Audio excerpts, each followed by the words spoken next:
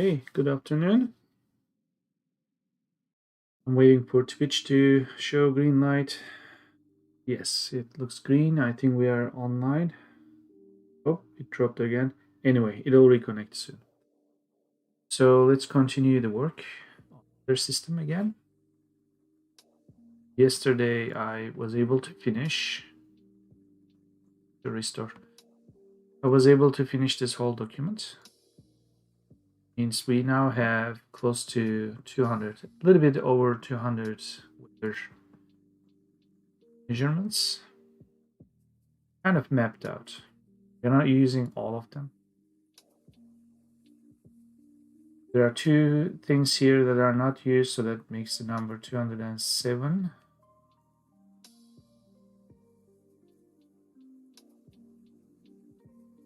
Let me double check. It says if I'm missing one or that I have an extra one.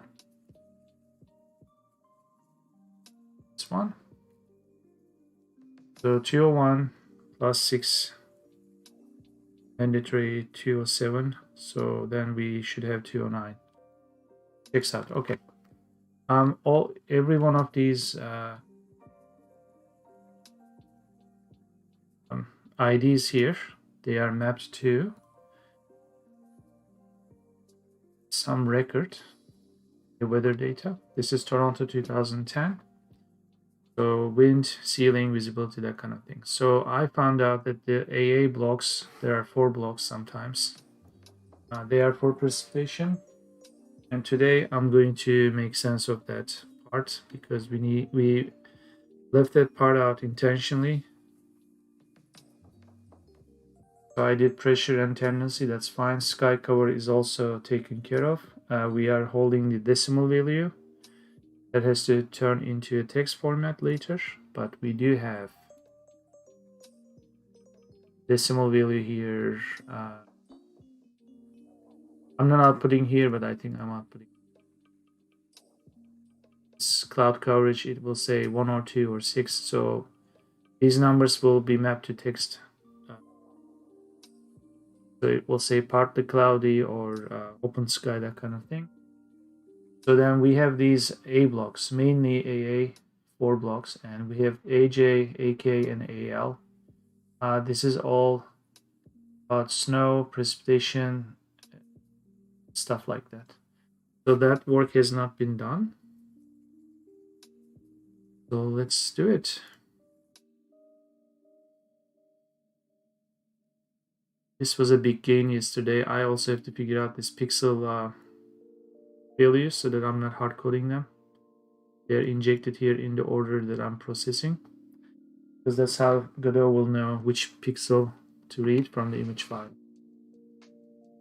Which image file is that?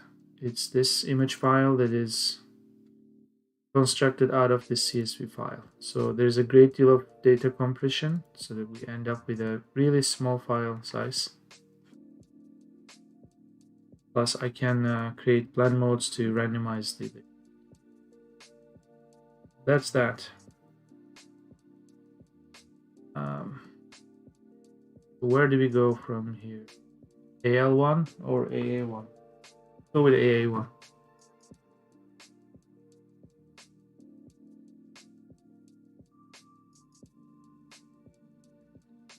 This one? Yes. This represents an episode of liquid precipitation. Let's find this in the document.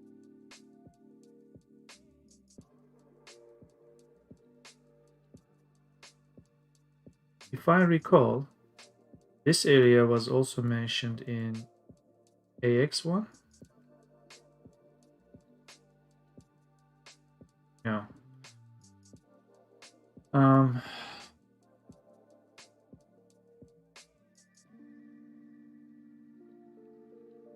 In one of these, is it AY?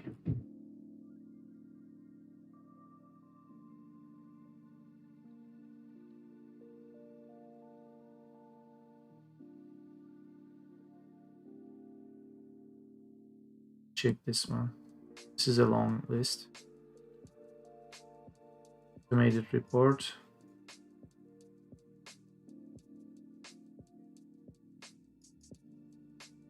Was it AP?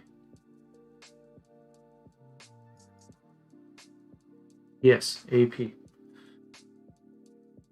So these blocks are, well, this data is provided in AAX section for typical use and applications. This one is mainly used for quality control processing.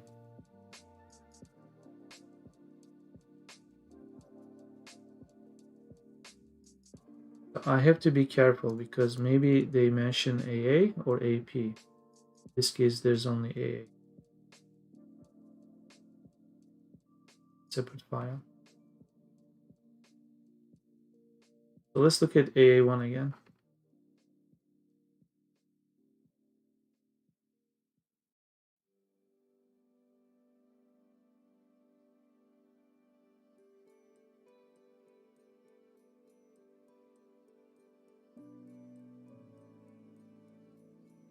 It's about making sense of the data. When you read a sentence like this, quantity of time over which the liquid's precipitation was measured.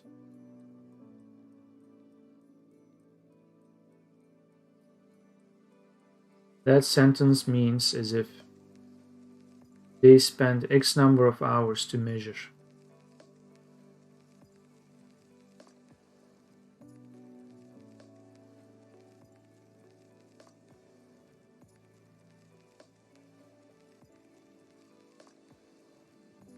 Which is sort of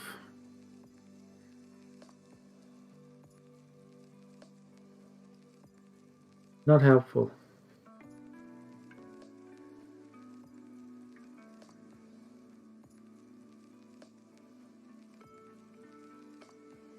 Because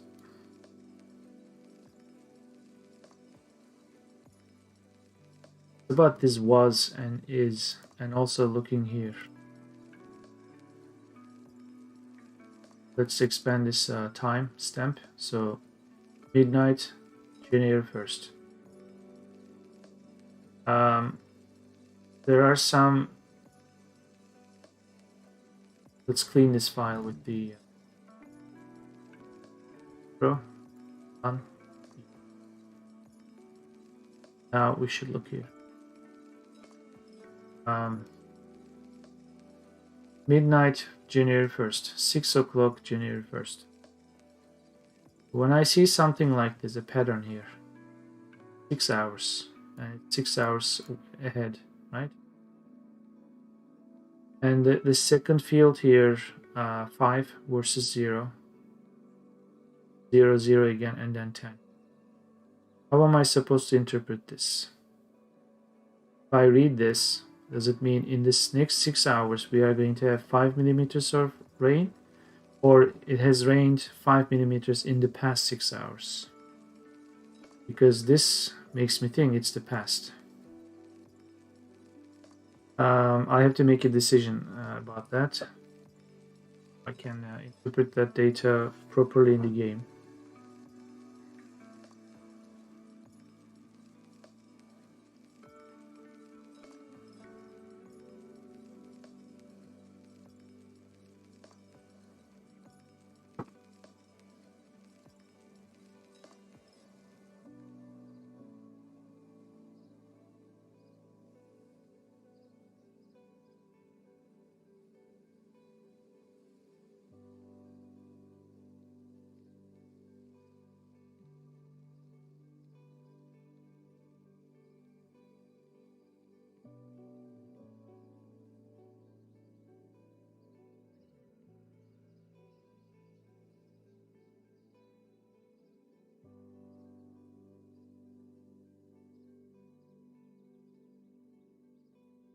And then there's these two values here.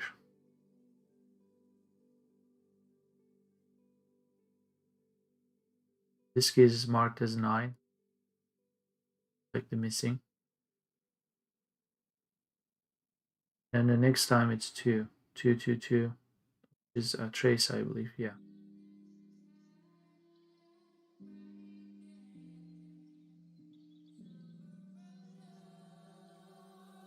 I want to look at AY. Maybe I'm remembering it wrong. It was important too for past weather. Okay. Weather.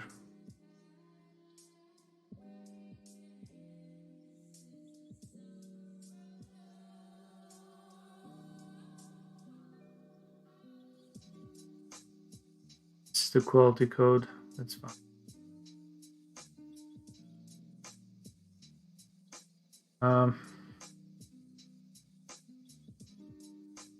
Let's look at May or August in here. We are in column J.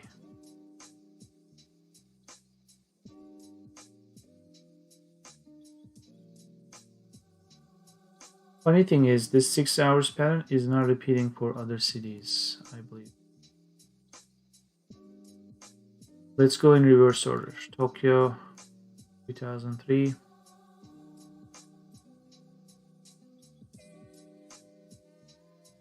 In fact, they don't even list AY. Sorry, double A1. So how do they measure rain then?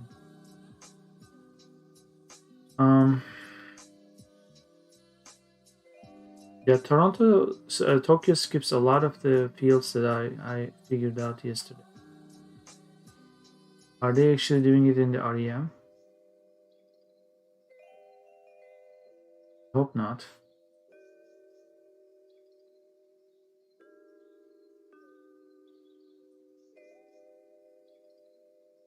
Because some of this information is on the left columns here, but it's harder to parse this.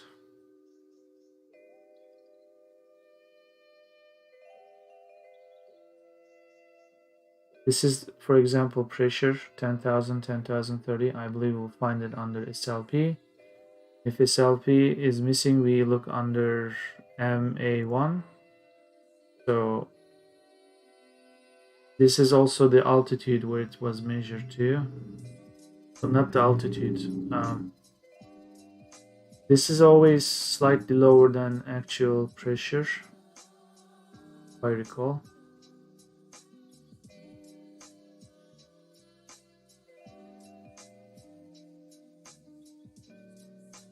Either way, I don't want to deal with this.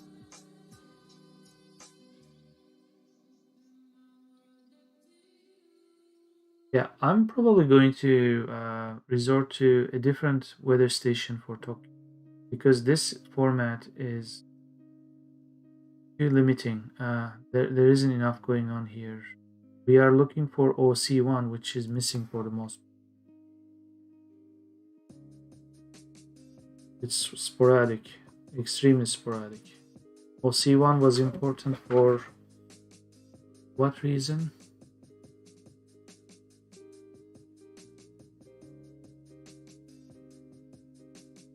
Can't remember.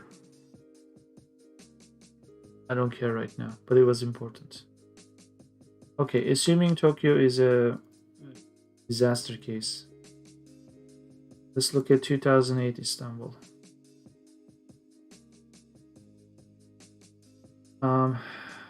We do have something here. Now, Istanbul decides to take measurements every half an hour. This is just kind of the 0 hour, but normally it's half an hour apart, if I recall. The FM15 ones are always half an hour apart, and then in between you have FM12 right at the hour. So from this point of view, when we say 6 hours, this should be 6 o'clock. Okay. Then they say 12 hours, so normally this should go to, let's see, FM12, 12 hours, and yet FM12, they go to, yeah, this should have been 6 in my mind.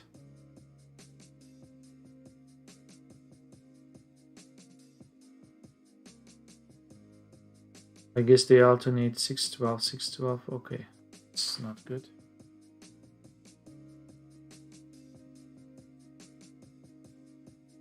Oh, okay. Do they actually mean...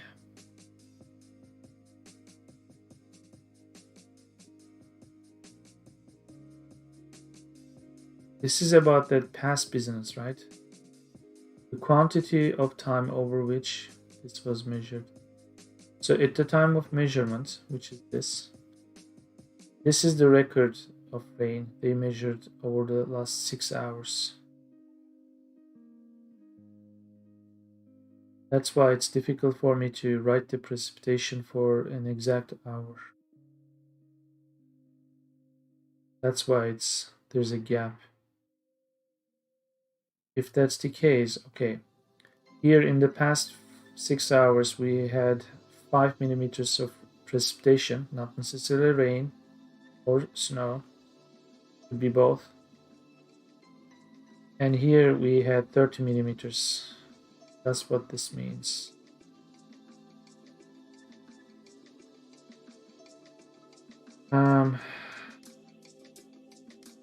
Perhaps this is the most challenging part of the data extraction. Because making sense of each line and even completing missing data for one line by looking up the previously known healthy value is possible. But here, this kind of has to be broken down to range. So we gotta do look ahead and look behind sort of thing. Let's analyze more cases. Bangkok, 2006.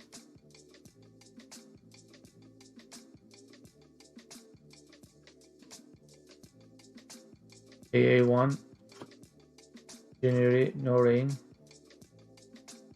So far until day 6. And then here's an awkward case.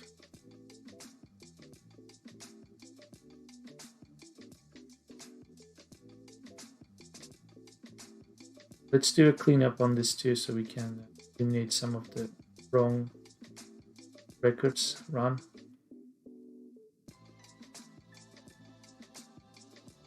Um,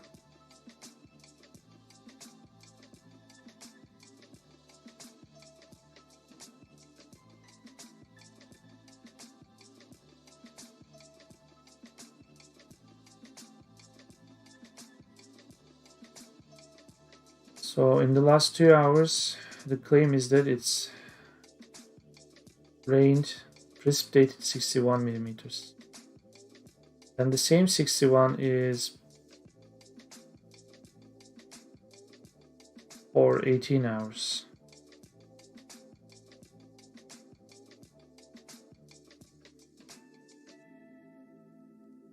The part that's not making any sense at all. The fact that this 18 corresponds to this 18 and 24 to this of 24. This doesn't. Okay, so that's just a coincidence, let's say, because this is now 624.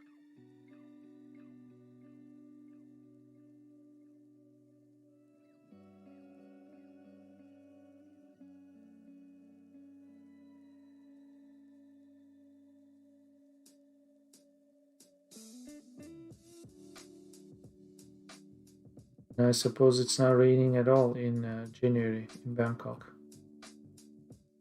When is the rainy season in Bangkok?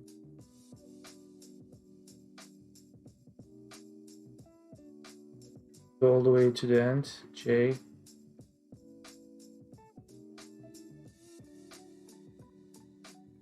Zero, zero, zero.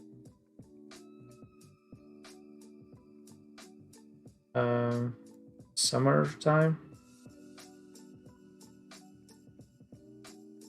This looks like a lot of rain.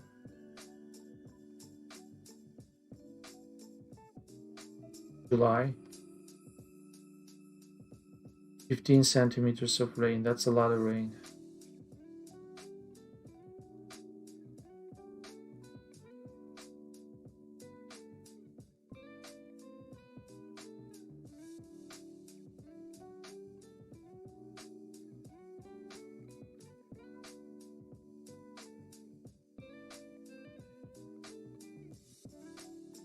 Okay, July 14th, noon. July 15th, noon is, let me see.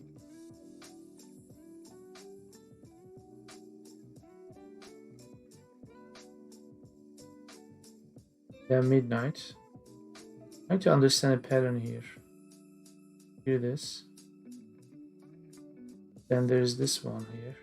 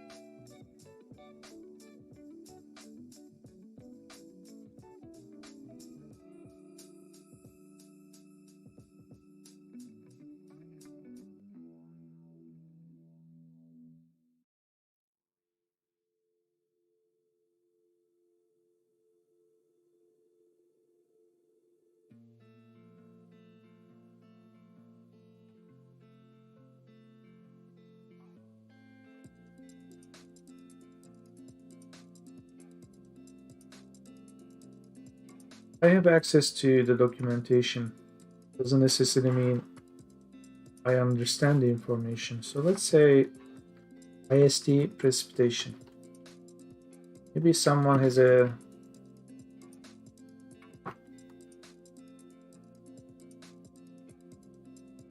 this is the same government website.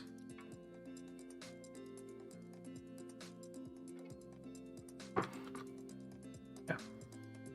This is the file that I'm parsing right now.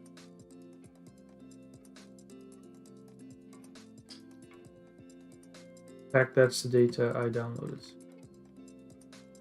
Just yeah. Other page. How we process this. Yes, it is impressive in fact.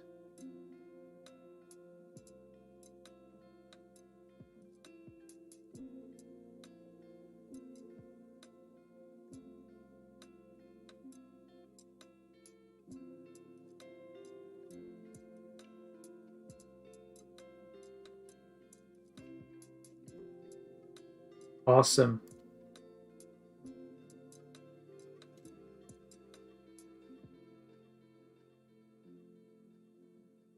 I also have access to this. Let me read the summary here. Yeah, this is what I wrote down the other day. That I'll be using this for the forecast.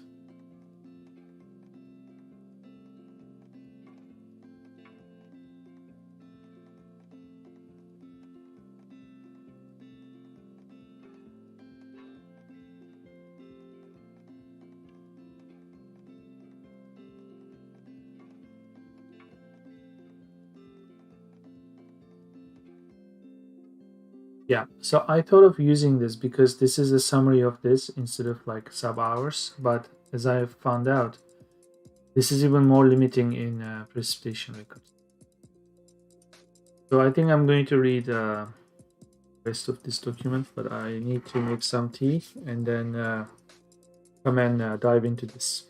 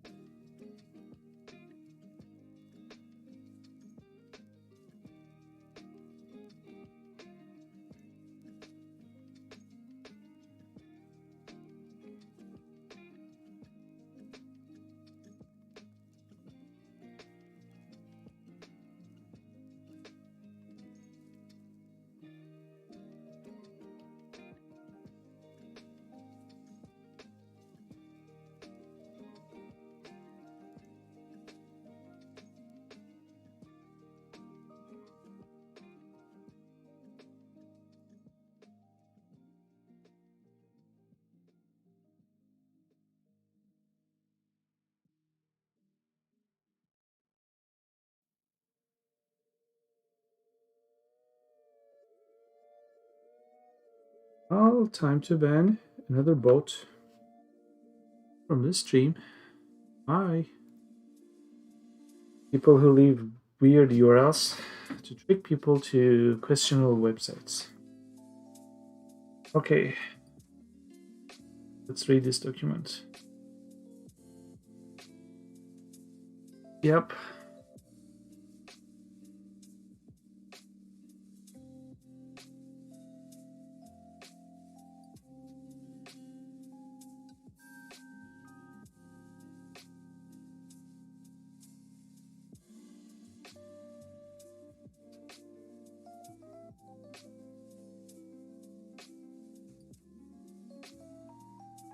Hmm.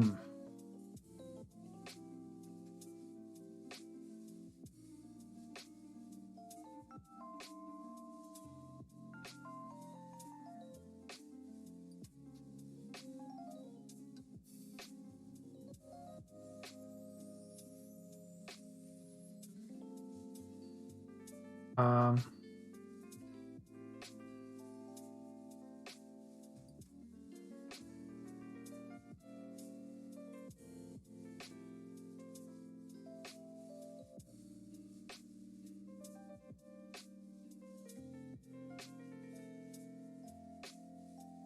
I think that data is available, but under a different path. I'll find it.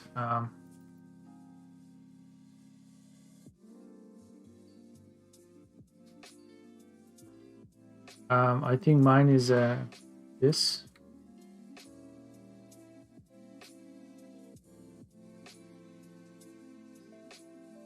Yeah, I deleted the part. Oh, it's there you go. This is the station code, the year, months. The Toronto is 71624. The loading document.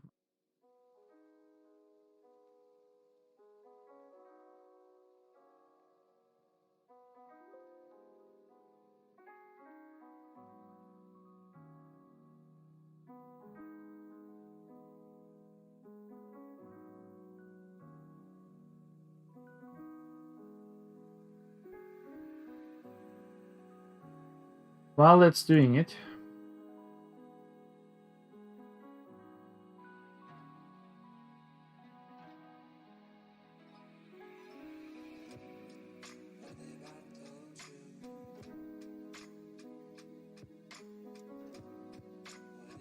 yeah, I have access to this data, this.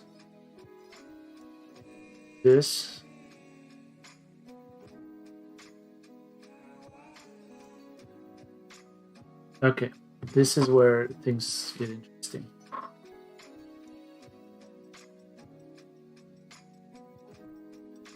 How much did it rain in the past hour?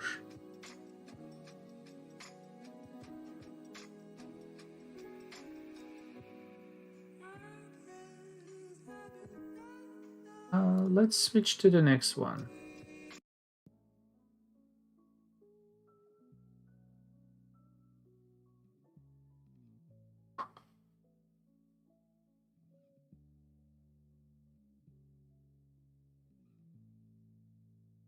Oh, hey, I have just missed the messages. But the retopology mesh closed up today. Cool, rigged it. Unity auto maps working avatar. See, let's check the stream. Cool. I see obstacles. So there's ragdoll physics.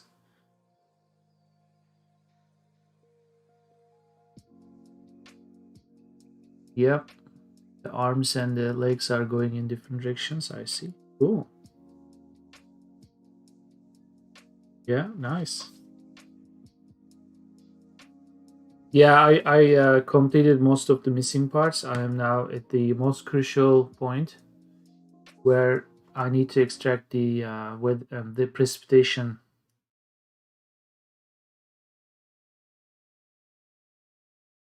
stream stuff.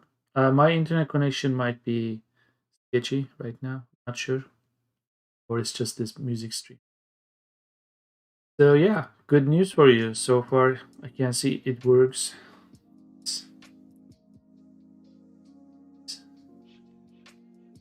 Yeah, a lot of topology hard work paid off in the end.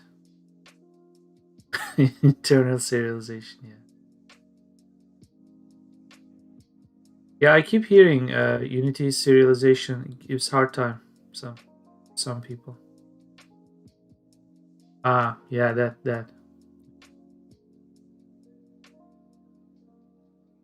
I'm sure I'll have to deal with similar worries when I import animations to Godot, but I did a few things. Everything worked out fine, but nothing complex. Maybe if I have more complex stuff.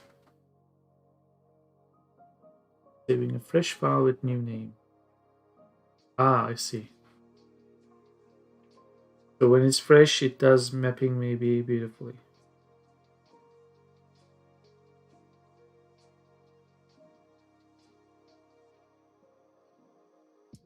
Cool job. So what's the next goal? You did the human. Is it going to lead to a game idea? Like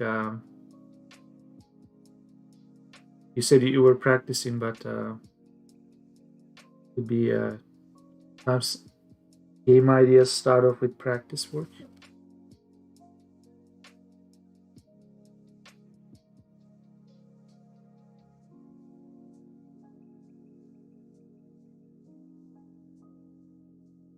Auto mapping.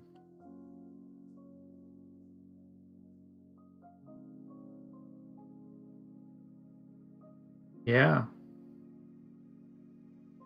Yeah, I was looking at each uh, .io the other day.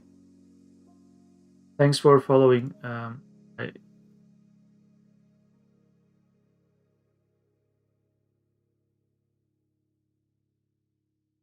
Can I see the list of?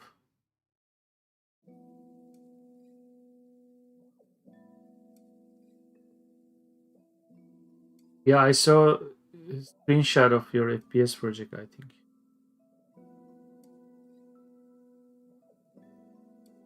How can I see things that I'm following?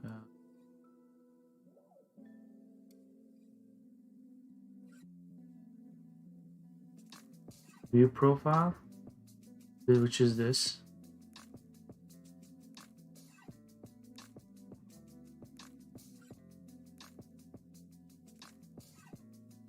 Huh.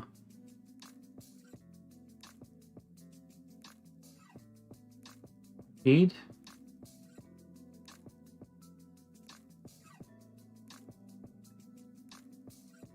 Ion activity, which is from a while ago. Enemy models you made so far are decent, but topology and deformation.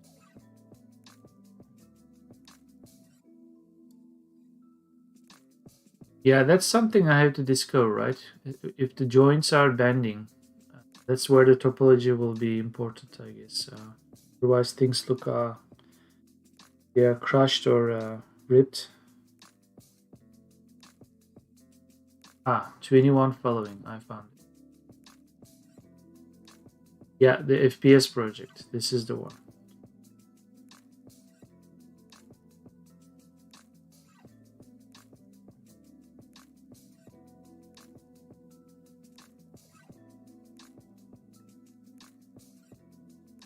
This reminds me of Half-Life One. The head grab. The something that grabs you. You know that kind of feeling. Need to do decent geometry work. Yeah, absolutely. This I remember from your stream. You were putting empty in Blender.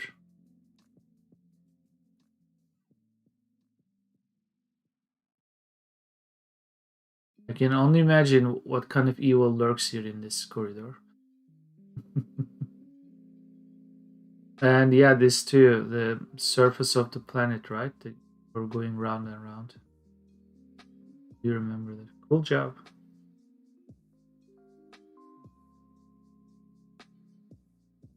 This shot is a bit.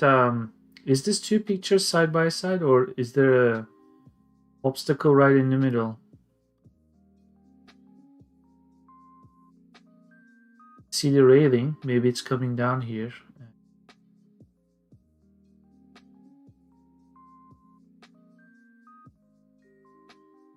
It's diorama. Yeah, the empties. Yeah, that was a cool one. It is a diorama that spins.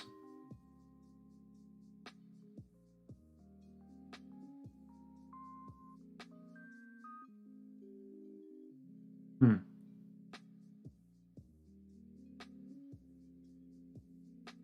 Cool. I also remember this model too. I think this was Imager, early version.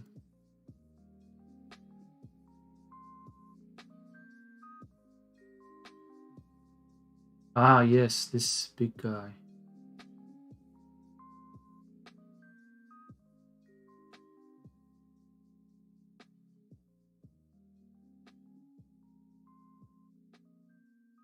Yeah, it looks cool. Really cool.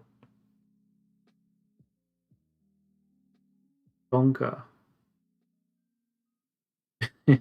As deformation. Let's look closely.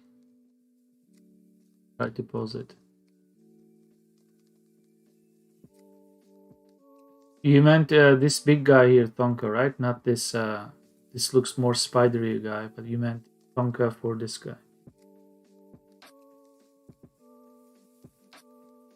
Yeah, in that shot, I don't think we noticed the S deformation.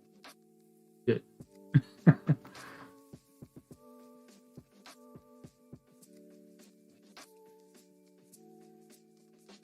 Yeah. Shotgun coming down. There's this other guy here. Nice job, really. It looks creepy in an engaging sense. Ass deformation. That's a nice word.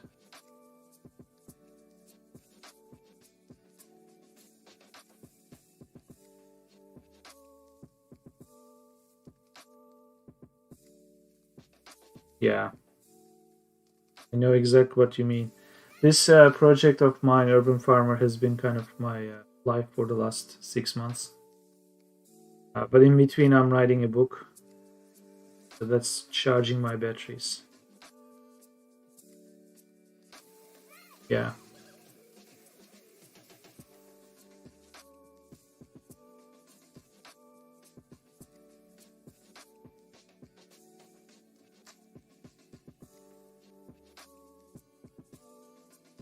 Yeah. Pathfinding. Are you using the typical A star? That's the most common one I keep hearing.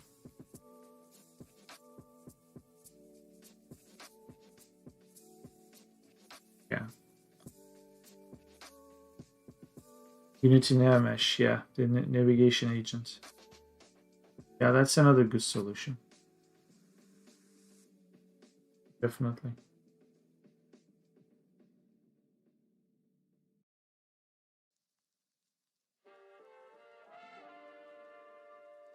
Unity Navmesh. It's been at least 2 years, I think, since I opened Unity. So alien to it now. I remember some of the concepts, but my opinion about the software has changed in a negative. But I think it's still a very good option.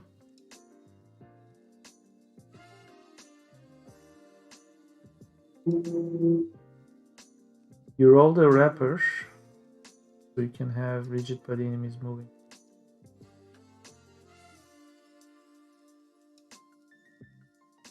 Let me okay, wrapper so you can have.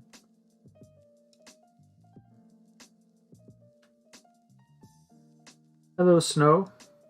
You have a good day too. So you have a wrapper, so you can. I see. You are utilizing the nav mesh agent, but it also reacts to physics because it has rigid body. I see. Cool.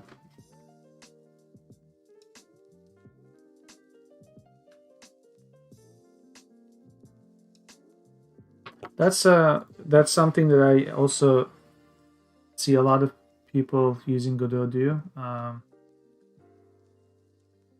So they put this node here, and then meshes here, and under here they also put rigid body and other physics stuff here. Navigation agent. So this is how we do it in Godot. So I understand the wrapper concept. Instead of wrappers, we have them as different components here. But similar idea. So this agent can travel but can also react to physics. And somewhere here I need a mesh.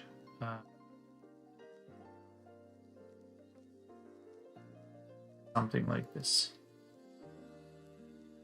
And normally you make this part of this, and then this needs a collision shape so that the rigid body knows what it's doing.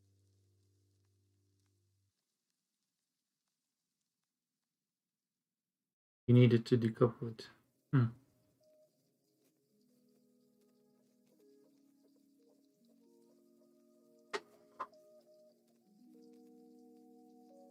Yeah.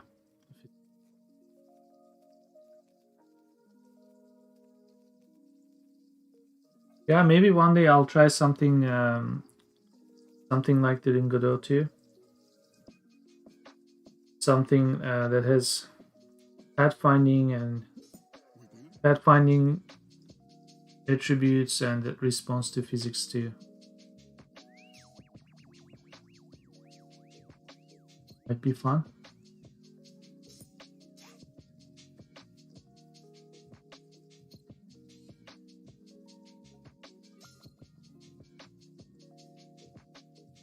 Explosions. I think the physical thing that I will have in my game so far, maybe wind. I will either use shaders to simulate that, or for some things maybe I'll use physics too.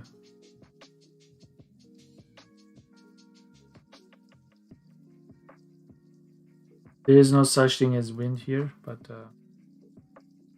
no force either. But we could actually have something like this, physical bonds and such. So ragdoll logic here.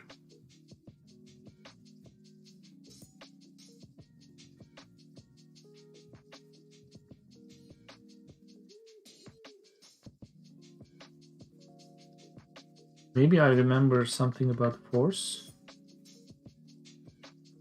Maybe that's in Godot 4 coming up.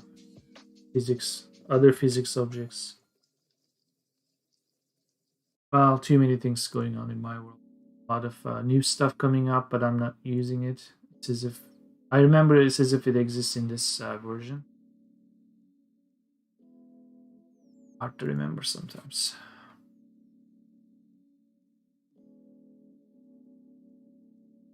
But I'm so glad that you made it work.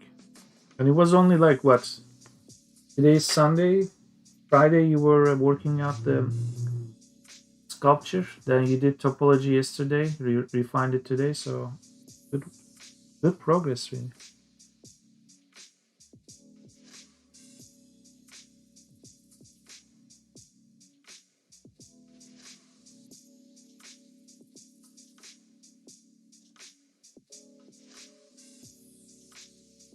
Speaking of progress, if I could figure out precipitation today, that would be good progress for me. But I'm not sure.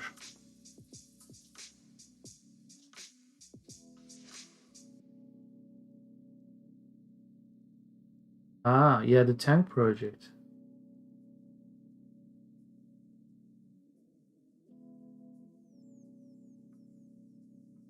Yeah, I do remember you mentioned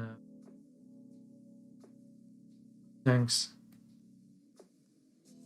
Yeah.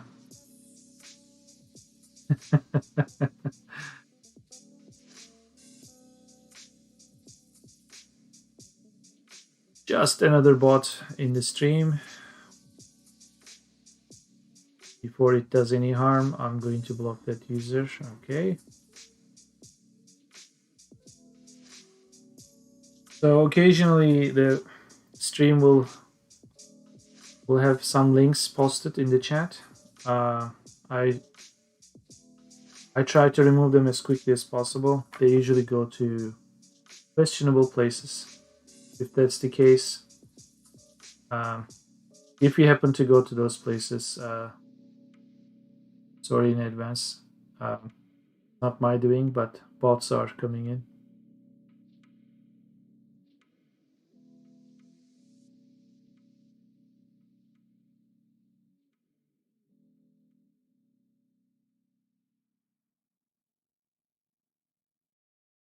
I'm going to read this paragraph. There's some optimistic news here. I am processing the hourly data as you can see from the date times on the above screenshot. It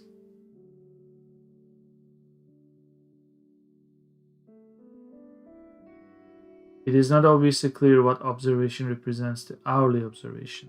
Looking down the observations, we see times at 52 minutes past the hour. Yes, some weird stuff like this.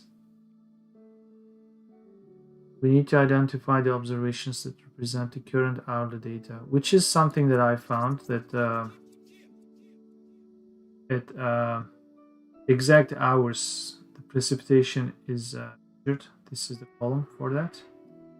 However, that is missing in some weather stations.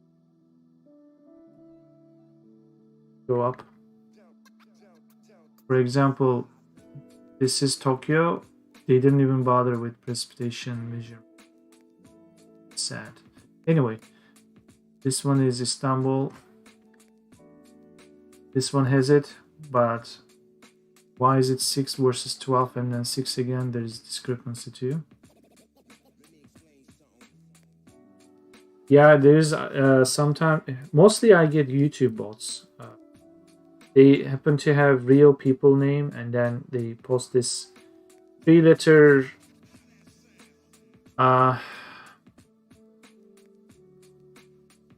like the URL, the left part is only 3 or 4 letters, and then the end part is also kind of weird too, like something fun, one FIY, some bizarre stuff.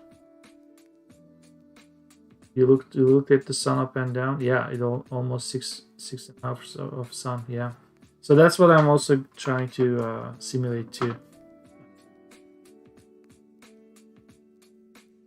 So we'll have sunset, sunrise times, and depending on that, there's going to be proper illumination. So plants will know how much sun they are getting. This is what I fixed yesterday. These are real values coming from the file. This tendency is to turn into text. This part is not attached either, but the rest is working.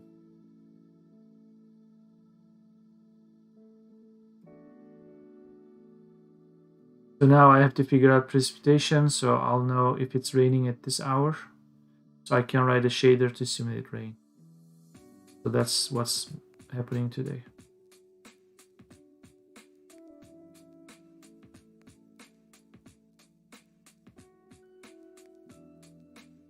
Unfortunately, this article is going to be extremely superficial.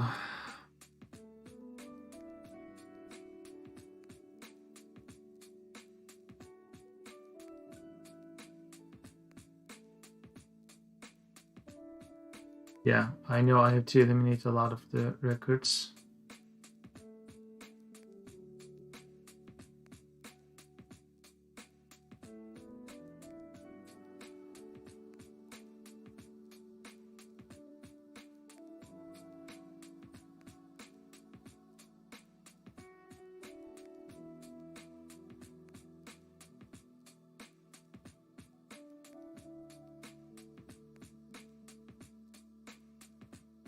So much simulation, yeah. If the game doesn't sell, I can always promote this to I don't know, high schools or universities as a weather simulation program. You plug in the city you want to see, and then the weather will be simulated. Just that. Science teachers would love that.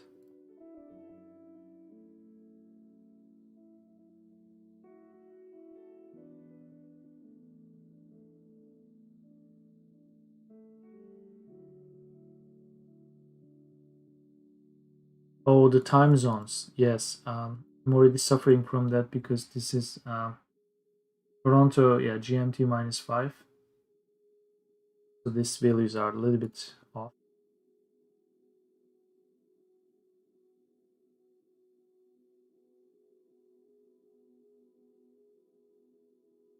Okay, now we got to the crux of the discussion here, right? The issue.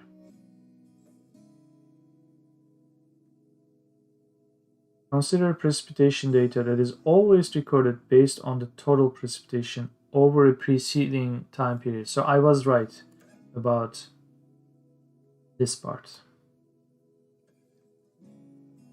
The measurement we have recorded here is always showing the previous 6 hours.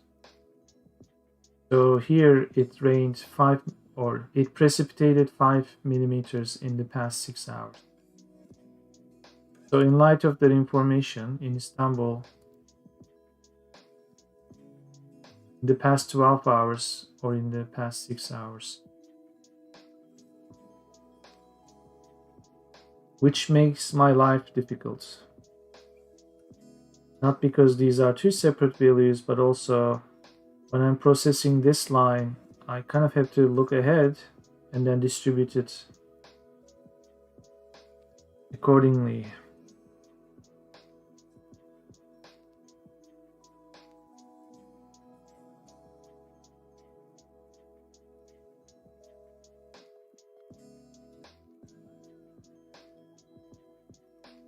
Let's look at this image.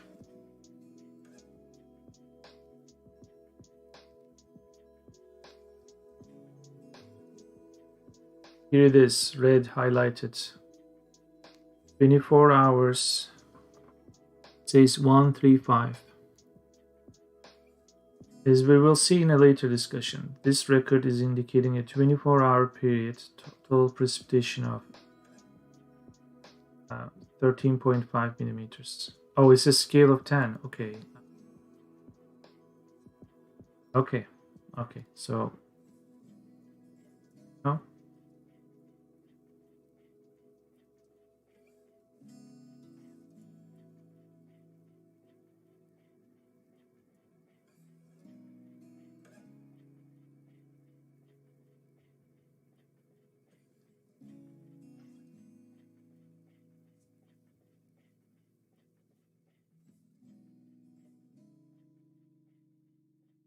Yeah, precipitation sounds like a bitch. Are reporting it wrongly and interpreting it incorrectly as well. This, I have total understanding over this. Temperature, done. Wind, direction, speed, done. Scaled, okay. Back to precipitation.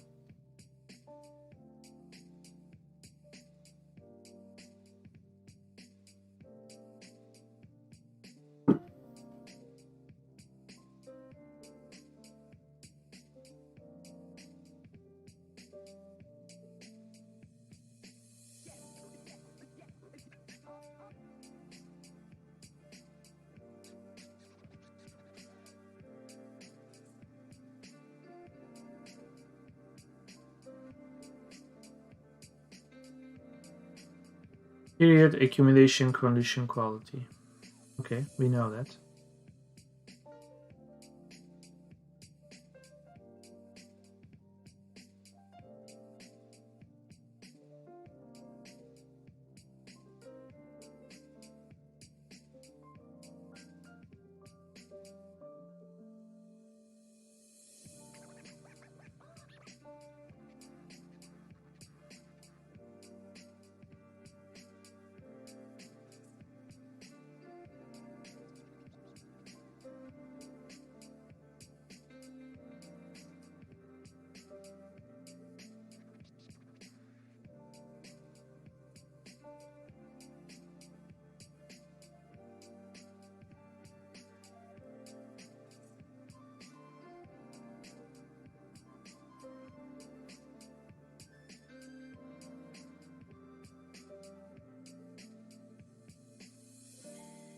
Okay, so this article confirmed that the value we are seeing is for the previous hours. That much is established.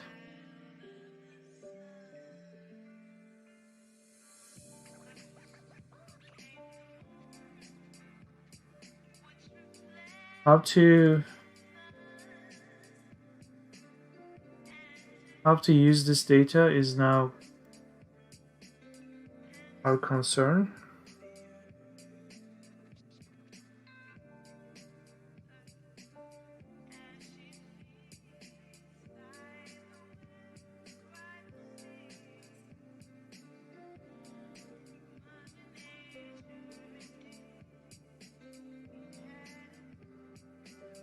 So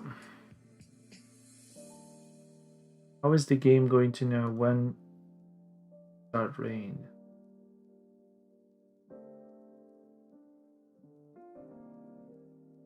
So we could already do interpolation between numbers. There's this one.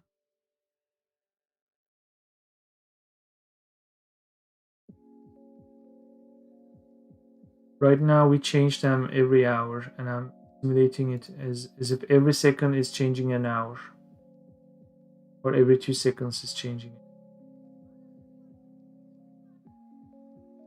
They are drastically, you know, smooth enough, but they are kind of abruptly changing, right? Could interpolate them. That's fine. That's not really a concern. In the actual game, we'll be seeing minutes here.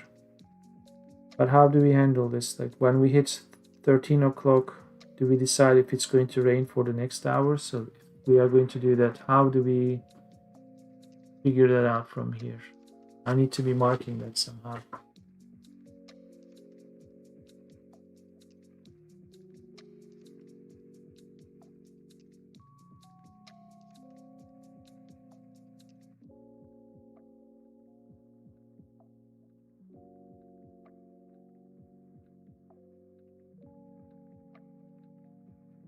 When I process this, I treat every record here. This one is treated for each column, which is going to miss. Okay, in Istanbul, we have something here. In Bangkok, let's see. Yeah, there you go. We have it missing. So how do we handle this? So we assume it's not raining. But then we go all the way down to this number, January 6th. So on January 6th, 3 o'clock afternoon, it is saying that in the past 2 hours it rained 6.1 millimeters, or it snowed, whatever. That would mean, including this, it's going to be comprising this area. Okay, so that there is no precipitation here until it starts to precipitate here.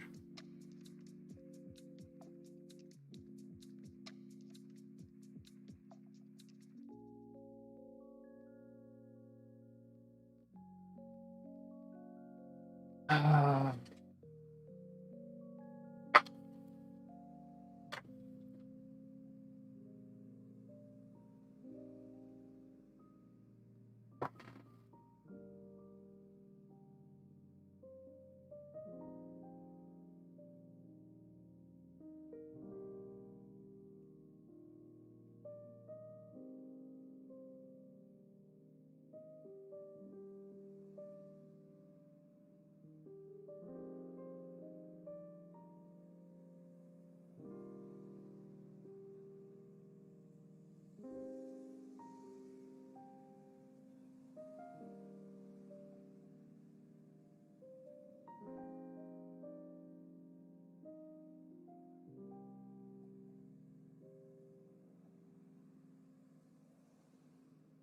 and there's this AA2 business.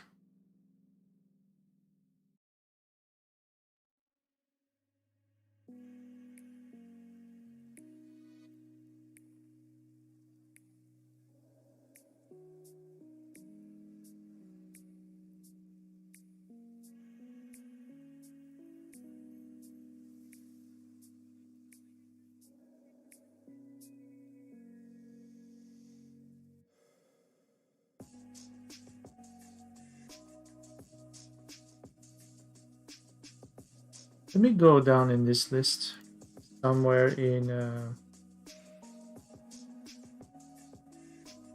September.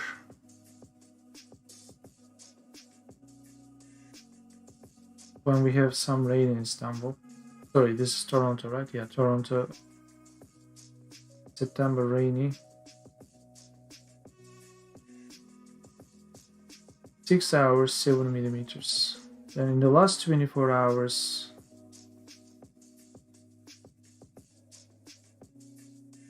11 millimeters.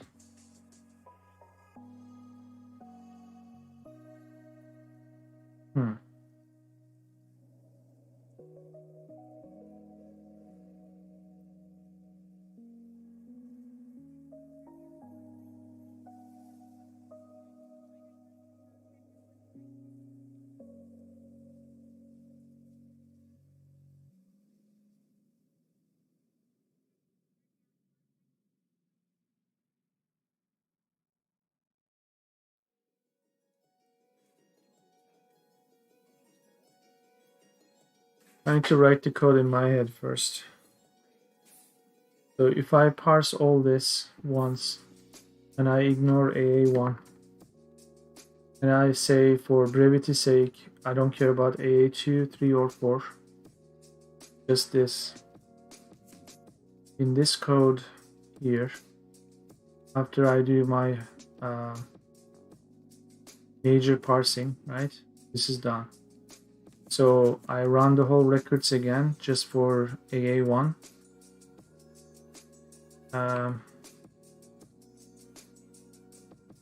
So that I could find this and spread this value to previous hours. Because when I'm going forward here, I don't know where this is.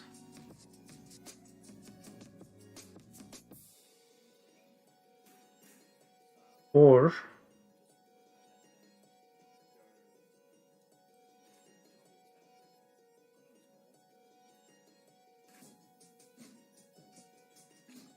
I think I could know where that is. So it's something similar to this, except it's in the other direction. So instead of finding previous healthy value, I'm going to create a version of this. It's not for finding next healthy value, but for whether this is here or not, it doesn't matter. At some point, I'm going to process a row. This one is a better example. Going to be processing a row where AA1 is missing. So it's going to be a very similar case to this. So it's going to be missing. That's kind of what we did with the GA1. We fixed the records by finding the previously healthy value. Fine. Similar story for AA1. Where are you? Okay. The record will be missing. In fact, let's just change all this to AA1. Normally, this is what we should have done. If that is missing, then fix it here, right? Hard code it or find previously healthy value. If this is missing,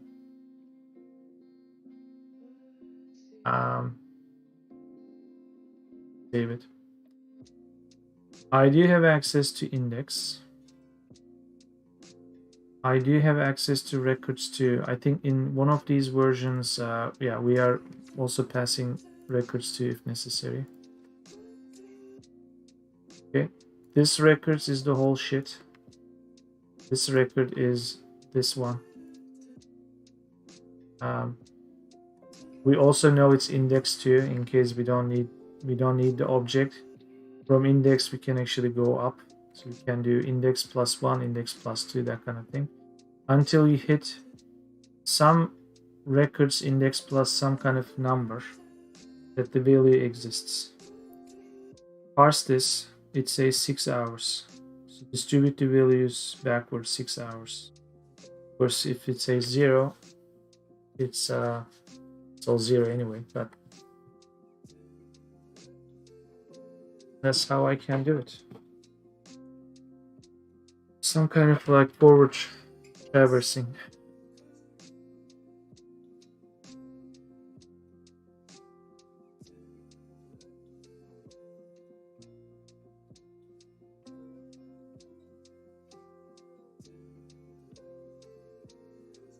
Let's start writing it.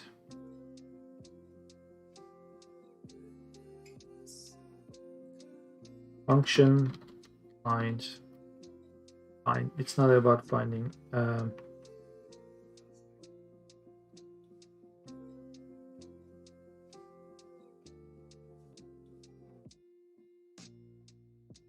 We are doing this work thinking that this is snow, but it talks about precipitation.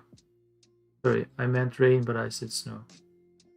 When you talk about precipitation, you don't necessarily talk about the type. Let's assume it's all rain. I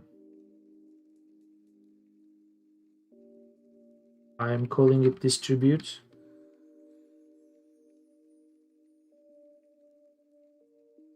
Or determine precipitation. Okay.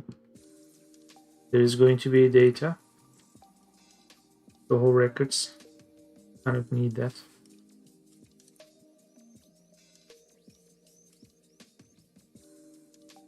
We might have to pass row.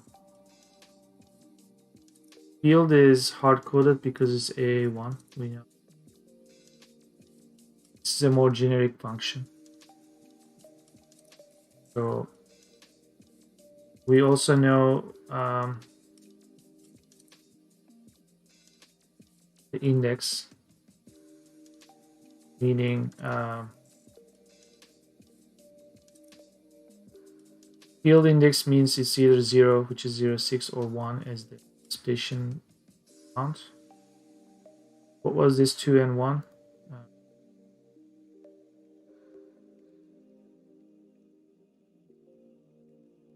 Can't find it here. Condition code, whether it's trace amount or not, and this is the quality code.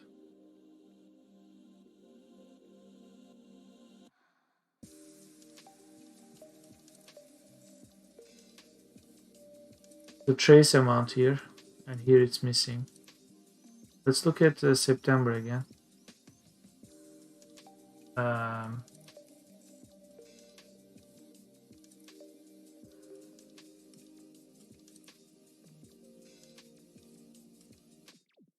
Okay, so we really need the 0 and 1 index.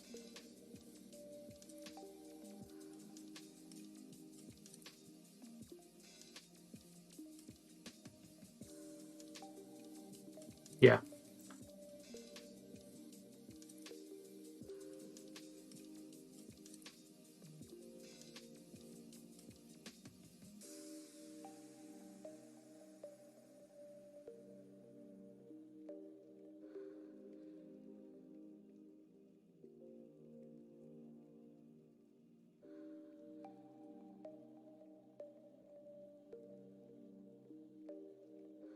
This is probably gonna go away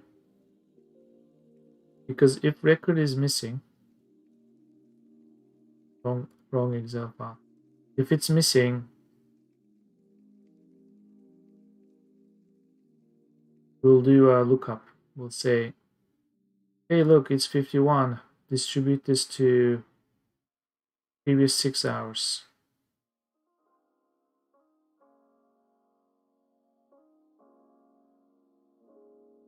And when the record exists,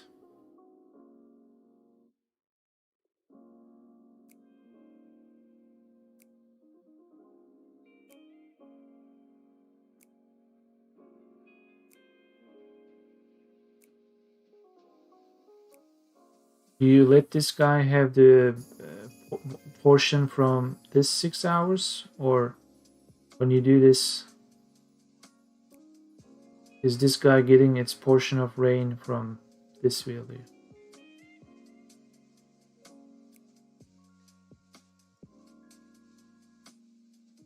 I think for calculations, for simplicity's sake, what I can do is, hey, if you exist, then you were already part of this previous batch. So we'll do like, well, 5.1 millimeters of rain was distributed over the course of 6 hours, right? So I will treat it as if Like this value divided by 6 is this guy's value. If you don't have it, you do that division and then write them here anyway.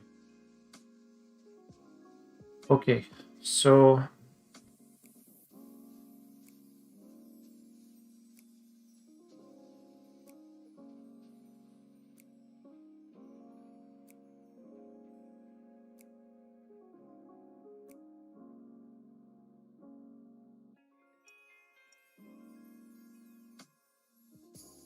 we gotta check for termination cases here too. By that I mean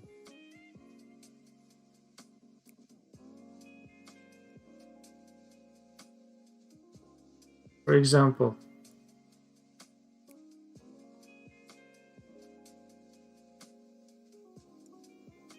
you go all the way to the bottom. This is done. And this is going to try to increment indices until it cannot find anything. So when the index plus 1 case is more than the number of records, then bail out. And we just fill it as 0. There is no precipitation. That's like the seam case where we are making some assumptions and hardcode things, which is good enough. Nothing is 100% accurate anyway, but it's accurate enough that it looks realistic, right? If they were smart about keeping the record in a better way, I could have done it. Okay, so if the record doesn't exist, most likely we'll do something like this. For that to work, to export that, determine precipitation done. So you're gonna pass records, the current index. From there you could find the current record. We could also pass the record too. So that's fine. There's going to be most likely an else case here. If the record exists,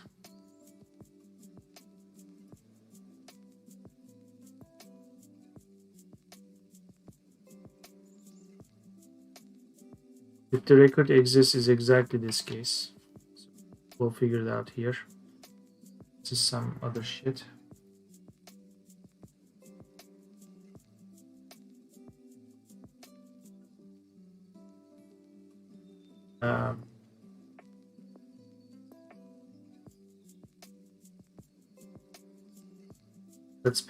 Let's call this records too.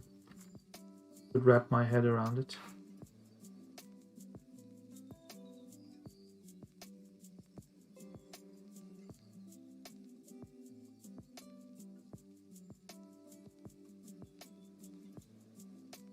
Still feels like I'm writing this, because I know the record doesn't exist. Let next value, let's sort of go with this. In records, index plus 1. By the way, you gotta do this. If index plus 1, this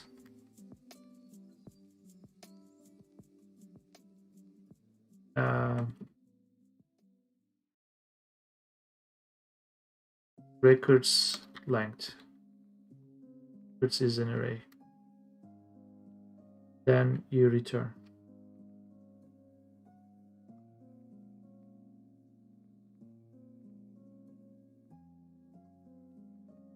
What do you return? You return 0. There is no precipitation. Good.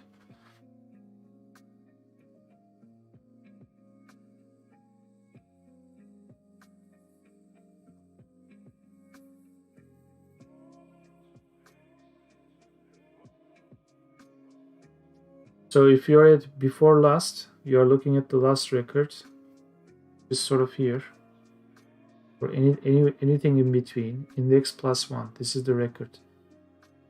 This is going to have a field. Field, we are not passing it. The field is AA1.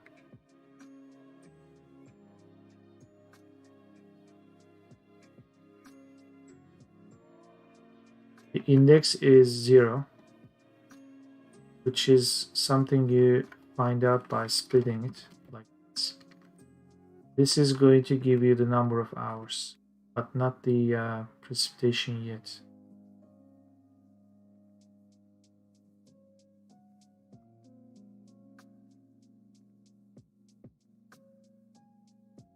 However, the next value could also be empty. So you don't split it yet because this could be empty. So then this is the next value. So let's start with that. If next value exists, then next value split. When you split this, it's duration and precipitation. Okay, that's really what it is.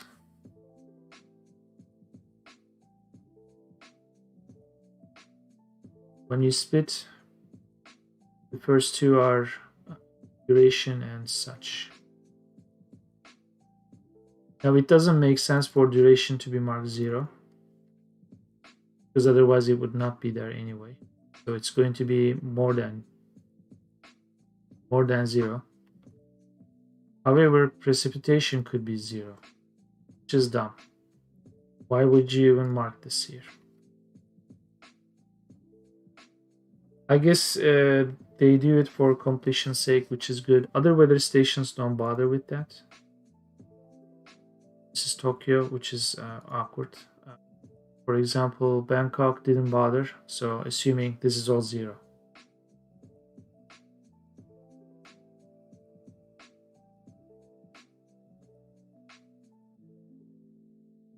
So that's that.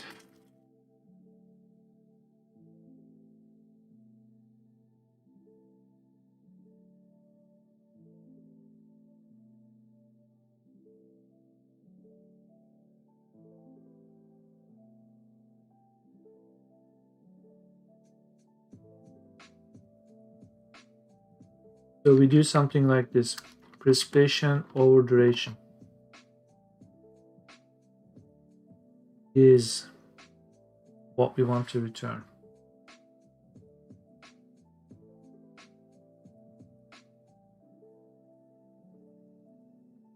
If there is no next value, if the next record is empty, which is sort of the opposite of this case, then you call this again. You say determine precipitation, you pass the records again, but you pass index plus, which checks if eventually the new index +1 is over the number of records, something like this. This is going to either abysmally fail, that it may create a singularity in this part of the universe, or it will actually be a hooray day. We'll see. But I have to fix this shit too. So eventually when this comes here, this shit is basically, let's type this as duration first. Okay, this is not a, this is, oh, duration. This is not duration quality, this is precipitation. If the record exists, it's that. There is no min max for this. Ooh, actually there is.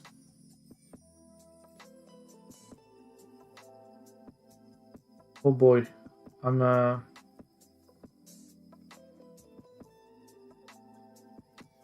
but I'm now changing the meaning of this min max because I'm dividing this over this. Um,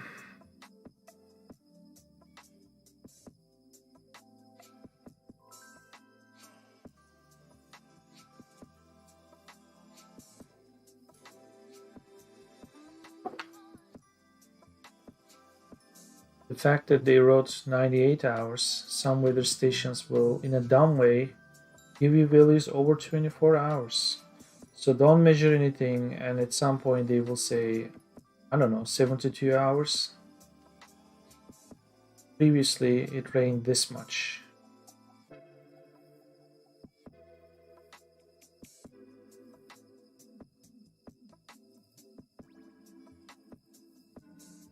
From the way, because I'm creating an image and all I care for is the color values, I need min max values, so it's about converting the decimal value that I know for sure. Uh, that it makes sense that it's sort of kept in a range, so it doesn't matter. So what I can do,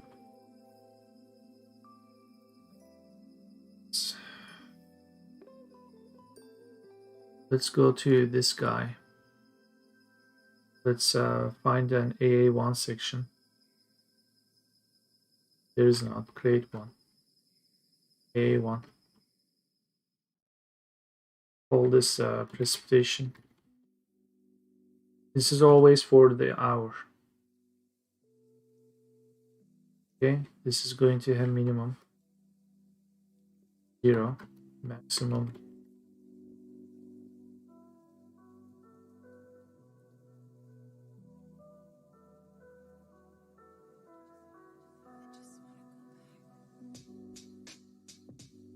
problem though is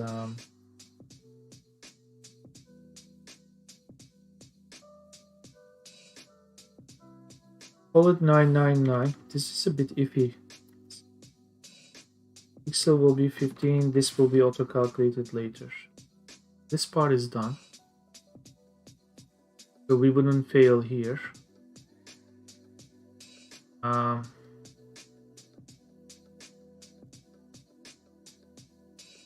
Lauren Douglas, you are banned.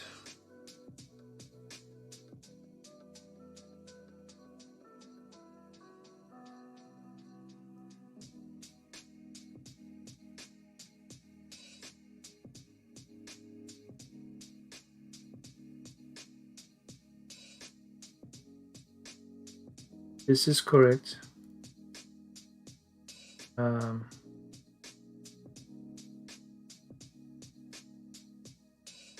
You know what I'm going to do? I'm going to call depth. This is going to be depth because I'm trying to calculate precipitation. I cannot assume that's the precipitation from my point of view. So I'm going to do something like, in fact, parse this as a float. The duration over this depth is also going to be parsed. Okay. Duration over depth is precipitation, so call this var. Do we care about the quality? We do not care about quality. This is no longer valid. However, we want to check precipitation's value for min maxes that are defined here as minimum. That sentence in English didn't make any sense. It did to my monkey brain, but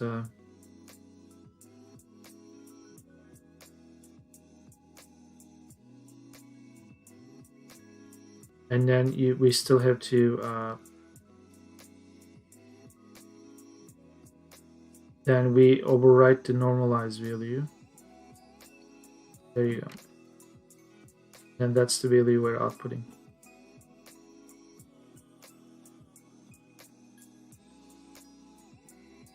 So when the value doesn't exist, go and find it. If it does exist, then you hit one of these cases where you're already dividing the depth. Mistake. Depth over duration. I would have sat here until evening to find out what was wrong. That much depth over duration. If the record exists. Okay, let's run this. So we go to PowerShell. Power it up. CD. I am running it over Toronto as usual. All has been processed with or without errors. Now this file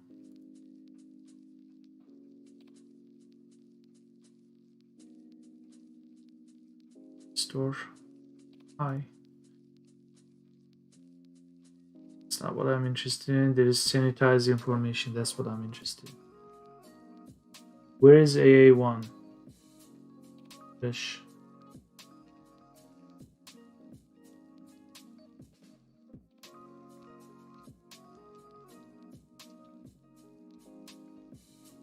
Am I processing AA1? I'm not. The fact that I wrote the file doesn't mean Expander is using it. AA1. Now it's using it. Let's run it. Okay. In cleaners AA1 JS15.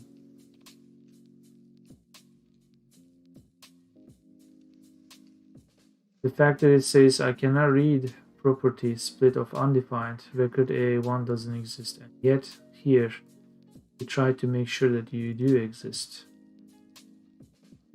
However,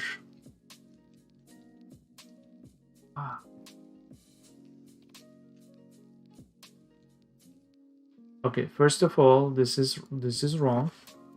Okay, AA1, this is what's supposed to happen, and for the value, this is what you are returning.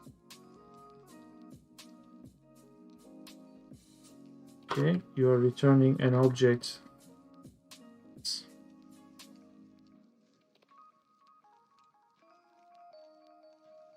This is an early return.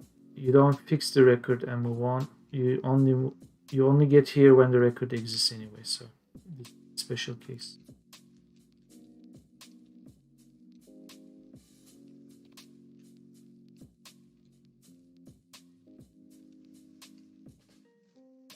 Nevertheless, we have a few problematic cases, which is good to see so that the code is working. Here,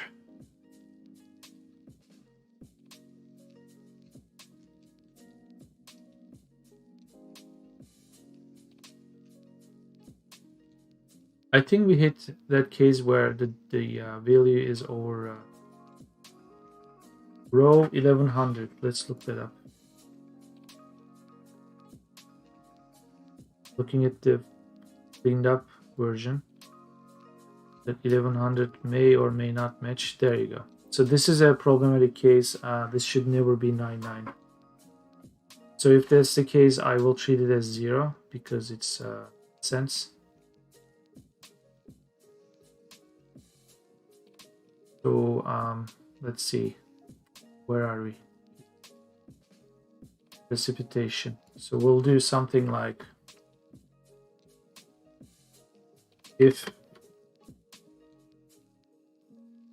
precipitation is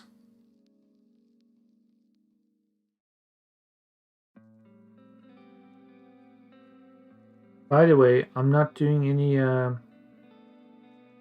parsing here.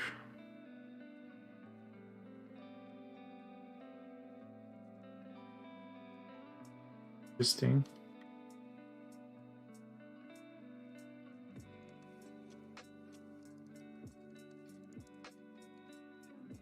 That it's trying to divide some strings. Yeah, what happens in JavaScript? If I can find a browser. I might be dividing something like this.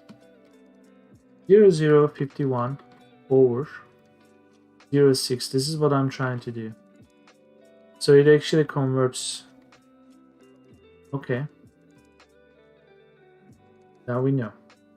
But if precipitation is string lines, consider that it's 0. If that's the case, then this is what's going to happen. Then I'm going to divide numerical 0 to this, which is still going to be 0. That's what I'm expecting. In fact, if that's the case, you could just return something. Let it do its thing. So this should not give some of these errors. This is a separate kind of error.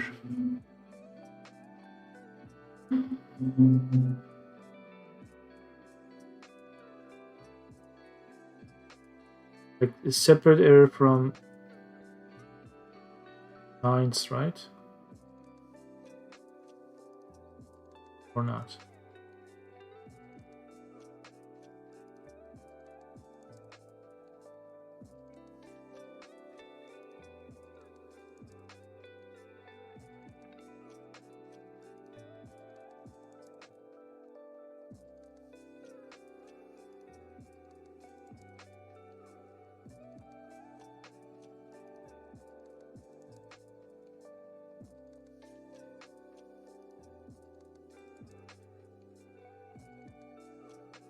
What if this is missing?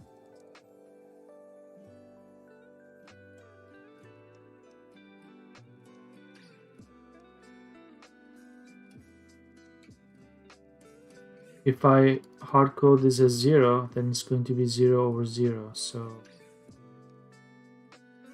okay, this is what we'll do. If precipitation is this, or duration is 99, smarten up.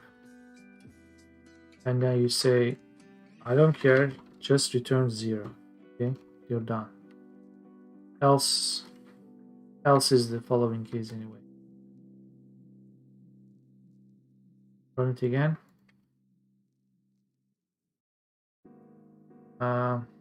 This is a different error. This is basically saying, I don't know what index +1 is in records. I cannot find its AA1.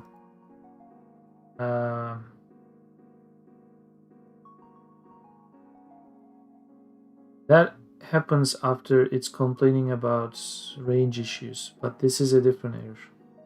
This is gracefully giving an error. It's the error that we are providing from the script. This is the code itself is wrong.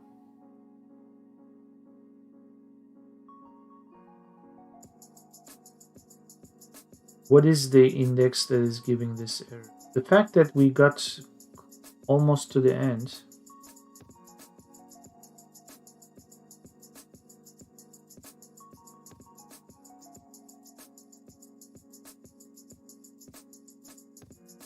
Let's look it up.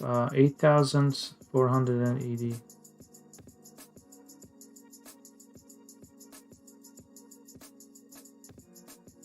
So somewhere after this,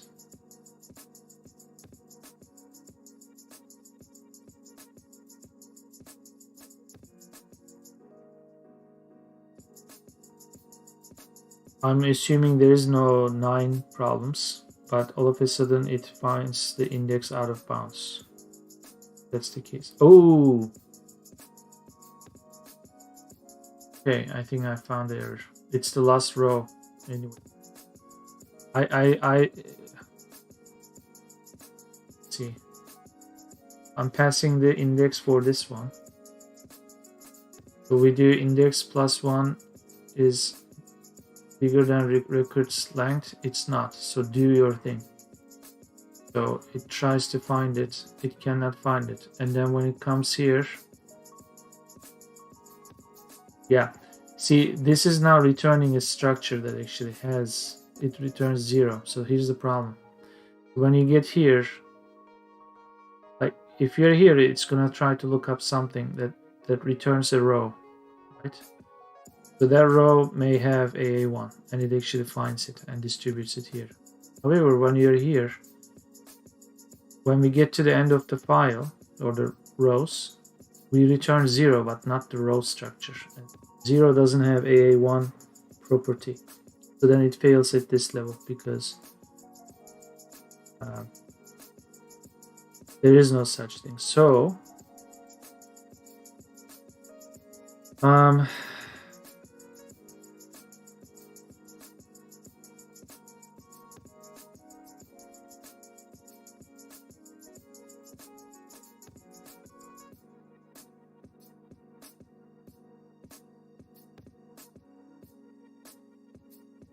I have some more tea, maybe on my way back. I'm gonna figure out a better condition to bail out here. Because here, you either return the previous value, which terminates the recursive function, or you go, like this is the rule of a recursive function. Here we do recursiveness, and this return should be enough, but there's an extra mechanism here, which interferes with this process, because this guy cannot do its job.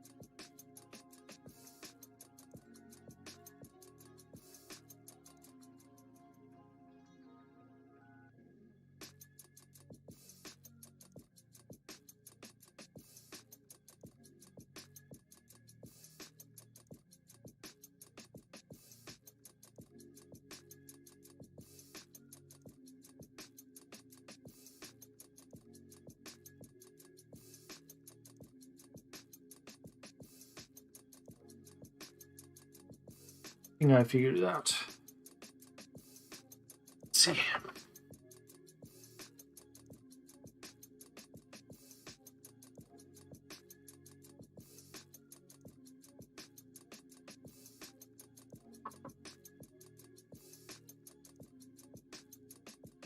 So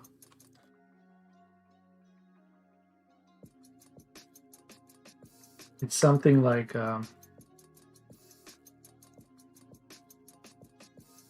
if index plus 1 is more than the records, well, yeah, bigger than this, you return 0, or you do an or case here, or for this to a little bit more human readable, or because if this fails, you just go away. But in case index plus 1 is in there, but there is no such thing as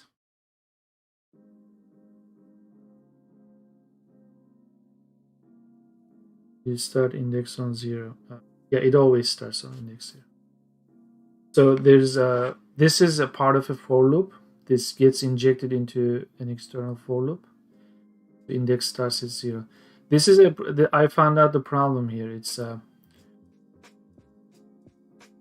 when I'm checking if the index is at the end of the records, I give 0 to the recursive function, but normally recursive function is waiting another structure of like a row to find some part here in the whole row. When it's expecting an object, I'm giving an integer, so it cannot find this inside 0. So I also had to so essentially this is 0, which is kind of weird.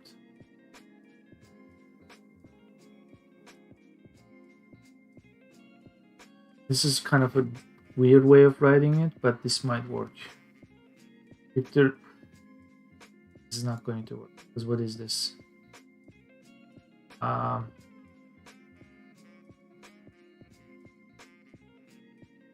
then it kind of does work, no? Let me think.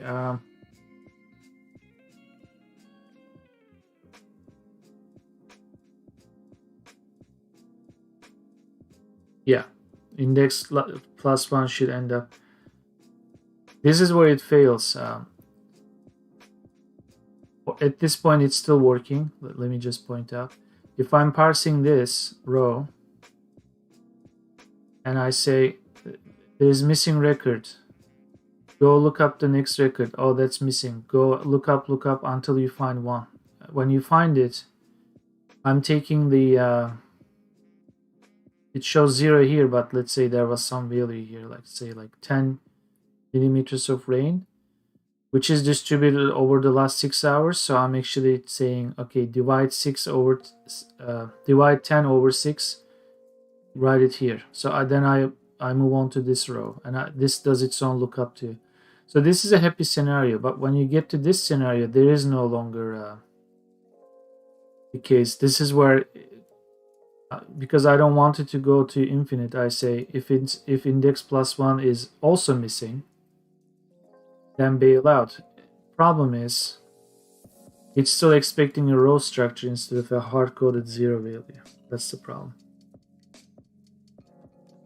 Am I iterating over data by column and not row? No, I'm iterating by, well, both. Records index 1 is the row, and this is where I get the column. So this gives me the row, which is this, and this J column is the AA1 property. But since I'm returning 0 here, there is no AA1 property of 0. Hence this error. It says, I don't understand AA1 of undefined because it thinks 0 is not a proper row structure.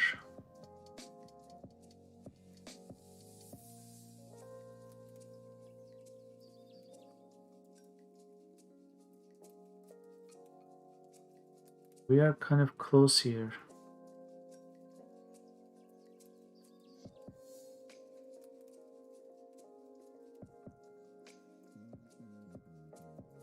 let me think of this scenario. I just got here. This was the last successful case. Then I'm right here.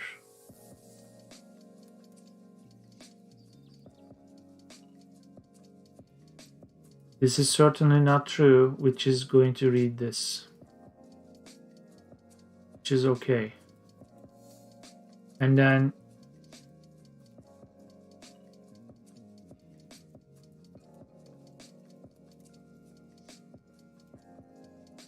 from this row's point of view, there is no next one. Go find the next one. Go find the next one. Go find the next one. At that point, instead of returning row, row, row, it returns 0. This is where we'll fix this. We don't need a monkey case here. We'll pretend that we are not returning 0 because we have a mechanism here that, if possible.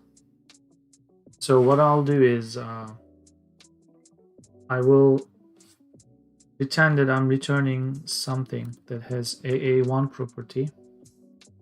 This AA1 property should normally have a string that should have, this is my case here, 99999. So I'm kind of forcing to return an AA1 structure so that it finds it. Although when it finds it, because it's a fucked up case, it's going to naturally return 0 instead of a forced 0. This should work. Let's go.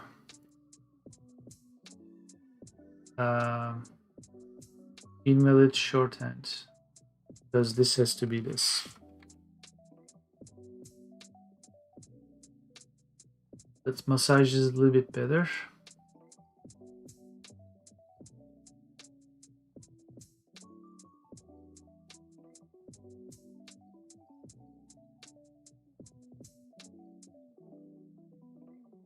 The chat.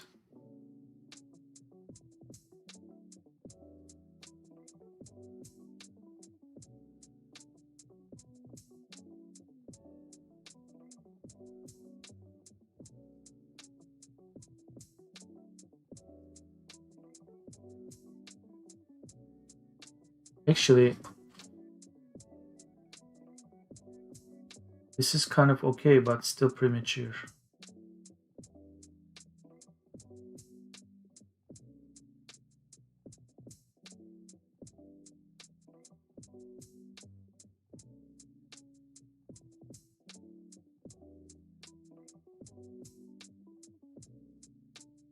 Okay, I don't need to return. I had the right idea. Okay, we are doing it this way.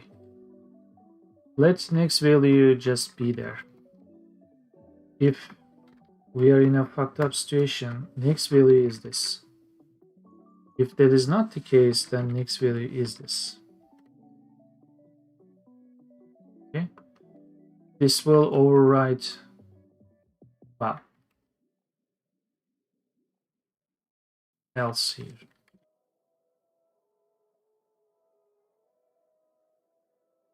If you're at the end of the records, let this be the a.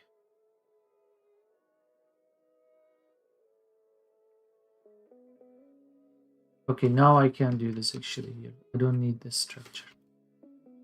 Let next value be this, so you can split. Otherwise, because the record exists, find it from AA1. Because here there is no AA1. That's it.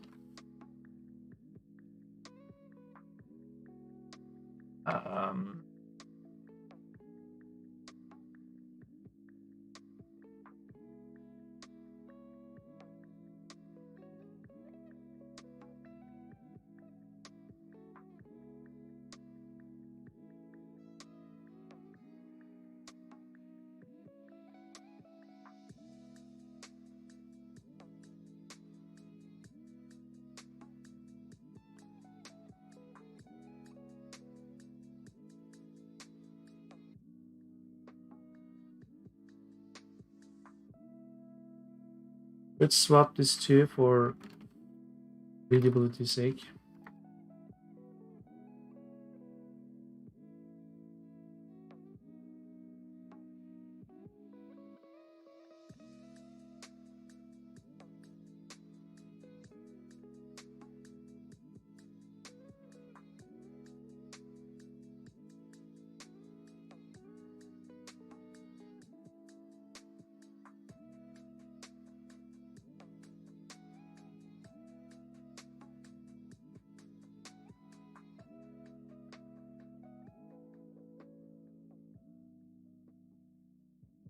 Why would you ever call function determine precipitation outside the data row index?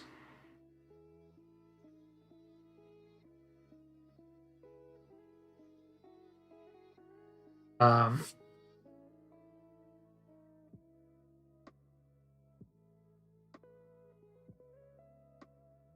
so I'm starting at this row. I know that this row has precipitation information.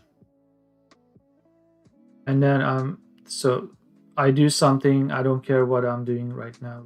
That's not the point. But I know that at this row I don't have precipitation information. So your question is, why would I want to call determine precipitation outside data row index? And here's the reason why. For this row, I want to determine the precipitation, but because there is no such thing,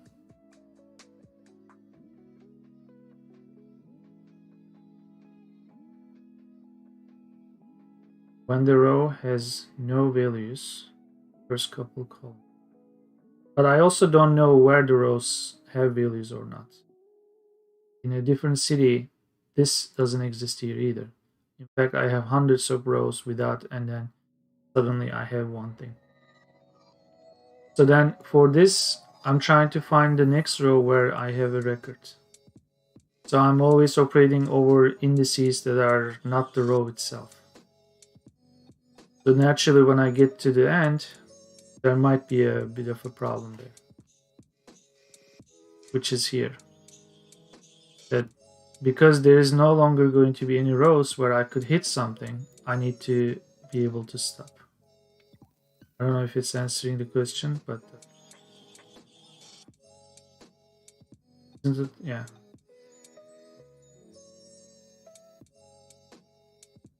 Changing row would step outside the top row.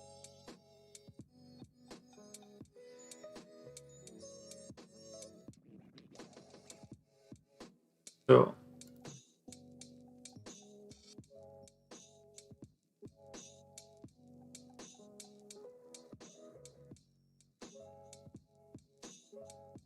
yeah, I'm iterating by row. Then for that row, I'm looking up a value in a particular column. Yeah, this is the column lookup for this row.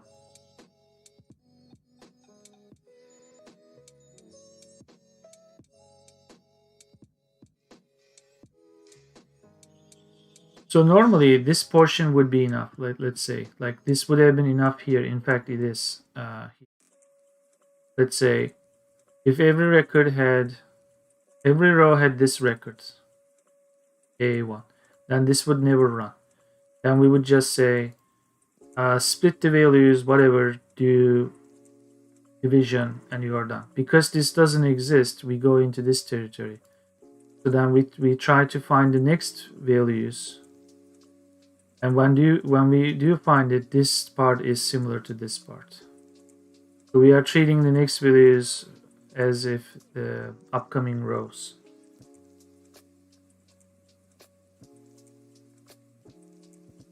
If you're building the data for a row, how can it make sense to start skipping rows if a row misses value?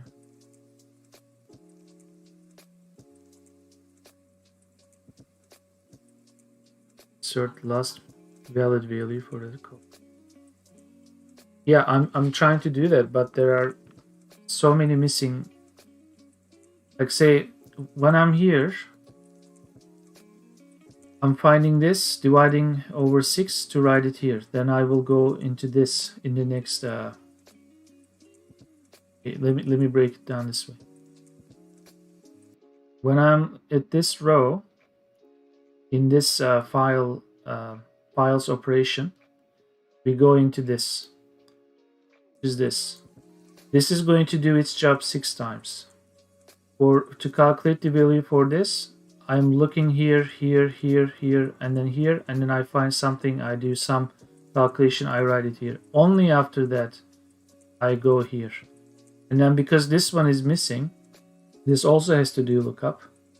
And then it finds it. So all these missing ones are doing their job thanks to this guy. Unfortunately, when you get to this case, there is no known future case. And I need to account for that. I have a last valid column value.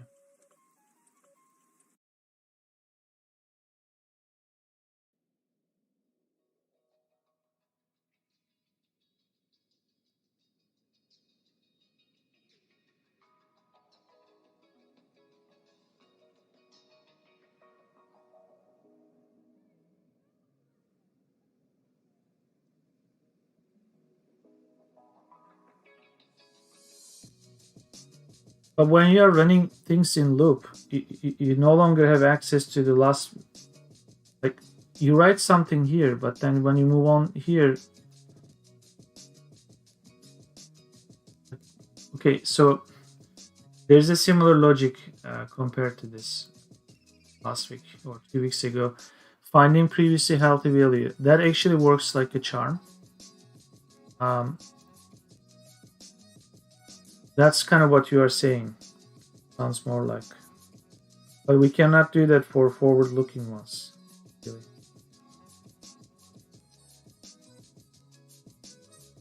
But here's the problem. I need like, this guy cannot know that. This guy cannot know that. I need an external mechanism to hold that. And there is a way to do that without holding that information. I understand the logic, but like, you hold the last column value.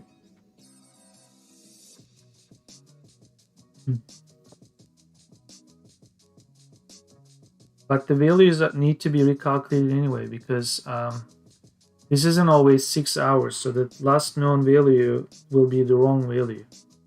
In this case, where is it? Istanbul here. You have either 6 or 12, and then sometimes this is 6 or 24 in some other cities, or even here 2 hours and 18 hours. Like, the data is so sporadic and sort of malformed, I guess.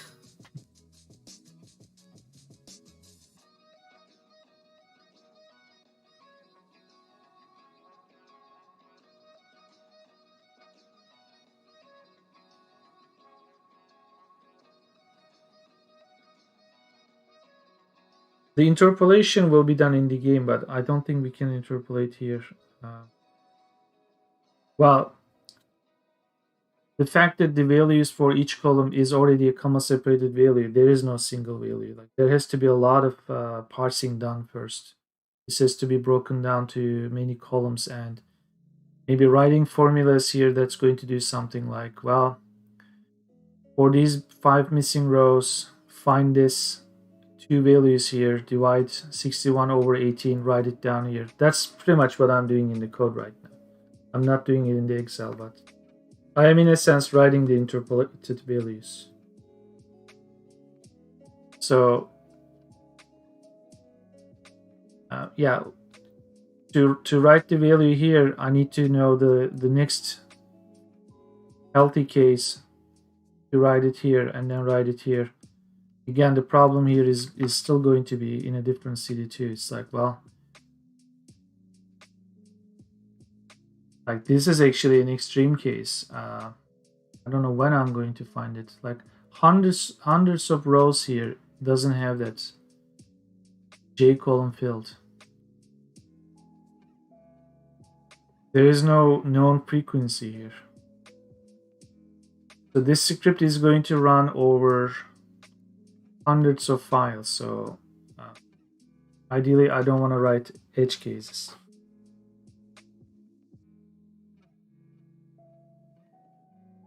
I may be sounding like I'm naysaying, but this is kind of very close to getting done. Not writing the correct if case there. It's very close there. Normally, it's like this, very simple.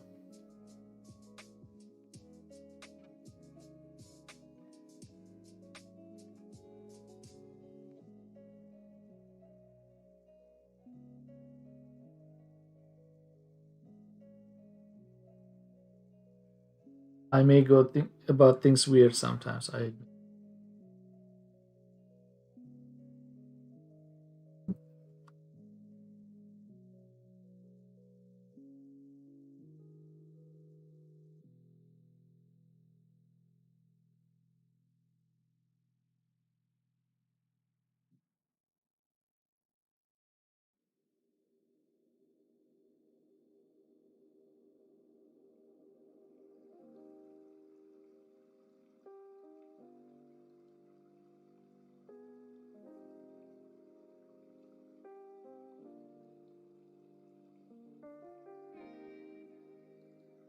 That's exactly what I'm doing.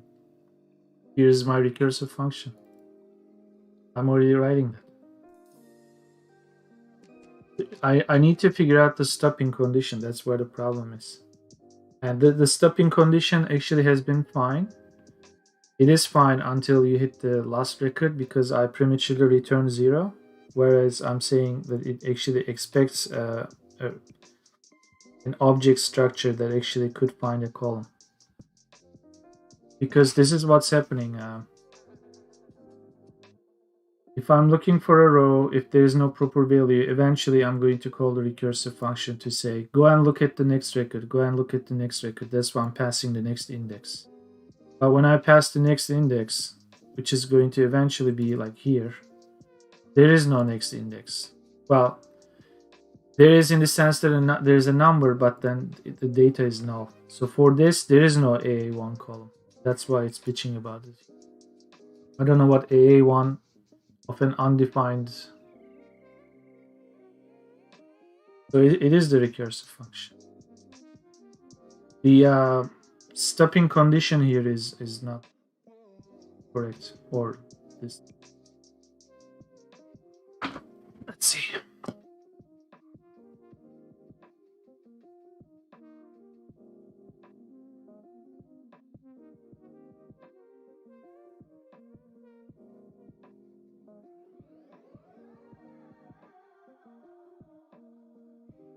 Index plus 1 is, I'm at the last index.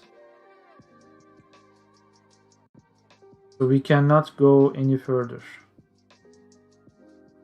So I say, if you got all the way to the end, that under normal conditions, if you call this again, it's going to be. So if you couldn't find it, assume it's this case. Honestly, this could just be 0 as well. It doesn't matter.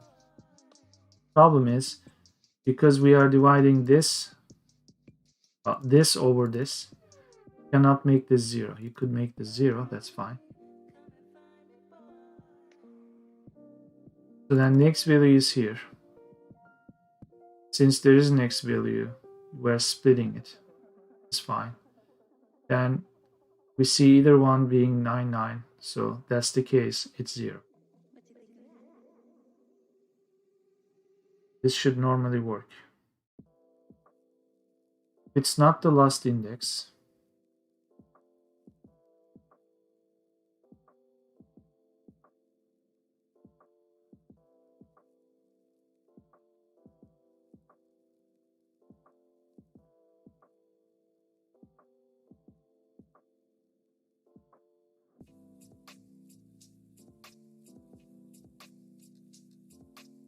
Should oh, I think I missed. Wouldn't it be if value is invalid and next index is outside, like you can.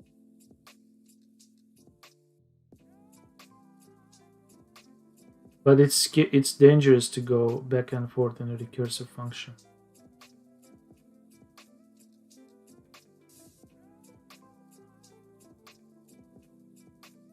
Should the 9, 9, that is actually kind of valid because I'm saying there are some cases here that there are naturally 9, 9 anyway. I've seen cases where the data exists but it's 99 comma all the way 9. I'm considering that as 0 precipitation too.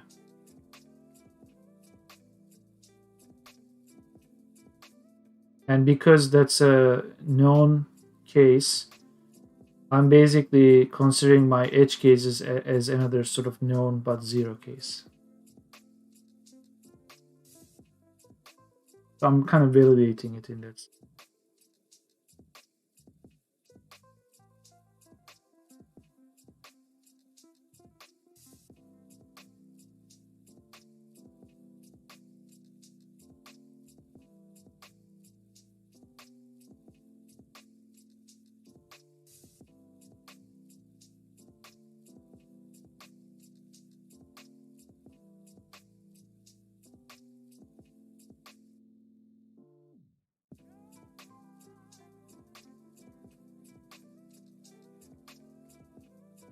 8,487.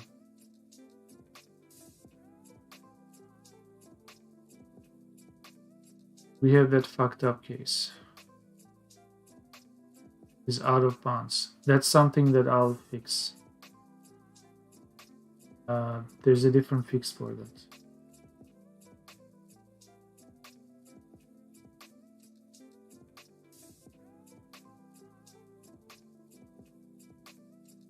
Actually, that happens to be the same problem too.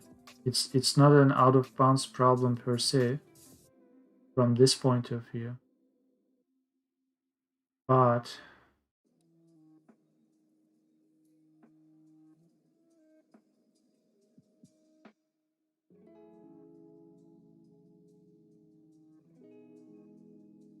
we get to this point.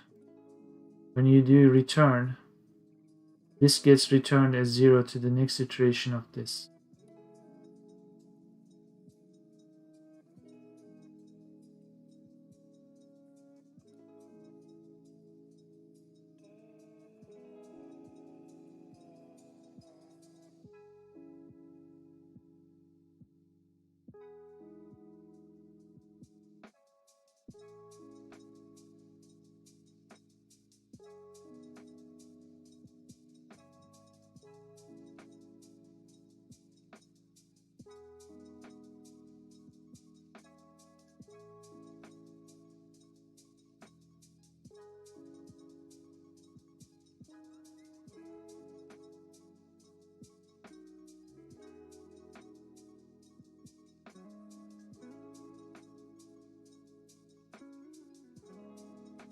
Index plus 1 still doesn't change the... It doesn't.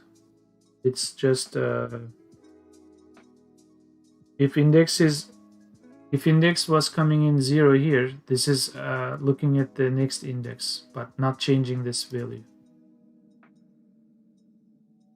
Basically, when that function is starting for this row, it's looking up here. And because of the recursiveness, if something that didn't happen here, it's looking here, it's looking here, it's looking here, and then finally it does something. And then there's an outer loop that moves the index to this, and then index plus 1 becomes this. At any point, we are not really overwriting the index. There's a temporary lookup there.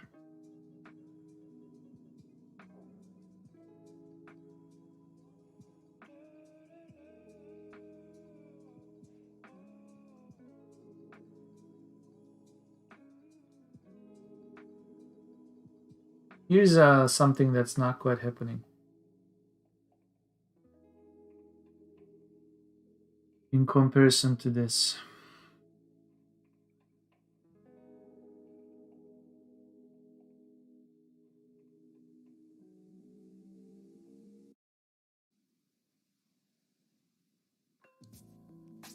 There's always an X value.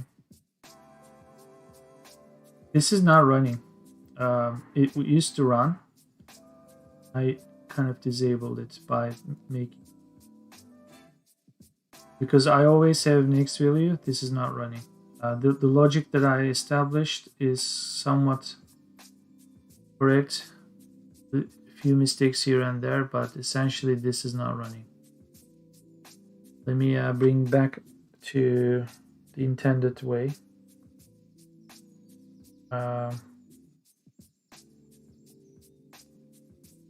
So shouldn't the 108 be where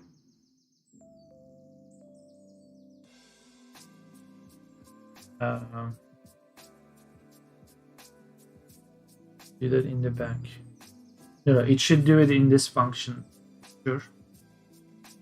It used to, but when this if else block was simple, but I made a mistake that I'm making sure next value always exists. By making sure it always exists, it never goes out of the if block. Hence I broke the recursiveness rule.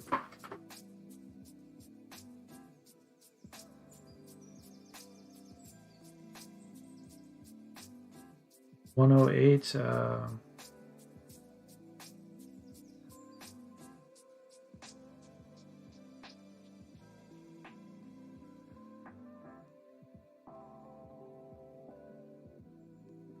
but it's still going to be the same problem. It doesn't matter what I write here. I could write this. It doesn't matter. It's going to be, well, you're right. I mean, I cannot write anything I want. But problem is, this is always true. You are saying write this. Let me see.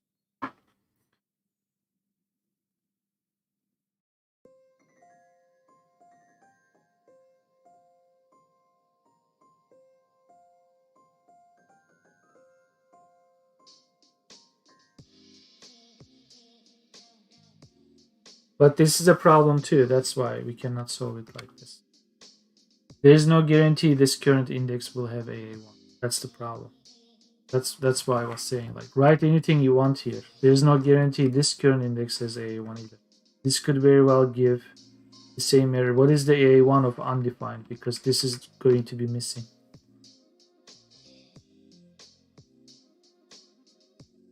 So AA1 gets initialized under the index and records.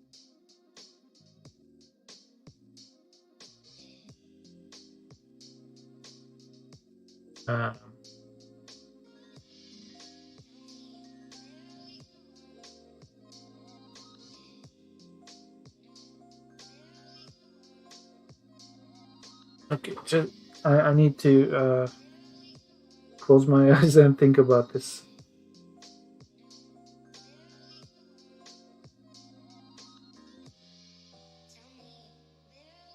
I'm also hungry too. It's 4 o'clock. I haven't had lunch. Most likely low blood sugar.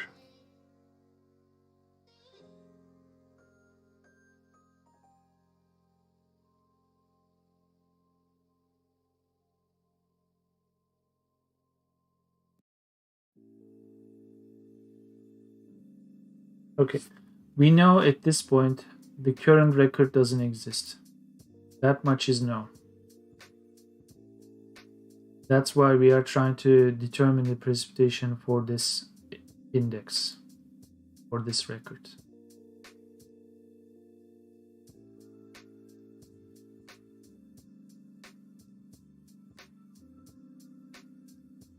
Because we do know it doesn't exist. We should do something like this. We pretend there is going to be a record in index +1.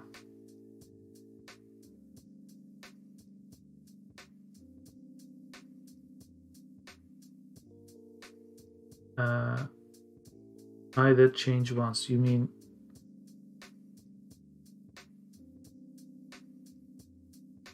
should record? It doesn't. I know for a fact it doesn't exist. Like, I mean, for some of these cases, it's 100% sure it doesn't exist. The thing is, it's doing it all the way fine, but like you get here, that's the problem. It's like, and it will no longer exist. We know that. This is where the problem is happening, and there is some 9 cases too that we can look for that too. That's a separate case. But assume everything was fine here, records wise, it existed. 9s are iffy values, but that's fine. Susan Copeland, another person to say goodbye to.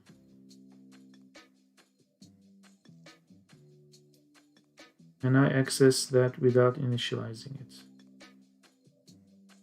When you say dictionary, you mean this dictionary-ish, or you mean the left side file? Indeterminate precipitation. Maybe the font size is small too. Maybe I'll for the audience.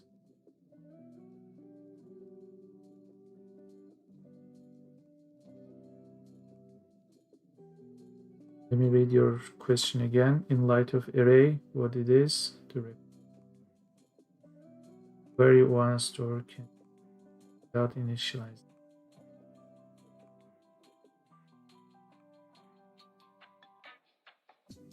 I'm really not sure. Like, what do you mean? Can you access it? I am.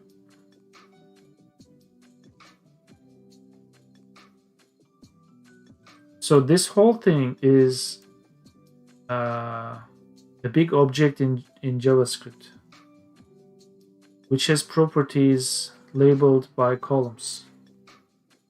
But just because we have a column and some value in this row doesn't guarantee there's a value in this row. That's the essence of the data structure. So I'm trying to understand your question. So can I access it without initializing it?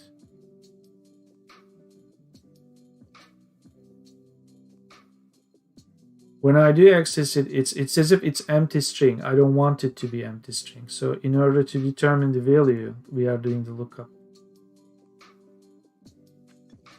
So in the end, in the game, it should have a value, whether it had a healthy value or not. If it's not, then I'm creating a healthy value for it. What is the data type on the records index? It's a string. But sometimes it's null. That's the problem.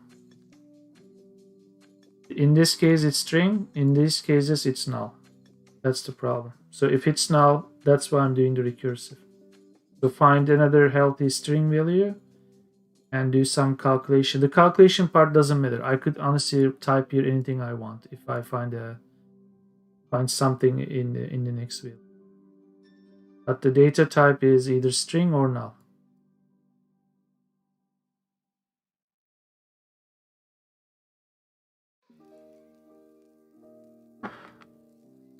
So this is what I'm thinking.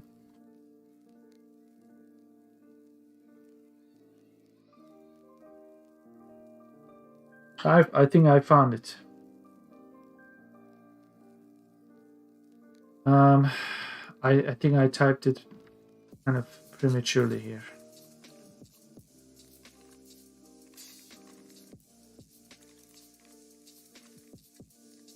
When you go all the way to the end, assume this is the next value. So then when you'll have next value, you say something is 0. So we'll check that. If you're not at the end, we don't know whether next value exists. So look that up. This may be null. If it's null, then you go into else case. So you go to the next case. And then this is going on as long as possible until you hit the end. And then you say, fuck it, there is no longer any values. I'm going to assume this is the next value. So the problem with this, though, if this is satisfied, you come here, this is not going to have a property. This is where I was actually doing this, but then I messed up here with the other part. So if you do find the next record having some value, in this case this is not null, then you go in and naturally you'll find AA1. Maybe. This is where it may also fail too. We are definitely on the right track here.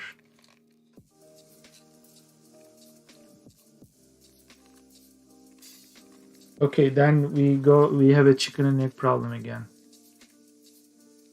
This may not have AA1, that's why I was checking here. Yeah, I'm going to restructure this chicken and egg problem here. Some parts here are definitely correct.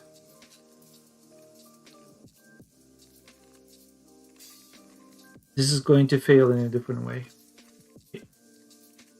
In a similar way for a different reason. It's going to say, I cannot split something unknown. That's what it's going to be. So it's as if you need another if check here to see if this is splittable.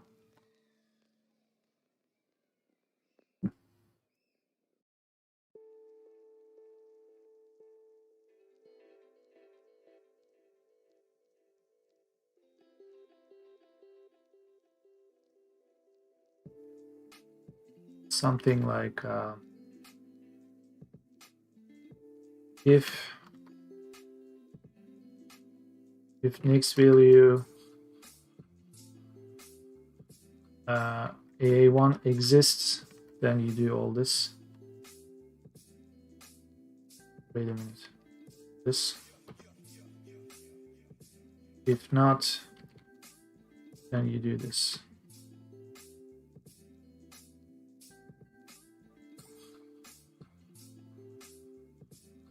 That's it. Now this is a separate problem that we can deal with. This is fine.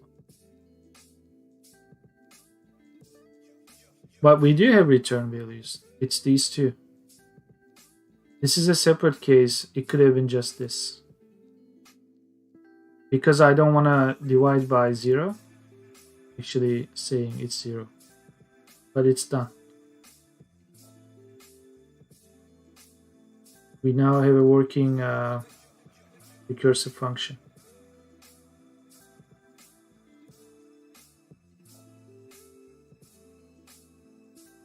By the way, yeah, going backward is always easy because you can always check. Well, if it's index 0, just fuck it.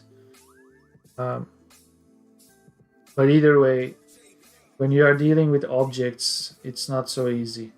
You're passing objects around, and you're checking whether a property of that object exists.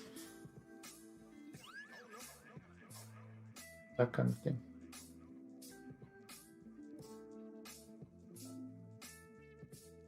So these rows have out of bounds duration. So let's look at line or row 8,400 and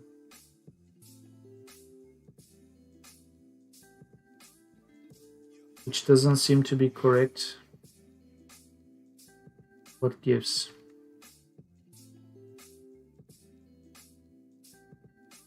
Is out of bounds duration. This error is coming from here. Precipitation is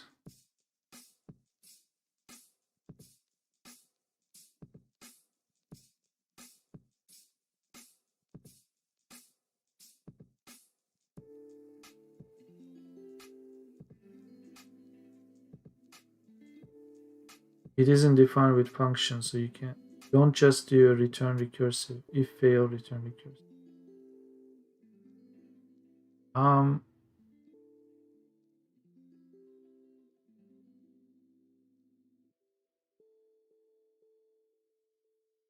So this looks messy to you. That's what you're saying? I've seen really weird looking recursive functions. Sometimes it's necessary. I think this is really an awkward case because here's my other recursive function. This looks maybe more ordinary to you. I'll expand this. Just look at this. I think you'll find this much more conventional, but they don't have to be this way.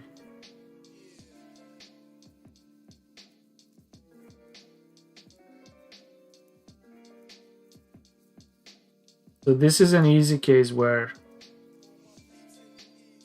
I'm trying to find a previously known healthy value because it fit that scenario. So I know that there's always going to be a value. That's the problem in my case. Like in this case, I don't know whether the values will exist. In this case, I know some value will exist, but I don't know if it's still a healthy value. So nevertheless, I find a value. That value may not be in the minimum maximum boundaries. If it's not in the minimum maximum boundaries, go find another previous value that actually fits this criteria, which means go into the else case, just return it. This is most likely what you are used to seeing, most recursive functions. But when the data is continuous, if this didn't exist, then you have to take into account if this is null or not, which is the problematic case here. And then if the values exist, then you have special conditions like this that creates its own if-else chain.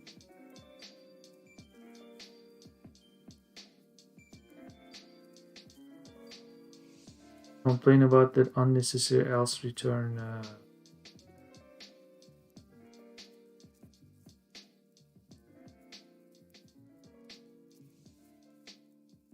At which line? This line? This is necessary, but I think maybe you mean this one. 97.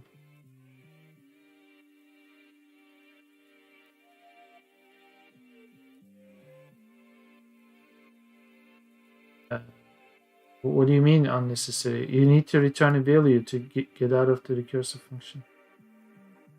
If you don't go recursive, the function will always return. No. If I remove this, what is the return from here?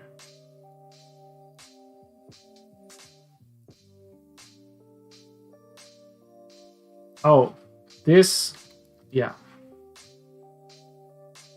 Sure. That will work too.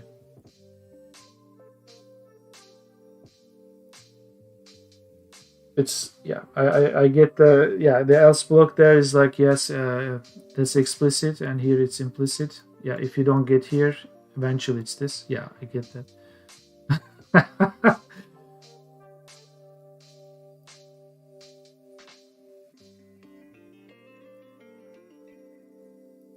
Sometimes these things happen organically, and I just leave things behind.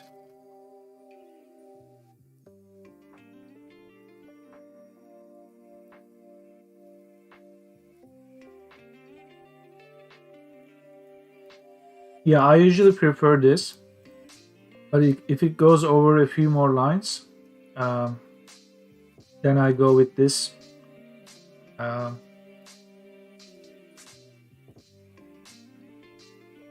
could go with the return here too, doesn't matter. It's fine. At the end of the day, this is not going to sell the game, so yeah, if I can find it and make sense of it later easily, that's what.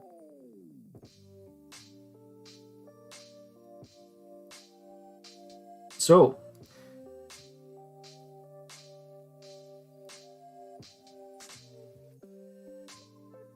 you never use var lately.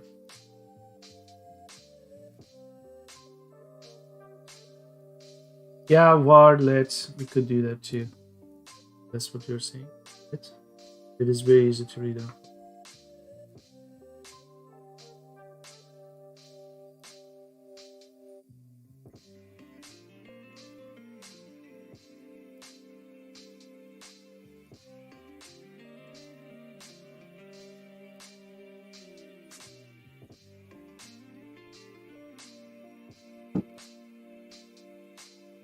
So JavaScript has come a long way about these var, keyword, let, constant, all that stuff.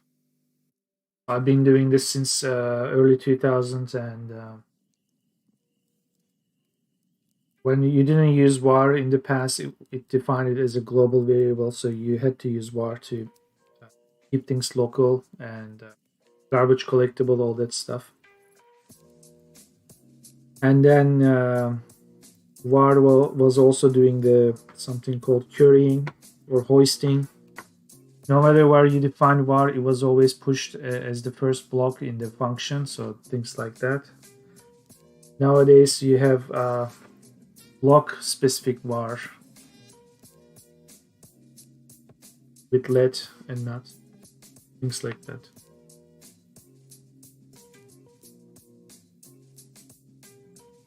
Yeah, so there's the fat arrow, you know, block level variable and not, so things sort of got a little bit simplified or complicated from which way. Speaking of complications, this if block is giving this error, 5 of them.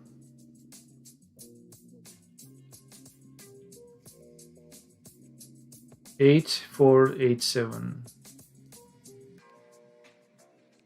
It is claiming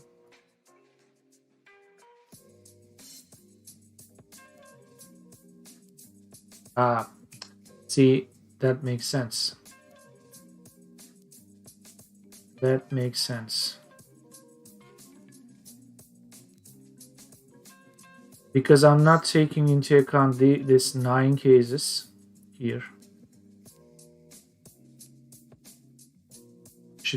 I should be writing something very similar here.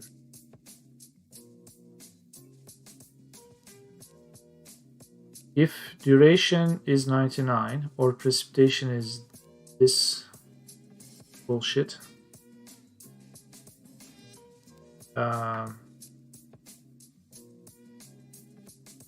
yeah, so let precipitation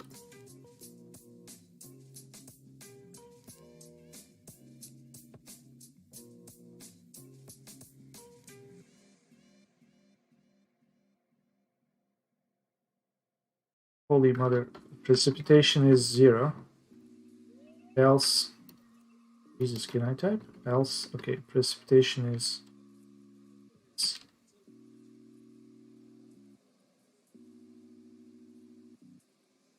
so now this is gonna fit in the boundaries.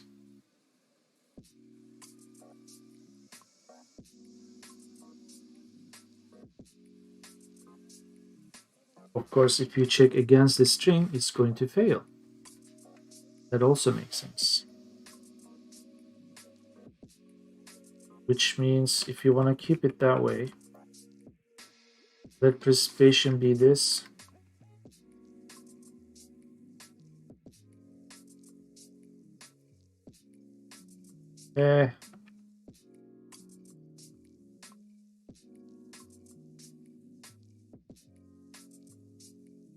Now we are doing the float point.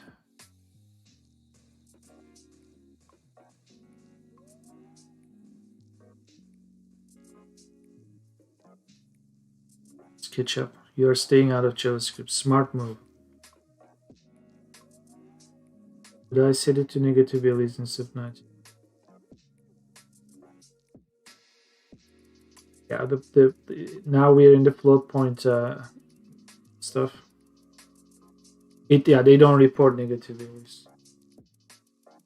The 9s are usually missing, not measured, or they didn't report it. Either way, it's missing. It's not missing in the sense that the record is missing like that, but they are just saying, well, we tried to measure it for the past 6 hours, but we kind of don't know its value, so they put 9s all across. There's a great deal of combination here with the like 99 meaning missing, another 9s here missing, and then there's this could be missing. This has another error check here, 2, 3, and I think 6, 7. They are the problem parts. Yeah, they formatted this really awkwardly. Now let's see. If I get the duration and depth,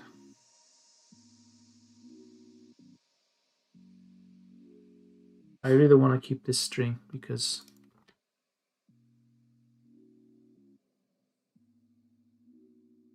we will need precipitation. If precipitation blah blah is this, you know what? I no longer use duration beyond this point. In fact, this message is wrong. This should actually say precipitation. But I don't need to store the data here to do my job. I can just type this. Be done with it. So I do the math at the time of conversion or division. So this should also work too. Grr. Precipitation is there, duration, depth. They are just strings. If duration is 99, it could be, or precipitation is 4 9s.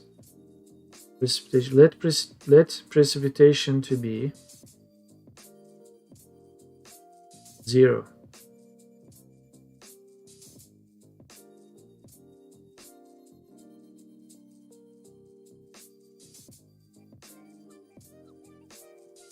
Precipitation A1. There is no typo here, right? Precipitation. Physically, well, there couldn't have been a typo. everything would have failed.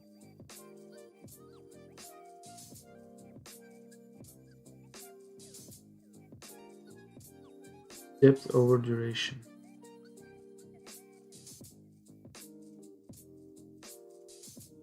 Oh shit, what if duration is 0? There is no there is no such thing though. They only put values there. Wait a minute. Duration.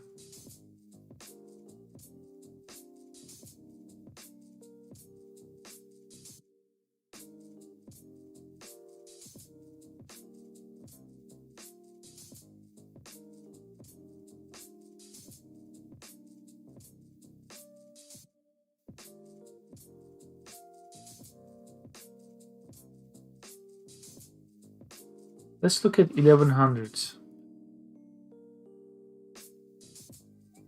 And I think dinner will be served soon.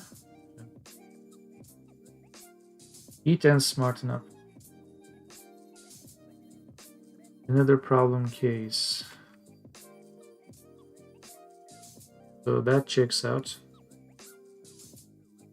5,685 is the lucky number.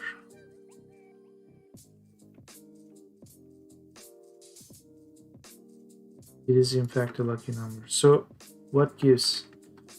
Precipitation is in fact 999. Oh!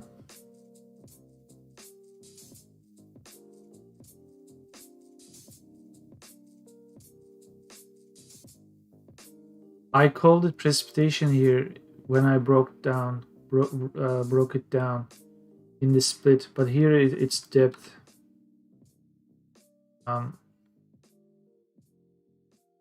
In fact, this should be depth as well. Precipitation value that I want to read is the depth over duration. So this should be depth as well. Depth. Precipitation is the result I would like to get. They call it precipitation in the sense that it's the measured liquid. This is a whole other messed up case anyway. This amount of depth has been accumulated over this duration. That's what I call precipitation. There should be no precipitation word whatsoever, either as a variable starting or its value set or output. Good. Done. And there is no discussion of precipitation here. Good. Save, save, do it. Done. Now I can go eat. I think I've earned it. Let's look at the data and then I'll go. Finish this. Sanitized. AA1. This is missing. There you go. This one is not missing. Precipitation is 0. The fact that this is missing is concerning. Anyway, there is some work done here. There you go. Some value. I will look into the missing parts here. This is like an empty part here, which is why would that happen? We are returning it here or here.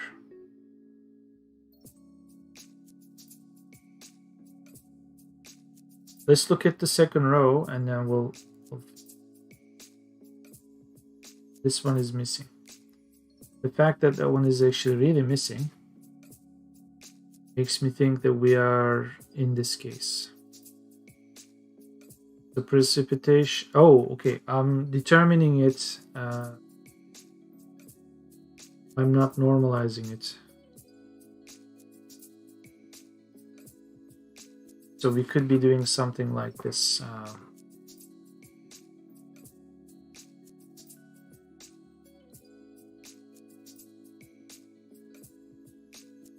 I will call it interpolated precipitation is the determined precipitation. We determined it. Call it determined precipitation. I don't. That value has to be normalized. The funny thing is, should I check for this?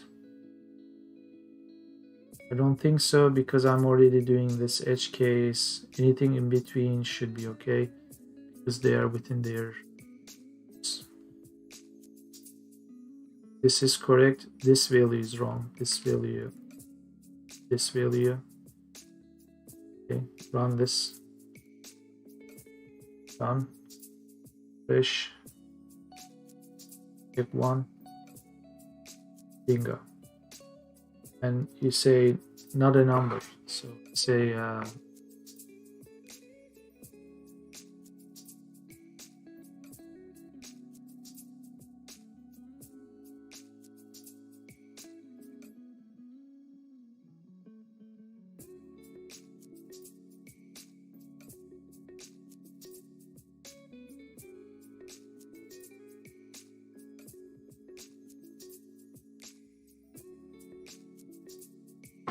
either way, lunch is happening, and then I'll come back. So the stream will be on the break screen soon. You might most likely go to bed, Manglo. I'm not sure, timeline wise. 4:30 here, so it must be late over there. If I don't see you, then happy progress on your projects and good luck to you too. Thank you.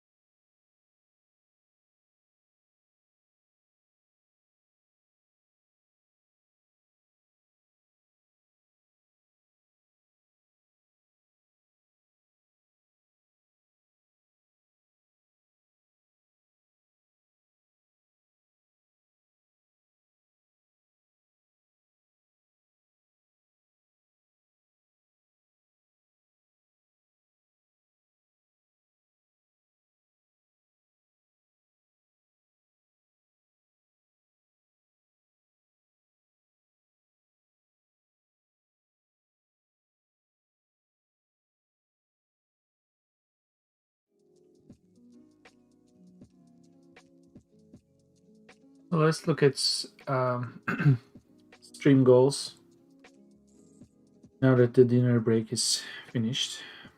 I think we figured out precipitation and weather data. I would consider that figured out. It's about writing the correct values, and I think I had a few extra minutes while the stream was on break to simplify this recursive function that is determining the next available precipitation value. Looks a lot simpler. And we do have proper values. I'm just doing some spot check here in this file where trying to find days where it rained a lot. So I'm looking for values that are over 100. Turns out this is scaled by 10. 71 is actually 7.1 millimeters. That's not a lot of rain, a centimeter of rain. This is a good value, for example. 5,601, because the first row is header. This file is also not zero text. We should look for 5599 here. Too much. 5599. Sorry, 5599. I guess the dinner hasn't kicked in yet. So this is the value we see. It's like 28%. You think that minimum maximum is 100.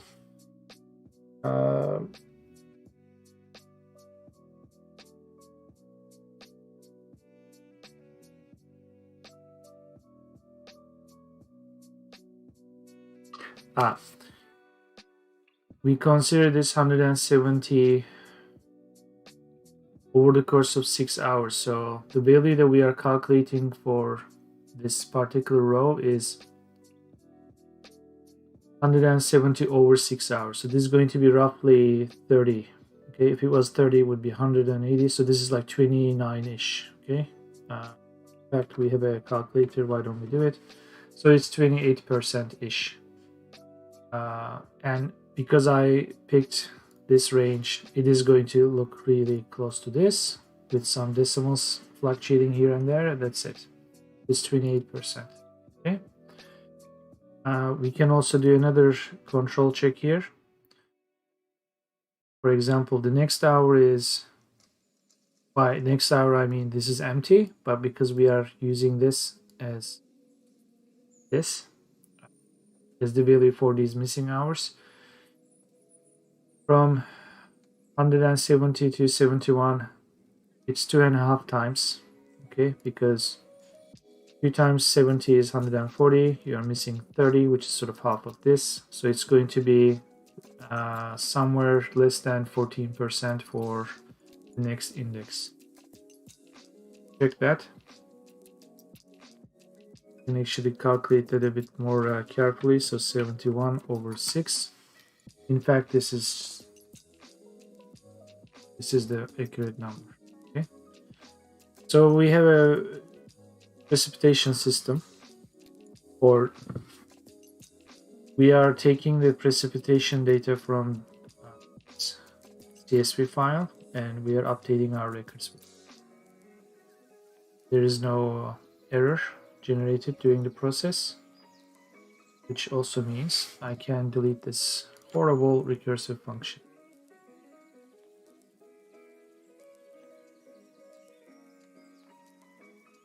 Now, I know in Istanbul, I believe, or even in Toronto, right? Sometimes they do AA2. We'll skip that. And we'll most likely find other horrible cases in different countries. We'll try to make sense of it as necessary moving forward. So this was AA1. Consider A2 to 4, the same case. So that's done. Now, something else has to be calculated. This is precipitation, which doesn't necessarily mean it's rain or snow. I'm having a record number of bots today. Another person banned. Bye. Don't come again. So, this is liquid precipitation. Am I to understand this is rain? And I think it might be. Now, the reason why I'm saying this is because if you go to AJ1,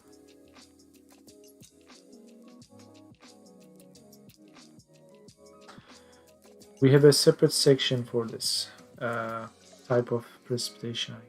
There's AJ1, AK1, and AL1.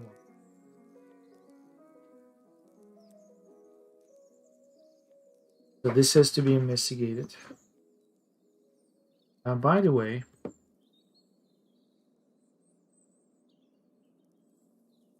yeah, this code also got simplified here. Yeah, this is done.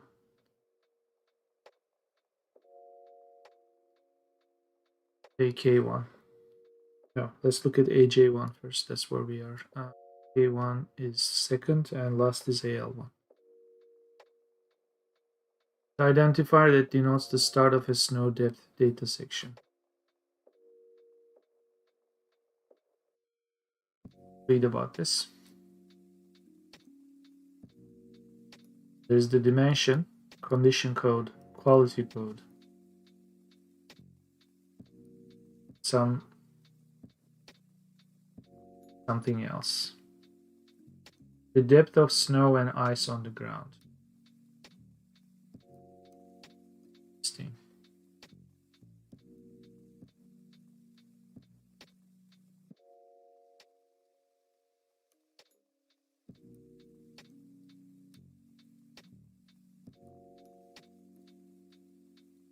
So this is similar to what we just did with AA1. It talked about depth, and I considered the duration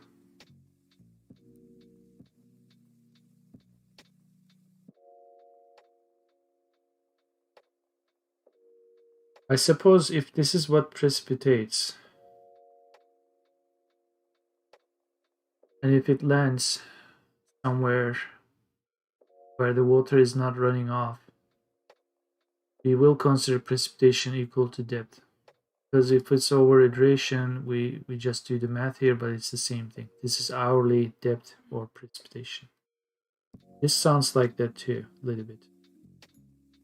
We have dimension, which is kind of like depth, which is measured in centimeters as opposed to millimeters.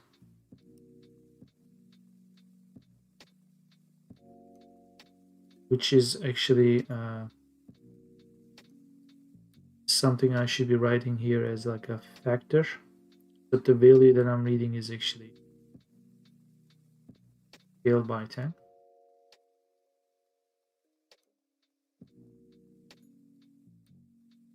This condition code also looks like that other part, except that one was coming in as the third property. This is the second property. Quality code is A1. Let's look at Toronto. Right away, I see problem values. It's missing. It's a trace amount.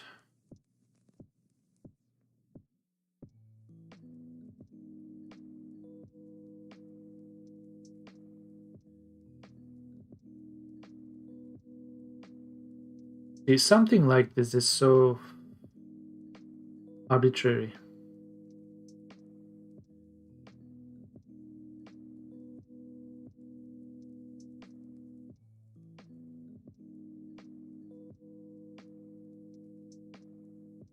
There's going to be two fields here. Okay. 3 fields. So water depth, the depth of the liquid content of solid precipitation. Ah,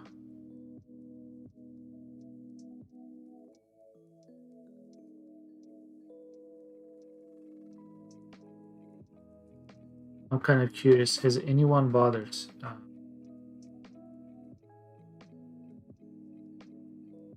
reporting that? Go to our good old friend regxr.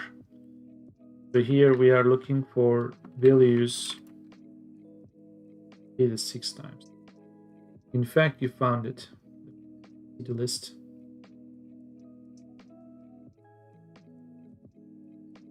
They're all 9s. This would give us the ones that are not 9s. Okay. So they didn't actually do it. Istanbul, I doubt.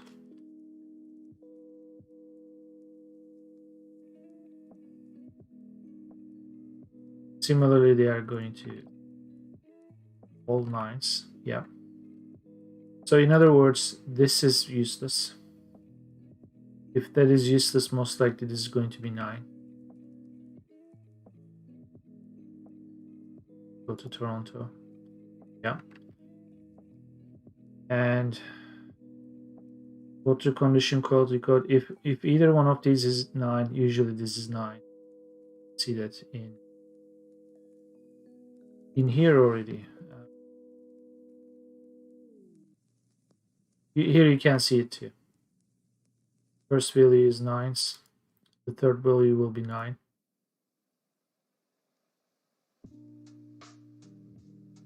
Yeah.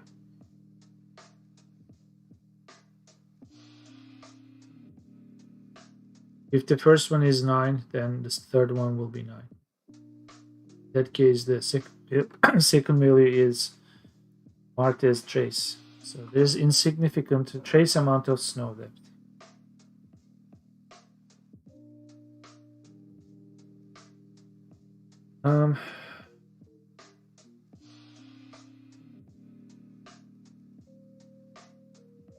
So in the game, we'll deduce this information from an equation that we'll come up with. The meaning of this field is as if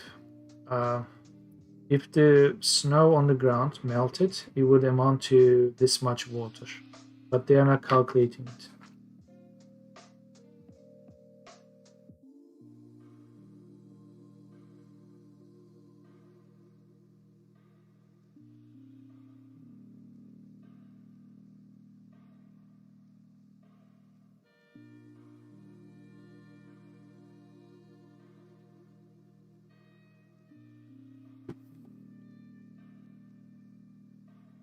This is such a generic function that maybe this could be turned into something like this, where this data and row is the records and index. But here the difference is you pass the field and we just hard code the field here. And we aren't really taking advantage of the index because we kind of know that anyway after the fact here. So I think I'm not going to write something generic. It has to be something like this. This AA1 will be AJ1. This is already resembling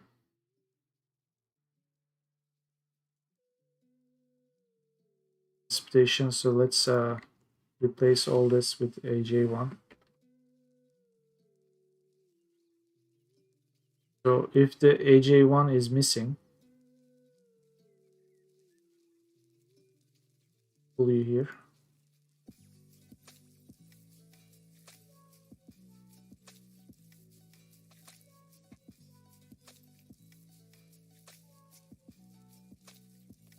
If AJ1 is missing, then you have to fix the record.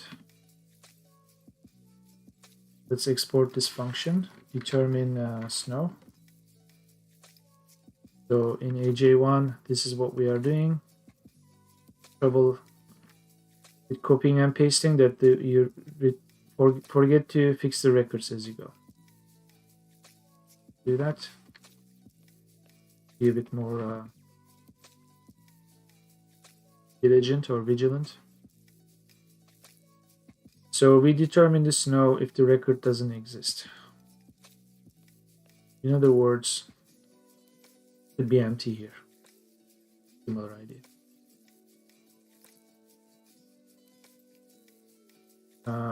The shit that we are talking about is and we will consider precipitation as rain. Now that I type this, we are still trying to make this one look like this. So I'm going to have a property here that I'll call snow. This is going to be, actually, let's not do this yet. This snow is going to be depth. It's very similar. Duration. However, in this field, it's sort of reversed, right? The other one had the duration first. This one has the dimension.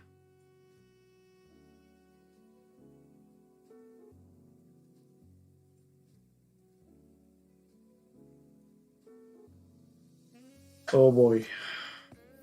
This is not talking about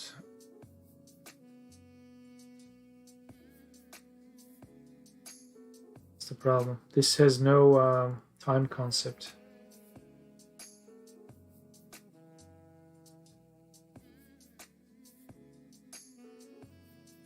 This one is saying 0.5 millimeters in the last 6 hours. This one has no bearing on time.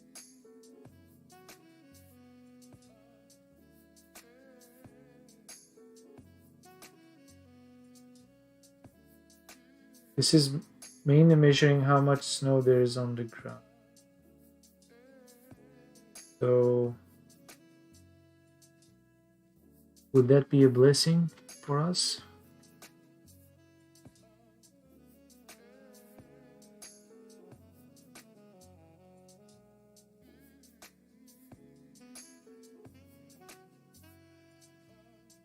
Let me look at AJ1 and then K1 and L1.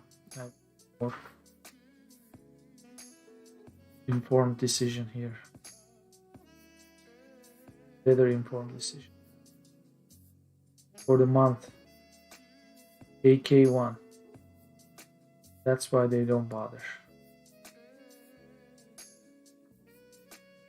If anything, they bother with AL1.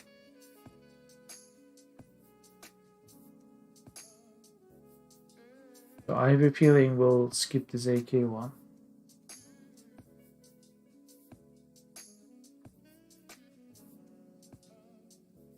So AL1, snow accumulation.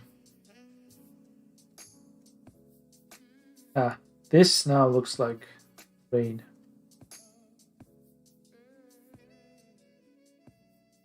I'm looking at you, Toronto.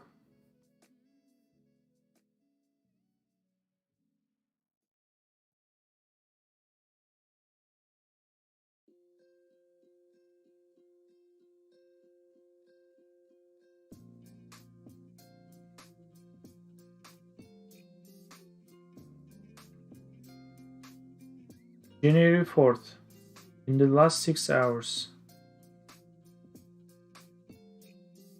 depth, similar story. We usually have our snow somewhere first,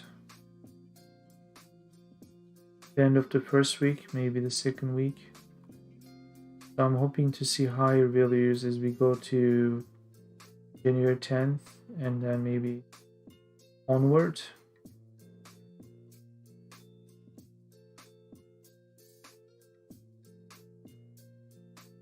February.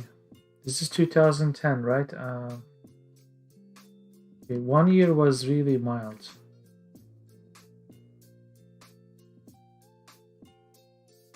Not much snow, 2010.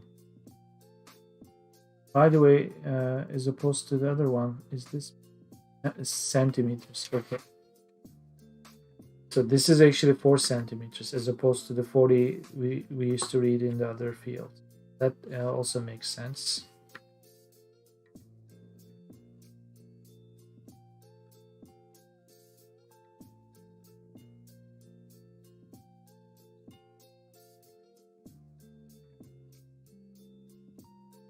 I'm going to look at a different year. 2008 was snowy winter.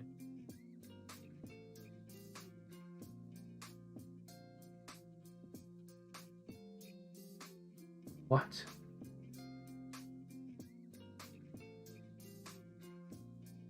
That's Bangkok. Sorry. I'm like, where is the snowfield?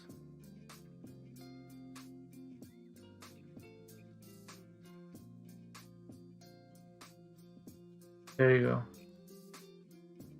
So in the last 24 hours, it snowed 2 centimeters. And if I recall, 2008, January 18, I came to Canada, and that weekend was snowy. But then the following weekend, there was a snowstorm.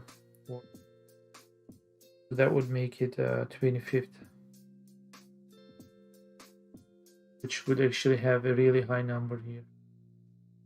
And this is already high enough to in the last 24 hours it snowed.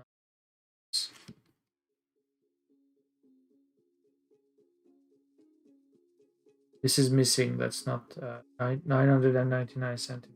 Still rooting for January 25th.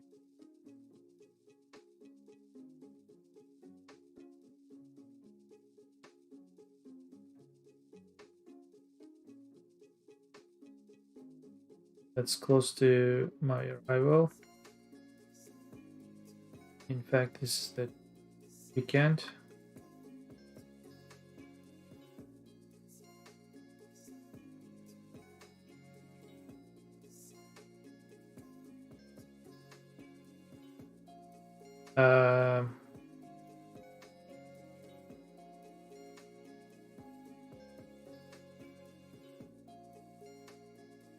Was it 2 weeks later? Remember this. Wasn't 25th, 32, 1, February 1st?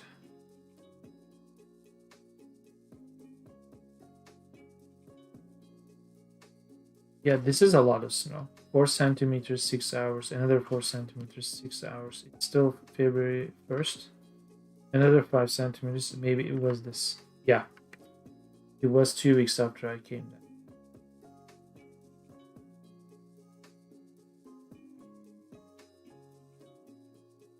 And then throughout that winter, still in February, it kept snowing 16 centimeters.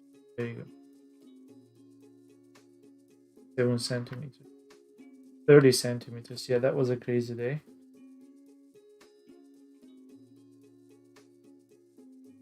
In fact, I may actually have a picture of that incident. Let me just share it with the audience. Find it somewhere.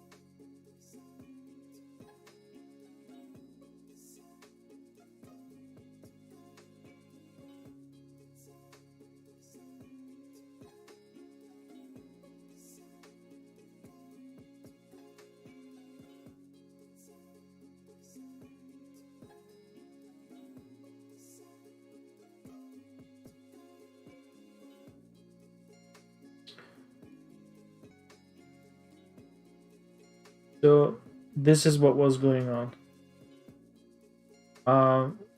We may have posted this right on the day, or maybe a little bit later, but this is the 2008. So somewhere here, this is February 8th. This is why we are looking at these values. Anything that shows 0 and then some numbers in like 2 digits is what we are after. Like 13 centimeters.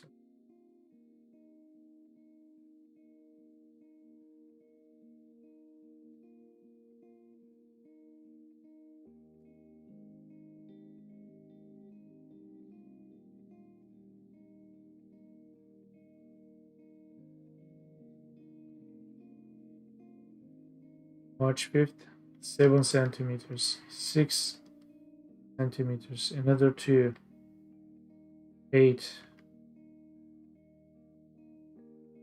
4, 5, 4, March 9th, checks out, accumulates. There you go. 6 in the morning, 12 centimeters. So ideally in the game, when you have 12 centimeters and then another one accumulating, so I have to figure out a way to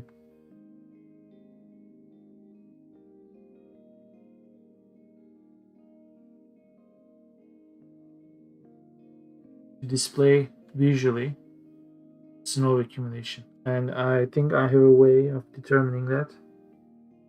There is already evaporation.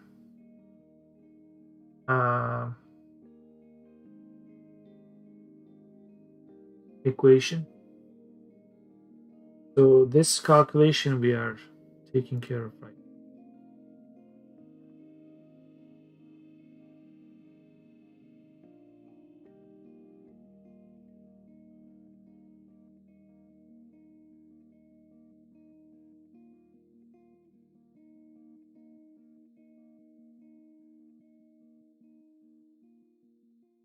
This one. This is not really measuring the accumulated snow on the ground, because I have seen that based on this historical data from real life experience, I do know that we had snow taller than the centimeter values that are measured. What this is talking about is if the surface was clean in the last 24 hours, then it would have accumulated that much snow. So this 12 is snowing on top of the existing snow. So whatever has melted, evaporated, whatever it is, that amount will be added another 12. So that's what this is. Which is kind of okay, because this calculation looks so much like AA1. AK1, sorry, AJ1. Too many damn variables. AJ1 is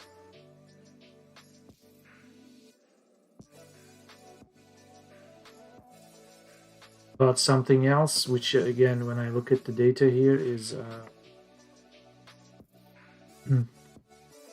see a lot of 9s and such, so it's disappointing.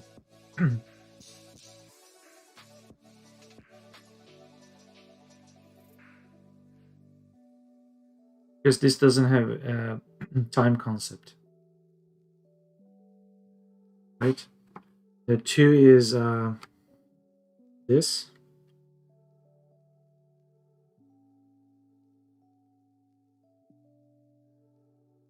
It's as if this is sort of the final value. Think about that.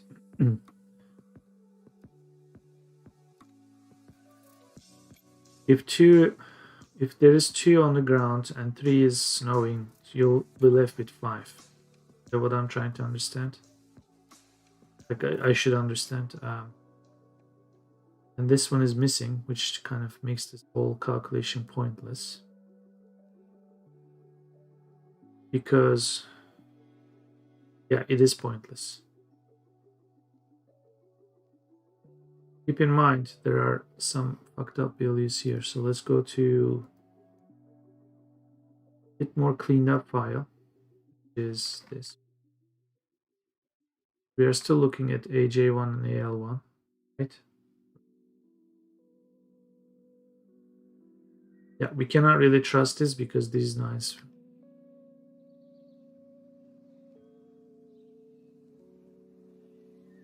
Yes. So we are not doing AJ1 for sure. Why? And AK1 is usually not there in the files from my experience. And it's monthly anyway. So we are going to do AL1.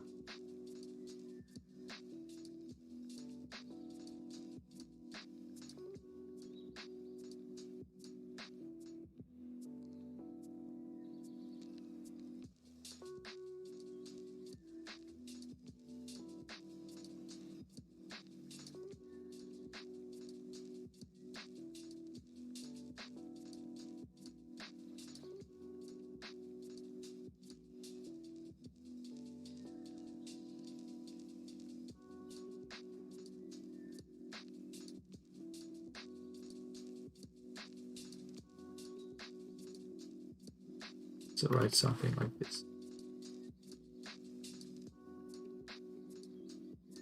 It's fine. We are not going to use this. We'll use AL. By. Let's import that. Oh, by the way,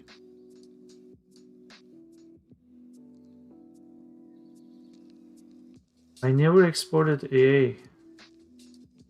I'm using it here. How am I doing that?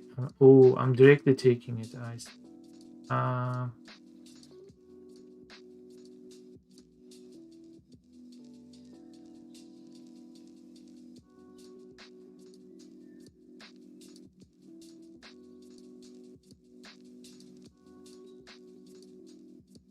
It did this. This is what I don't want to do. That.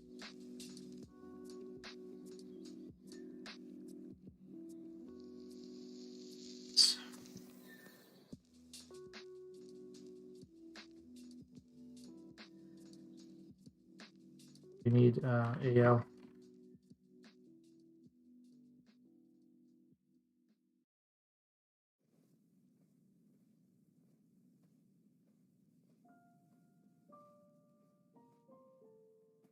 So that when you come here, this is not usable exported. Come here, you don't do this monkey business. Do this, which exports it.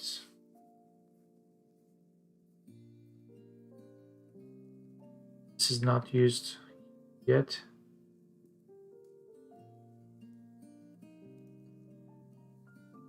Well, not used yet in the sense that this is not exported properly. You do this. Case is going to be AL1. This is going to be very similar to this. In fact, we could kind of copy and paste and some monkey business, but I don't want to. Because that's usually how monkey business starts and how it ends. It's tea time. And I'll write the snow function very close to the way I did precipitation, and then we'll be on our way.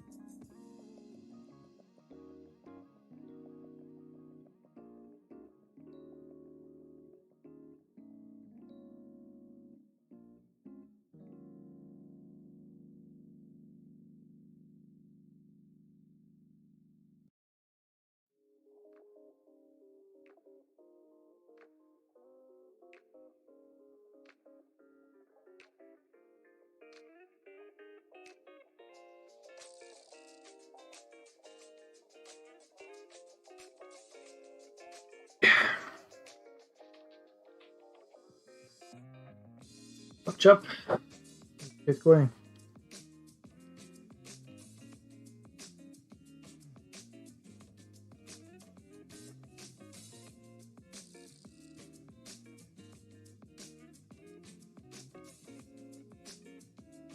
So first of all, let's just do this and call it snow. Okay. It's going to be AL1. It's going to say what is snow. I don't know what snow is out. In fact, this is now similar. There is no AL1. We'll figure it out. It's going to require snow. Okay. There is going to be something like precipitation. Could take these two and here. We have duration and depth. Similar logic. Did I not change this? I did not. So shit is going to be. This is going to be.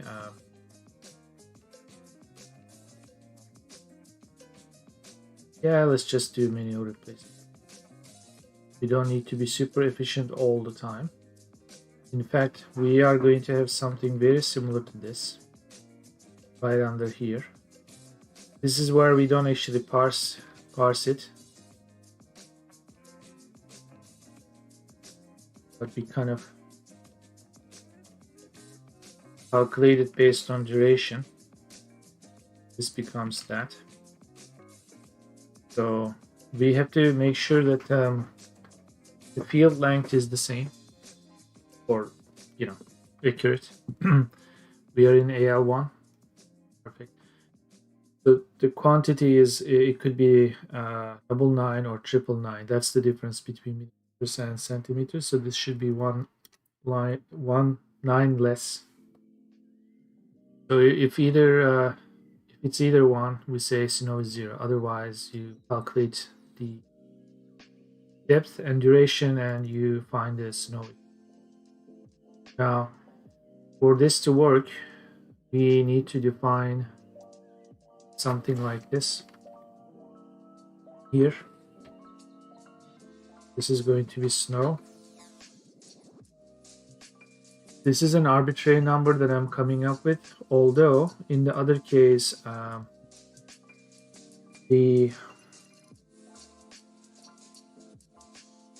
what they called depth was between 0 and close to 10,000. However, the duration was 99 and I considered that 100.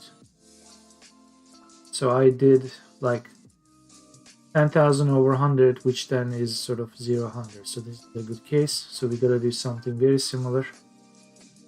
Considering this is 500 max and this could be 72.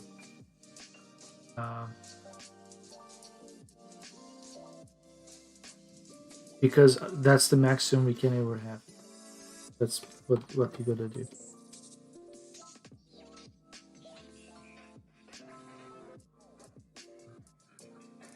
Seven.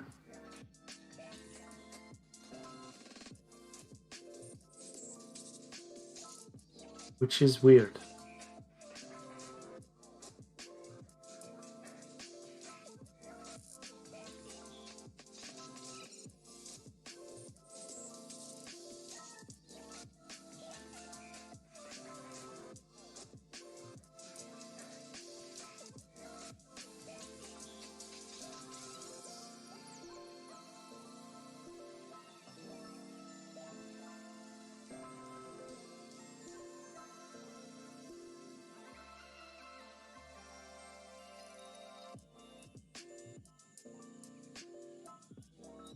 The reason why I find it weird, not because it's mathematically wrong.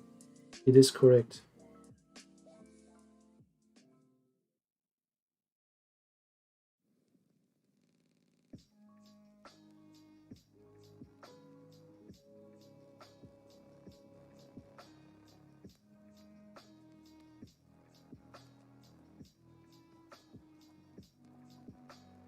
I think to consider that 7 centimeters is the maximum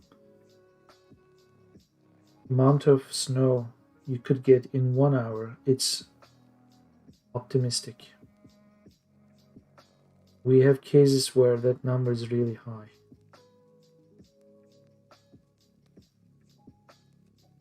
I mean, it should not be in the hundreds, but I think it's conceivable that we have it over 10 or 15. That's really the extreme case. For this to, from the data point of view, they might mention it. This record could be saying 72. That's what they are really saying. In most cases, I see 6 or 24, sometimes 12. 99 is a missing case, we'll consider it 0.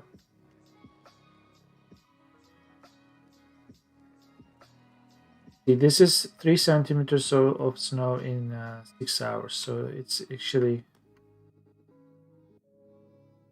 okay. Let's go to that March where we. Whoa.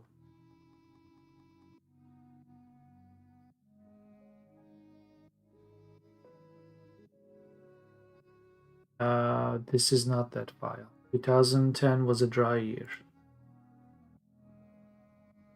Look at AL1, 2008.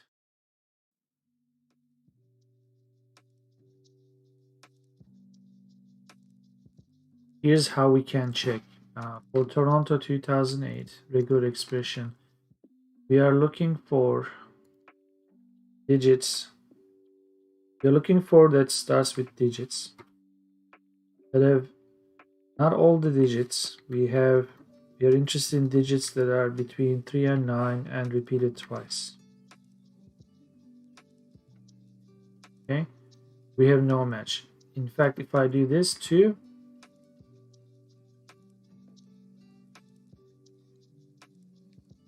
I should have it.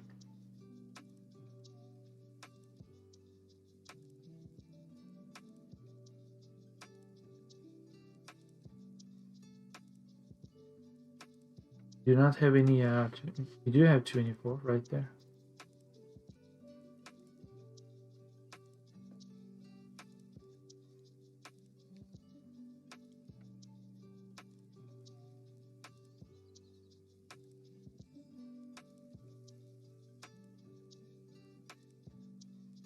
Yeah, that beginning thing. Oh, when I set it to beginning,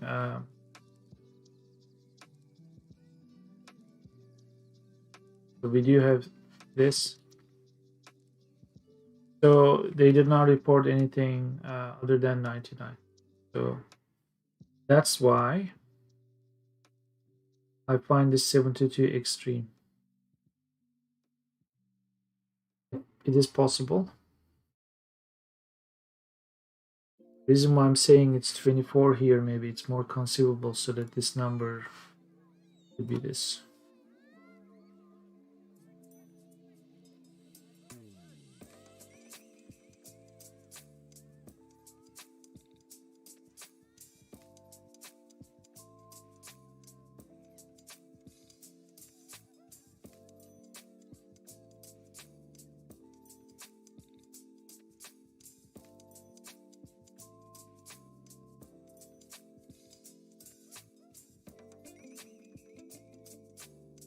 And you might be wondering why this matters.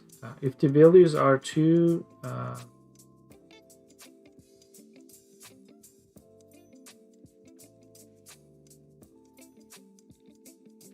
because we are normalizing, if the range is really high, you are going to end up having a lot of zeros before you hit a meaningful digit. Because we are using every 2 digits here after point as a color channel, we are losing precision. So if the more precise values are stacked near the end, whereas we could have more digits, we are cutting them off. So it's better that we have, you wouldn't want to have this 0.4 zeros and then 118323, and in this case it kind of doesn't hitting threes, but you don't want to lose the digits. So you want to kind of stack them close to the point. So I will consider this 50. So in 1 hour, we could have maximum 50 centimeters of snow. That's what I'm assuming. if this range is still too much, let's make it 40. Then we'll cut it down. This is done. Coming back here.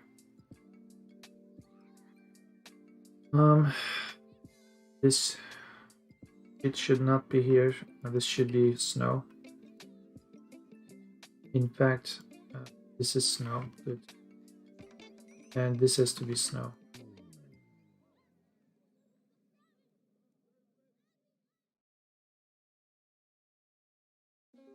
Let's check our snow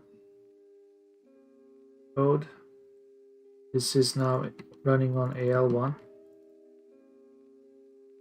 And this is giving this as the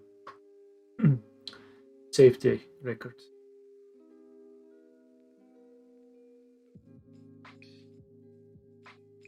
Let's compare these two functions.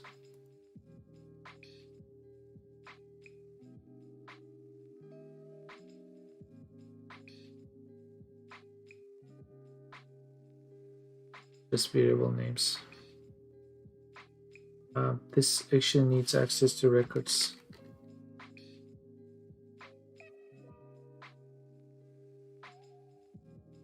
Should have been liquid, which has been replaced. Okay, snow, it's out. Addition, snow, output snow, AL1. This looks good. This looks good. Let's run it and see what kind of business. Okay. This should also say snow, not shit.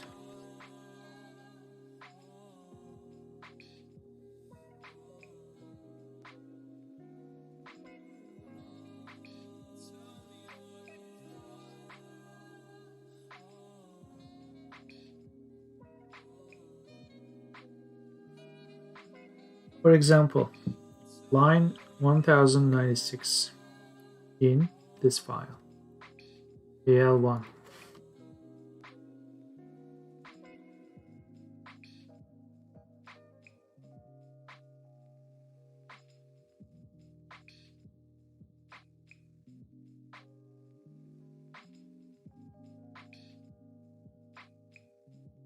One thing I'm doing wrong though.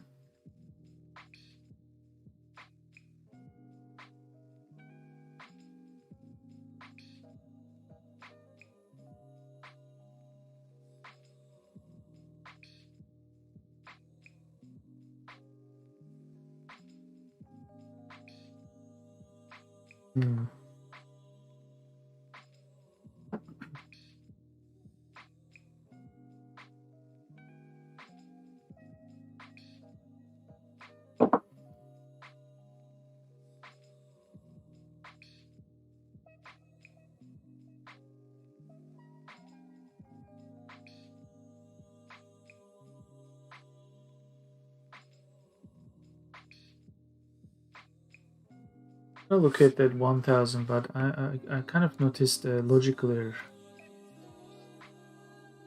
At least I thought. There is a logical 1096. This one. I should not be looking at that record. I should be looking at this record, 1096. This is the record. Column N.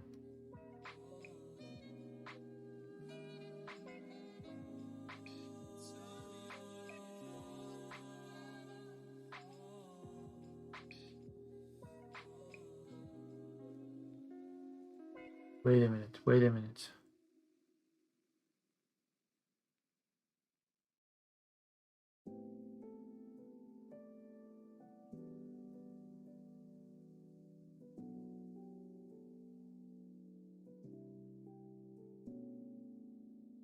AL1 is duration, no, sorry, quantity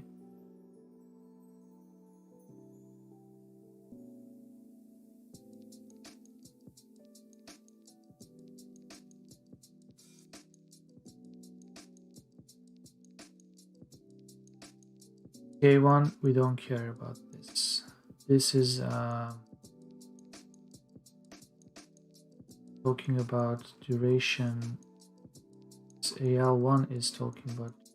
Let me check the next one. The whole other game.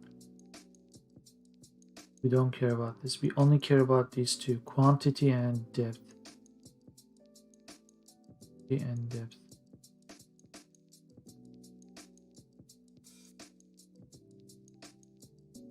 Oh boy. Why did I fool myself that this was duration? Did I read dimension as duration? And then fooled myself that the second field was somehow here. Okay, no, this is duration, so that's fine. So yeah, the first one is duration.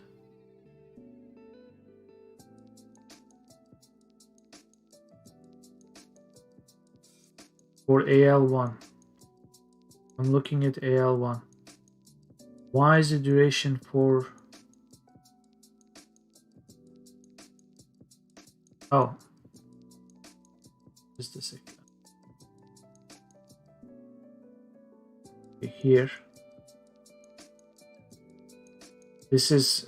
N column is AL1. The error is on row 1096. Which should not have any error.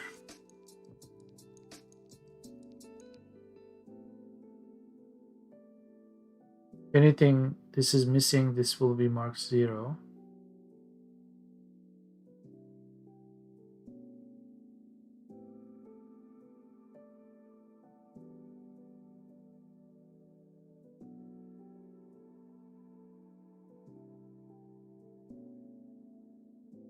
For example, let's go to the end of the document.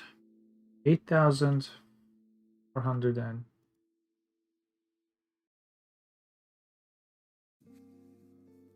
486.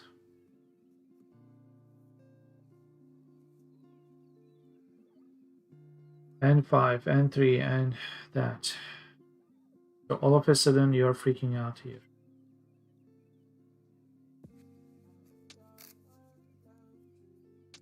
You freak out for the last 6 values.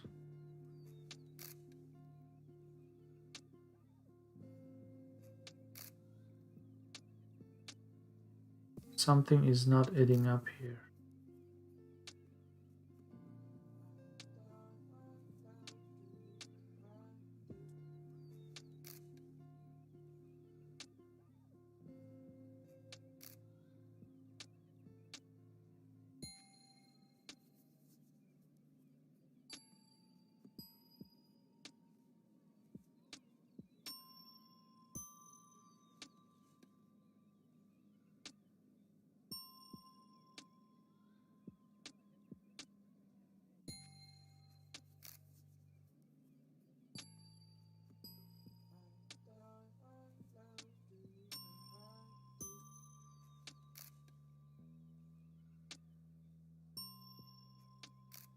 It's not adding up.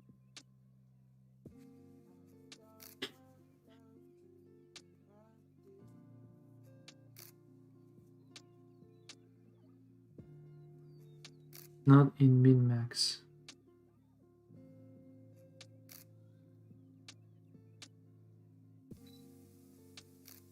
Wait a minute.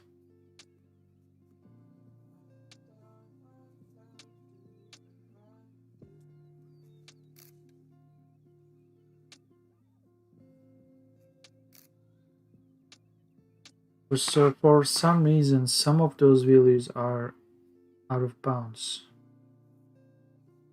which is unbelievable.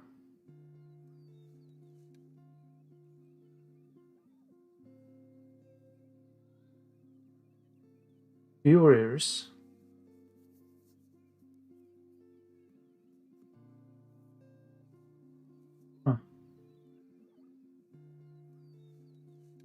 So if I type my original 500 here, it's still gonna give errors, which is which is why this is bizarre. Because if I was only getting this, right, like I do in other fields, I would check it against its minimum maximum. But after I calculate this number, I'm dividing this by this, which lowers the min max anyway, so that it is no longer the real max. If anything, the new max is this over this, which I established as that they don't really mark 72 anyway. So I was a little bit more aggressive with the new max. But even if I set it to this, but here's the problem. Okay, here's the problem. Yeah, it's about division. It is possible, right? You could do something like this. I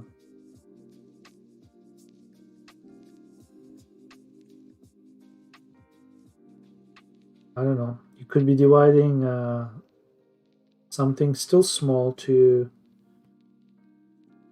a value really small and go over 500.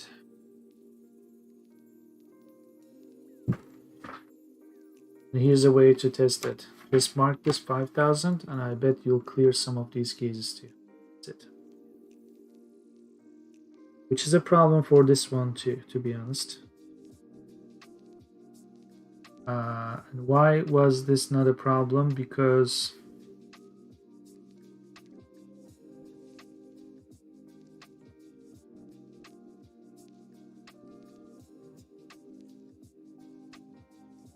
this was such a big value anyway in the first place.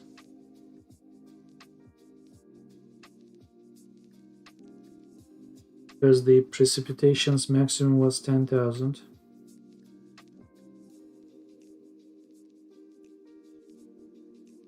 And now that I did this, where is my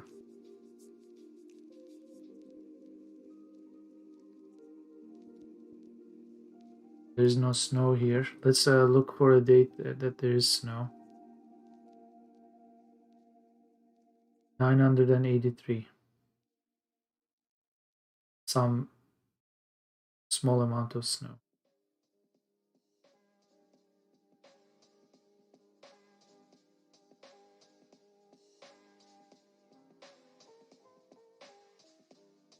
Really small. Going to check the neighbor values too in case I'm missing something.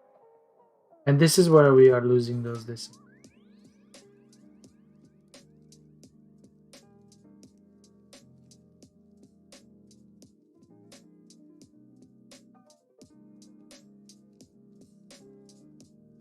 So here's what's going to happen if I take this down for 185 whatever. It's going to write something. It's going to fail it for some other ones, but it's going to write this file. 185 is still what we are.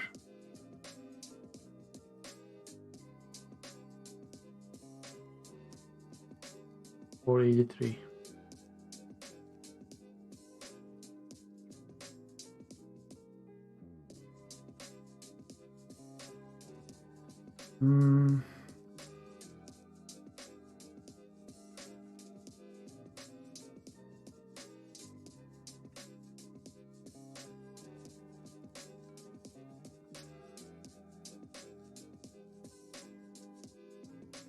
Not this. I can always open this one. This is wrong. This is not 985. This has been cleaned up. So looking at the wrong row anyway. What is the date? February 3rd, midnight. That's what I should be looking.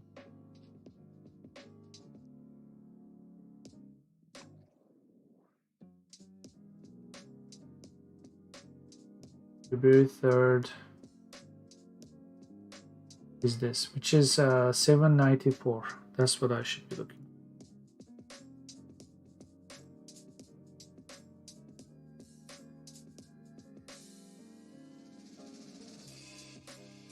There you go. See, this is when the maximum is 500. If you set this to 5,000, guess what's going to happen? We are already losing the red channel. Okay, the 2 zeros, 3s.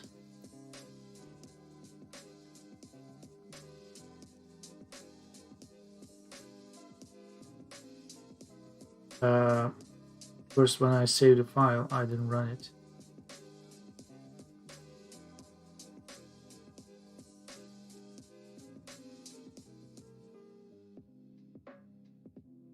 So you are going to lose one more digit.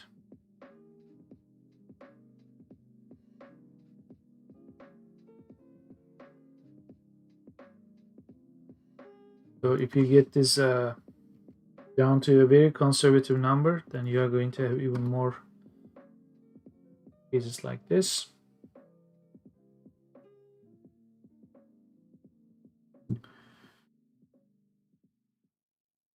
Now let's figure out why row 1094 has.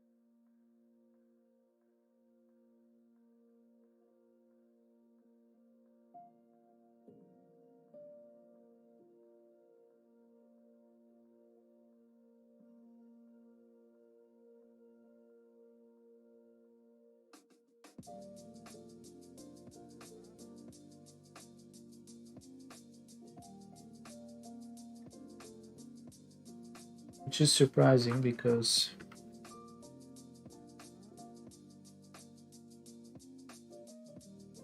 it's like 6 blocks there.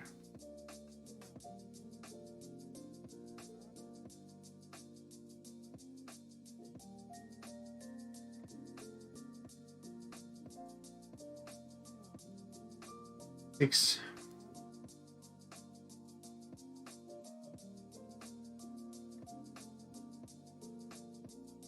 When I look around here, I don't see a problem 6 blocks.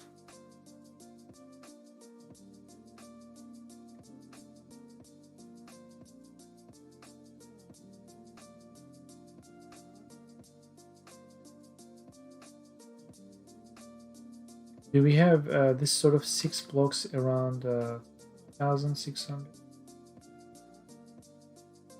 Similar pattern. 06003 around 5679.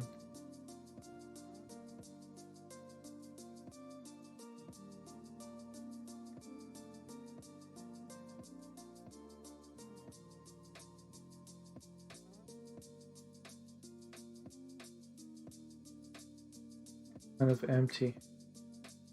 But before this, what's the problem block?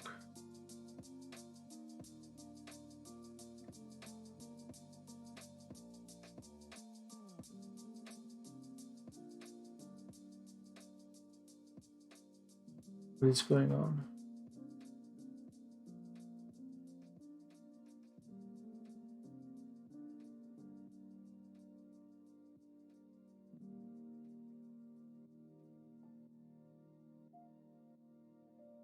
I mean, this sort of makes sense in this summer there is no snow.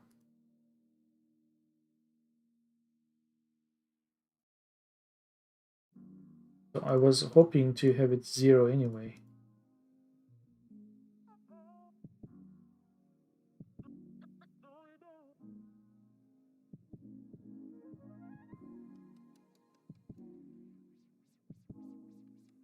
And then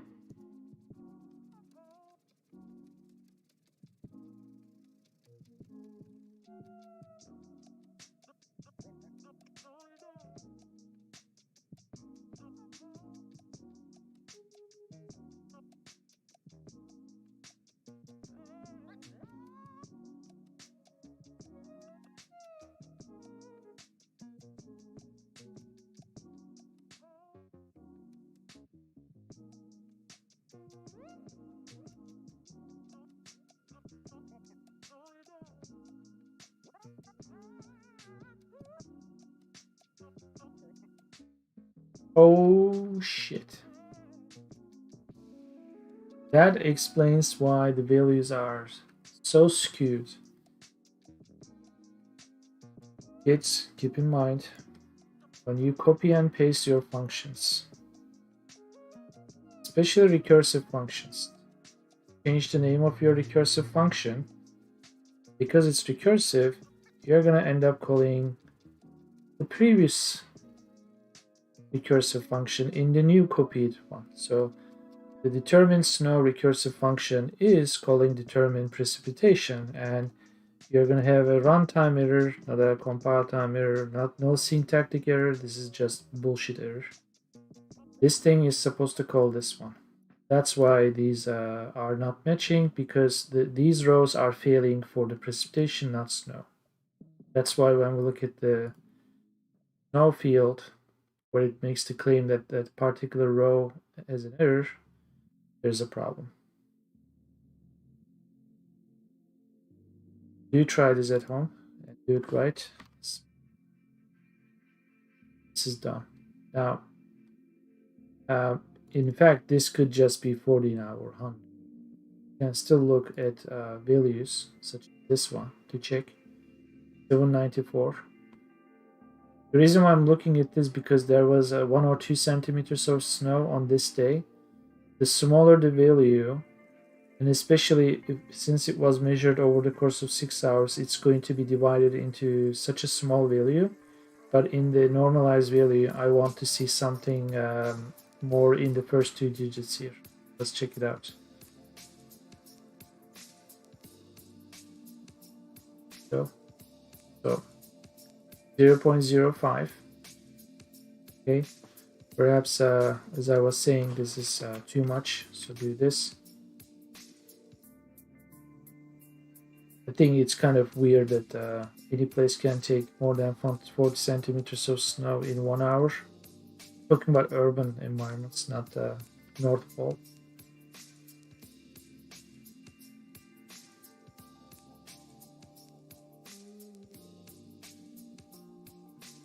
Of course, when you do things like that, do remember to run the script. Sir, I'm tired. Okay. Now this is actually okay enough. I get to see some value here. This means for a more extreme case, I will be having numbers closer to 1.0. And we should check for a case like that. I'm gonna go to December, some late days in the year. This is still 2010, which didn't have much snow, so I'm hoping in January we'll have some.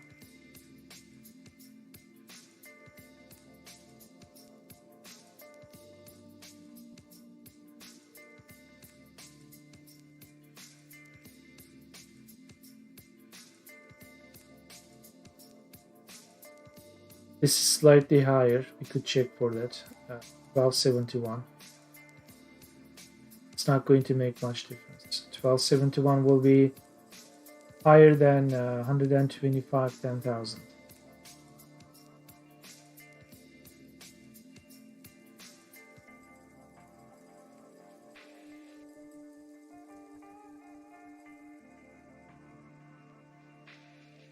$1269 because the index is always 2. Yeah, this is higher than that other one.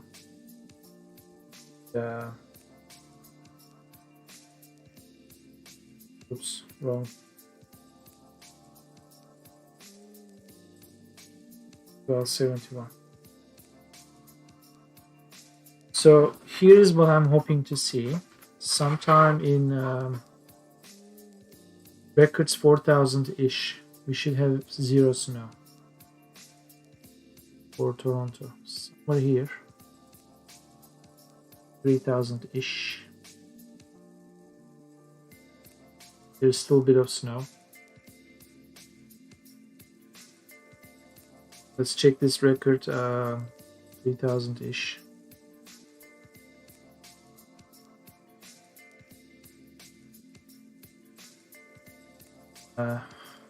Believe it or not, sometimes in May we do have snow. However, I would absolutely not like to see snow in June or July, It should definitely be somewhere in the middle of the file, like this.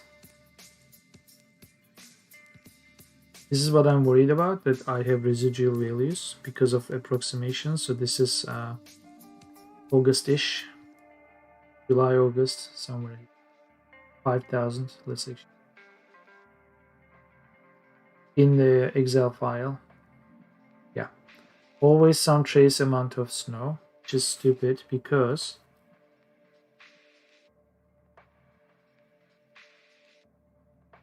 I'll tell you why it's stupid. Go to 5,000.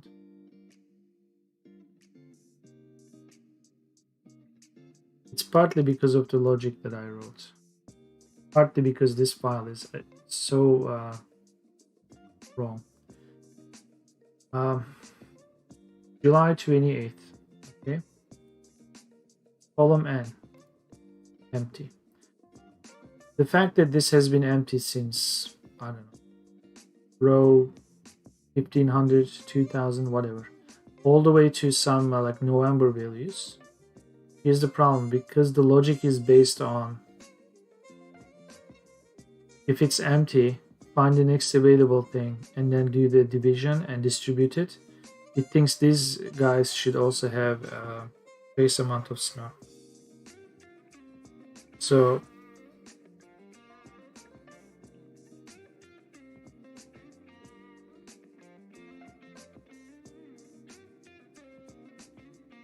the reason why this is not a problem for rain, because they do report rain even if it's 0. This is consistent. They do not report that there is no snow. So then the next time there is snow, every value in here that actually has no marking is considered as if it is supposed to have a trace amount of snow. So this leads to this sort of value.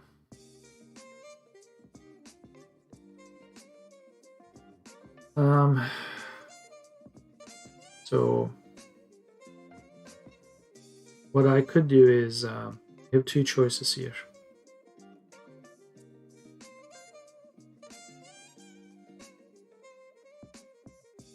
Choice number 1, I come up with a different algorithm. I can't even fathom to come up with anything right now. Maybe soon. Second choice is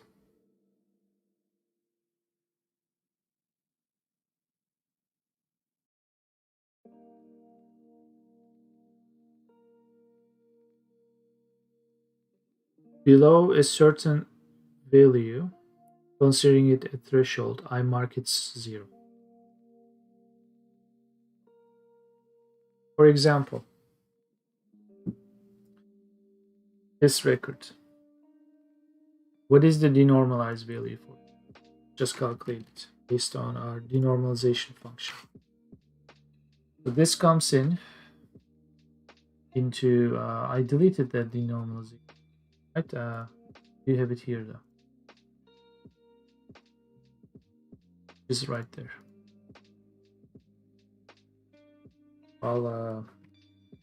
This is the value we want to denormalize.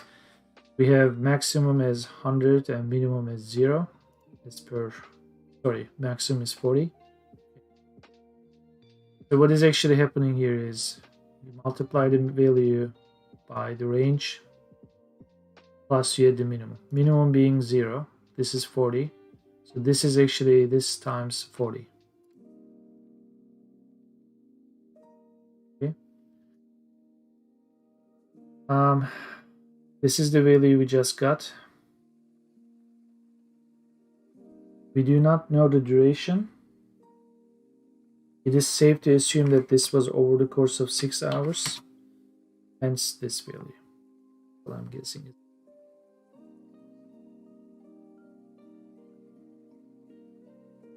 However,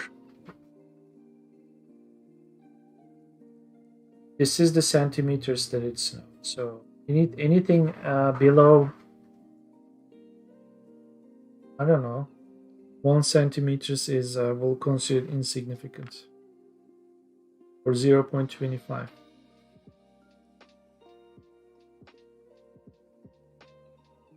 So that's what we could do in this area, which is this area. So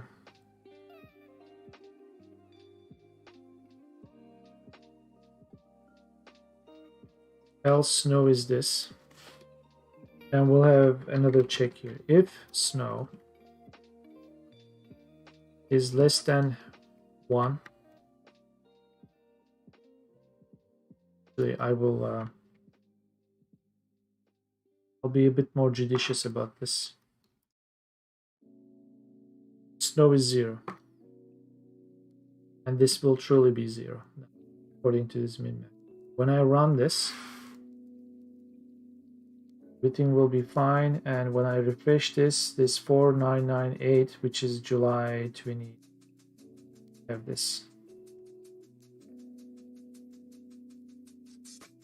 Let's go. It is 0.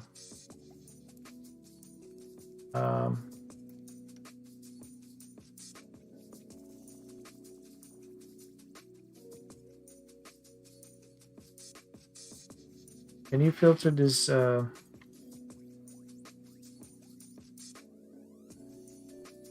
something like you do it like this?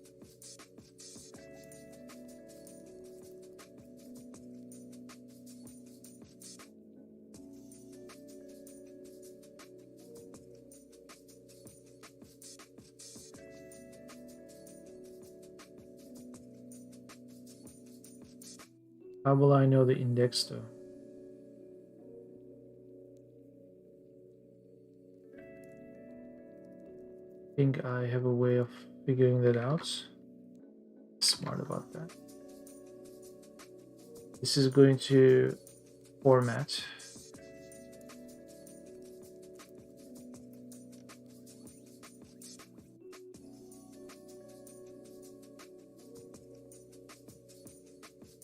I will consider 2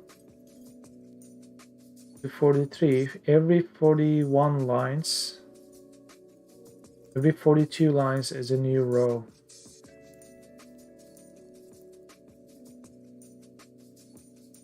And the reason why I'm saying this is because copy this.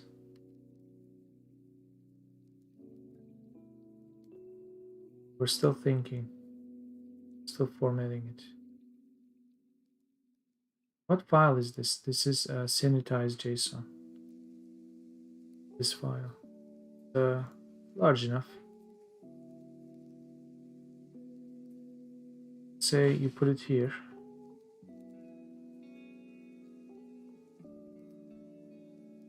What I'm interested in is snow. This is going to give an error because multi-line flag is set.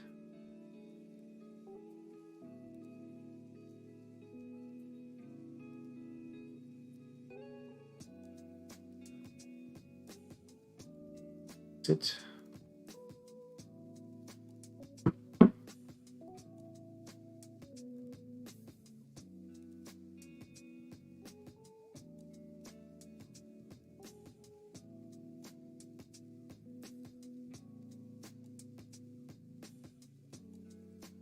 It's still calculating this section.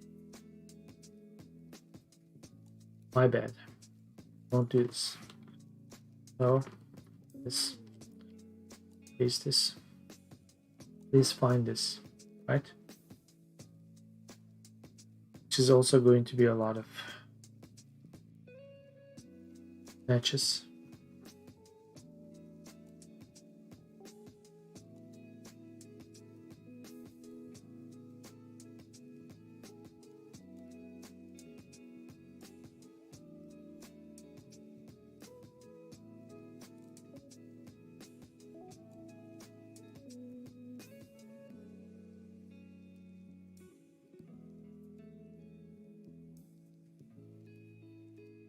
Okay, it's smartened up. So I type this, still doing lookup. Every time I type, it's gonna do it.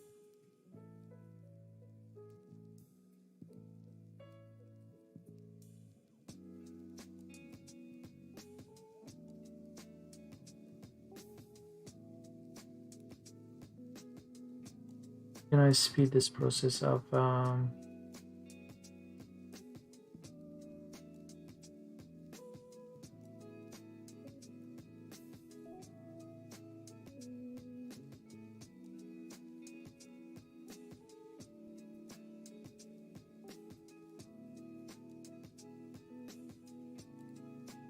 So I'll write my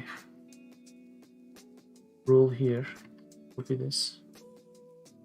So you can't even copy the look. It's snow. This starts with 0. I am interested in anything but 0. Then you have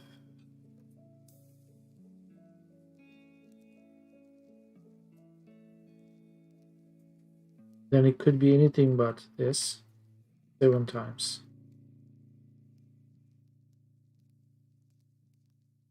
That's what I'm interested in.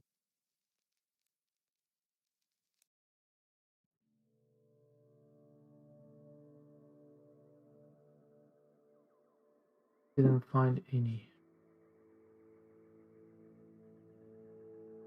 Because this is a special character, put this.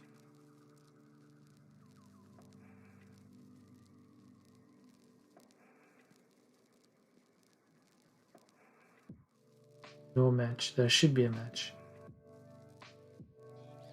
It can't be all.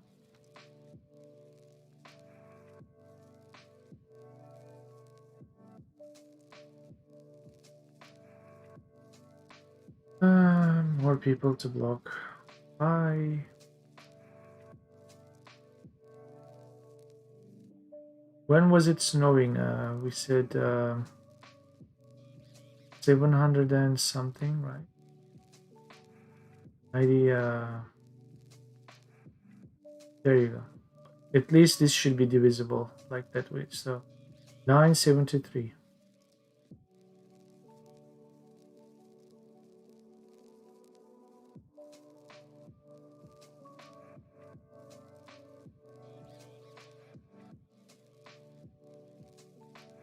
Is this.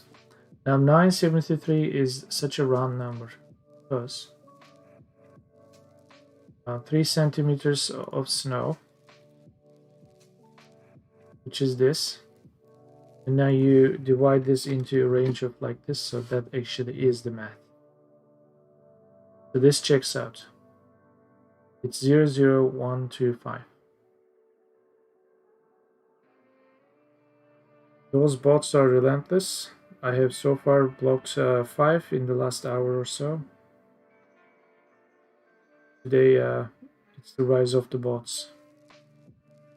Okay, as I was saying, 973 index in the sanitized JSON, which corresponds to this row, has got some snow on that day, hour.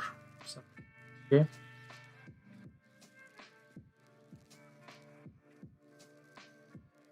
So 975, now 973 times 42, I said. This is a lost cause because how am I going to know like too many? I should be able to look up this here. 0.0 125, which is not here. How could that be?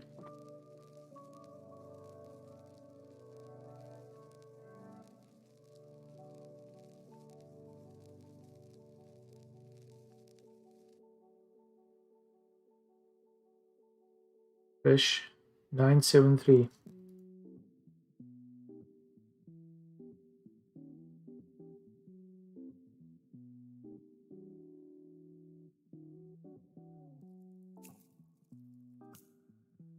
Okay.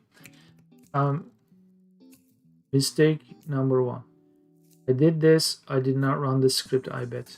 If I did, I should not even be able to see this because this would definitely be on. No, sorry, my bad. I'm not looking if this is less than 0.25. Let's run it again.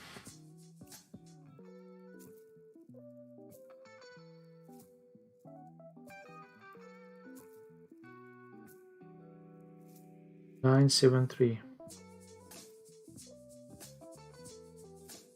Okay, this made its way here because this is still a significant amount of snow, which comes to this 0.5. In 6 hours, 3 centimeters is half a centimeter of snow, which is more than quarter centimeter of snow. Okay, so that's fine. So we keep its value. So then you come here, you normalize it.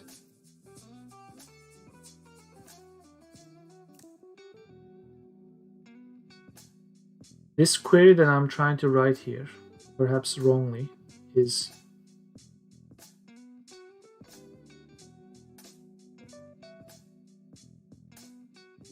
this is to look up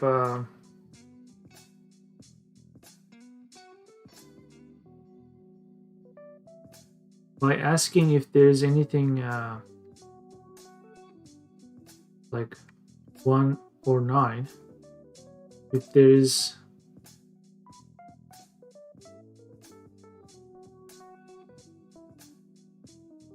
serious amount of snow. If you're higher in this normalized value, you are higher in that min-max range. I bet if I do this 0, we are going to hit some results, which is actually looking up, and oh snap. Okay, let's do this. Okay, I'll paste this soon. Actually, let me just paste that, so it's not going to run over this. I'm interested in this. Copy. Paste it here. Looking up, chances are it's going to fail. Let's go to desktop. Close this. Resources. Data, geography matters. NOAA. Toronto. I'm looking at sanitized. This is the file. This is the search that I'm trying to make. Is this? I'm interested in regular expression search. My search. Let's do it.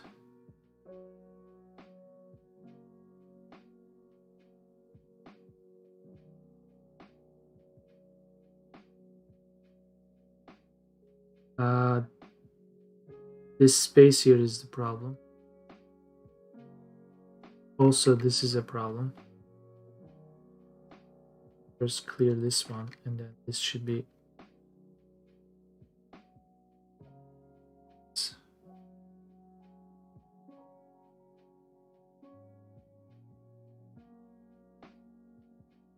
yeah. The fact that I'm finding 8,762 records is my so there pretty much all of them. Pretty much all of them. In fact, all of them. Not they start with 0. So when you do 1, you're not going to find anything. In other words, this particular year the snow was so insignificant, the normalized values are bunched up near the 0 values. Another way of interpreting that is that the incoming values are very close to 0, or they never come close to maximum values.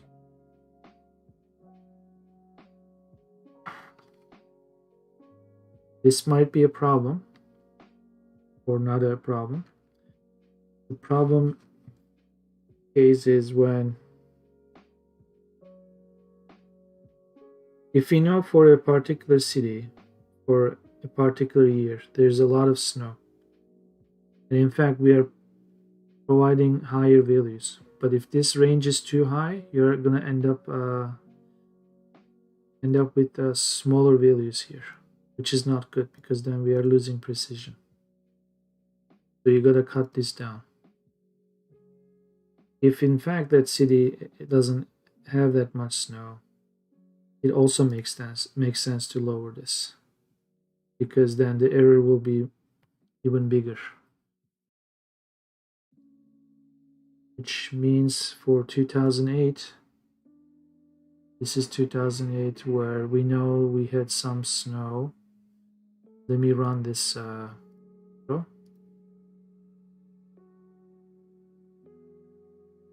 This should have saved 2000 microscopic. There you go. Now we run this over 2008.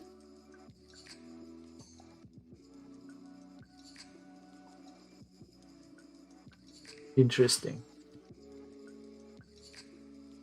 Okay, this is fine because I do know there are some weird cases. It's about temperature, quality, and temperature. As far as snow goes, we are okay. So we'll look at this file.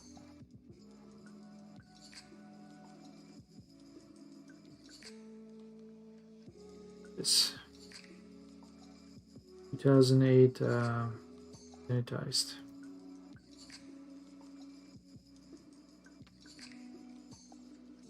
And now that we are here, there you go. Let's look at this one. This is a small amount of snow distributed over 24 hours. We'll look at this as record 6 or record 12. This one should be in there. This one I'm not sure. I may have considered this as 0. 6 and 12, which means anywhere before that might. Okay, this is 0. Let's look at 12. We should actually have something. We do have something. And this is the typical case. When did we have a lot of snow? We said March, late February, right?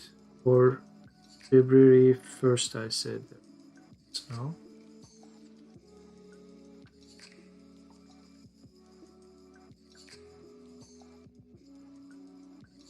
"24 hours 30. I'm curious about this one. Line 901.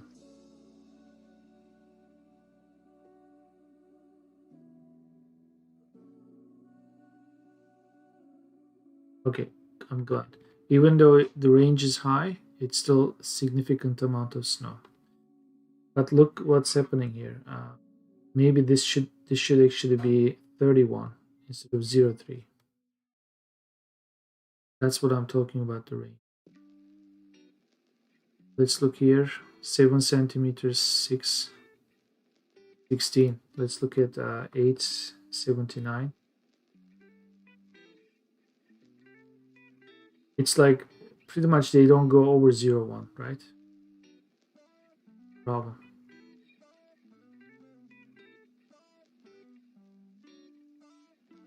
February 1st. Getting there. Gonna cut there. And then I said March 9th.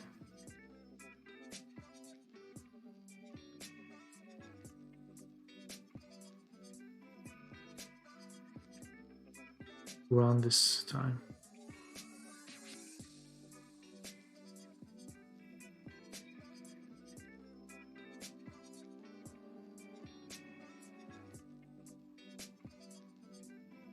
Did I miss that? I thought I saw 30 here at some point. What happened to that?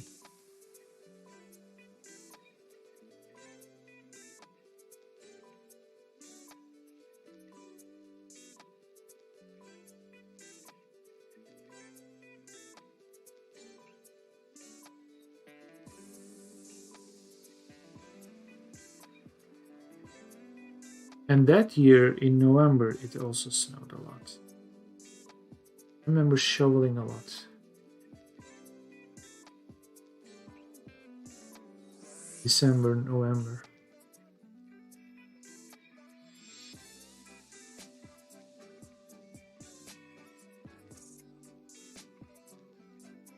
And the following year, January was crazy. 2009.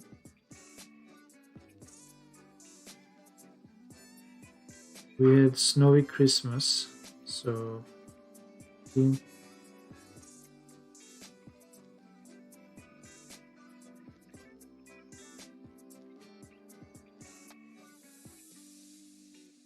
yeah, 9 centimeters.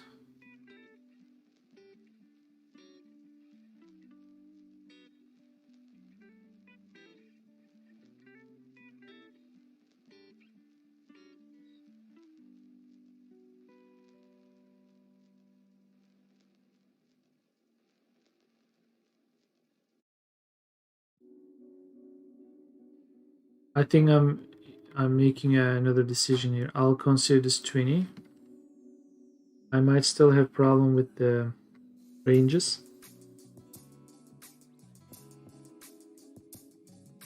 but for example, this one, 879. Let's look at this value.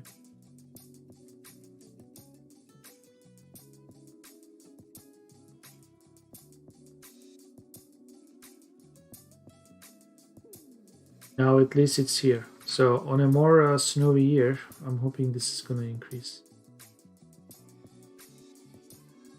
And let's look at 2010 case, which is this one, 973. Yeah, this is double too. It's still not a perfect case, but it's better. I'm guessing we might have a similar problem here. These values are just too short or too little. In fact, this is probably having the same problem too, that it's below a certain number we should cut it down, except this might just be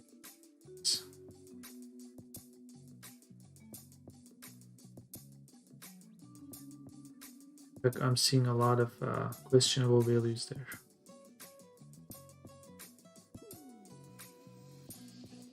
Yeah, so how could it be raining and snowing all the time, every single hour? It's just a little bit fishy.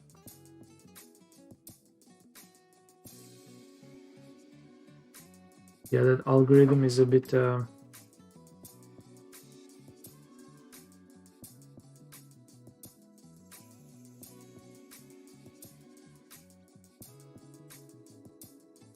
I'm gonna have to put something like this. If precipitation is below this, just ignore it.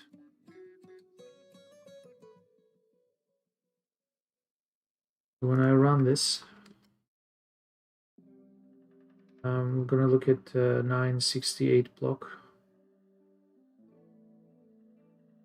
Should not seeing it.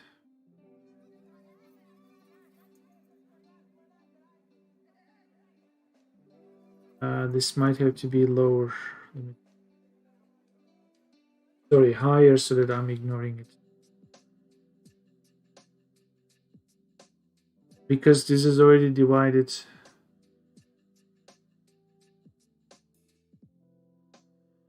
This is about millimeters. So anything below 10, ignore it. Okay, that's what I'm going to do. Where is the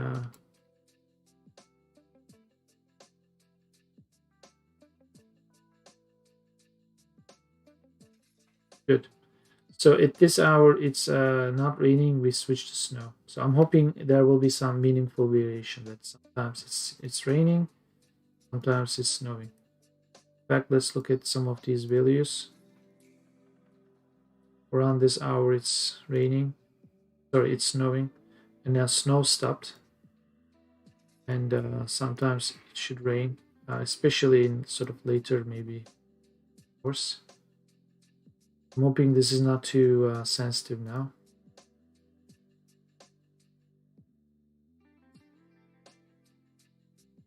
Spot check, good. We have some snow. Some snow. I think when I get to 3000s, it's springtime. I might have overkilled this, to be honest.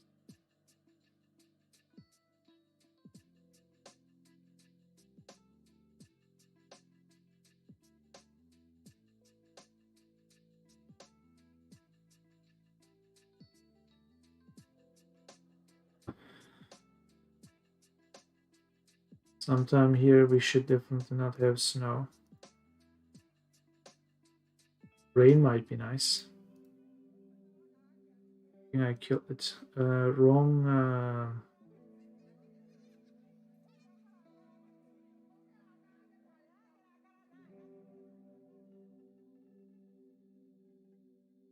So let's go to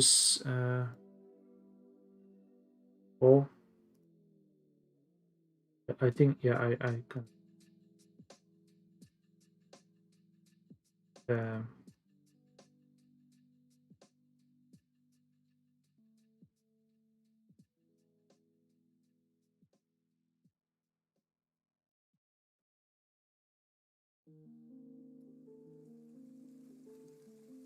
This is per hour.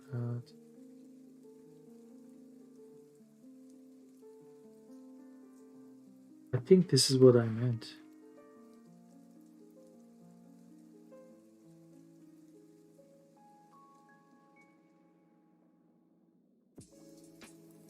$6,000.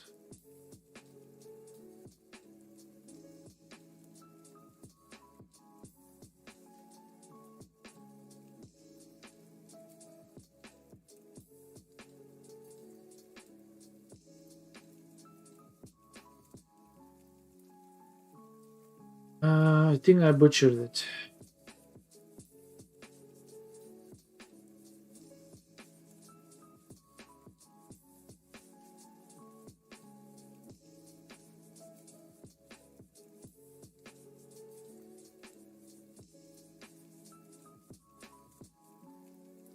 I butchered it.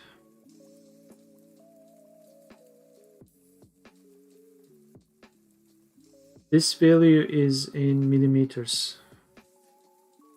So 10 times bigger.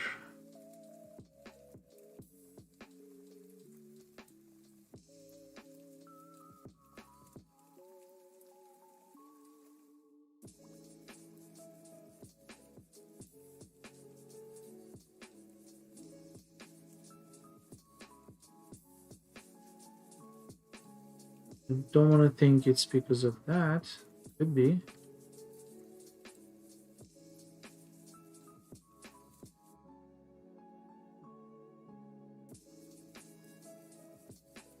Okay. So was it that? Okay.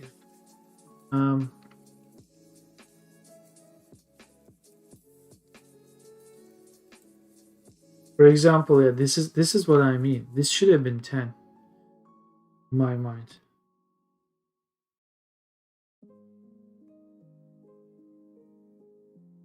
Now 6593. That should say 0. Okay. So we are not. I'm now interested in finding a significant amount of rain, 2010, which is AA1 column rains in J September. We are looking for values that are high here. 99. There you go. 5305. That's what I want to see. 5305.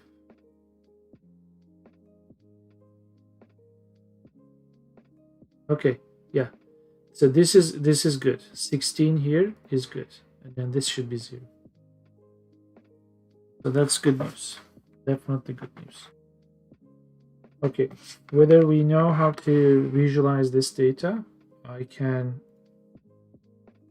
to a certain extent, confidently say that we indeed figured out precipitation in weather data. This means rain plus snow. We did AJ, AK, AL blocks. They are taken care of. The A block was done yesterday. MA also. Okay, we did it too. Oh, I think this may be fully done. So this was a hard-earned victory, but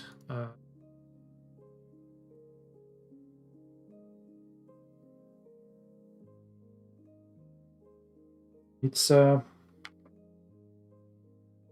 in there. In fact, I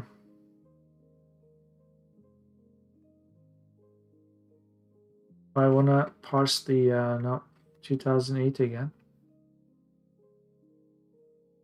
The 2008. Look at this value. We do have some rain and snow. This is an interesting case, definitely. 891 in here. I want to see that case. It rained so much in the last 6 hours that this actually made its way. So this is going to be roughly 12 divided over 100, so it's going to be 12% ish, which is what we read here, right? Ish. It also says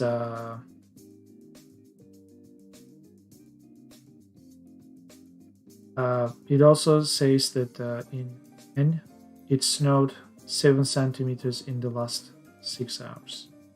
So this is one of those cases where in the previous 6 hours you have rain and snow, because they only show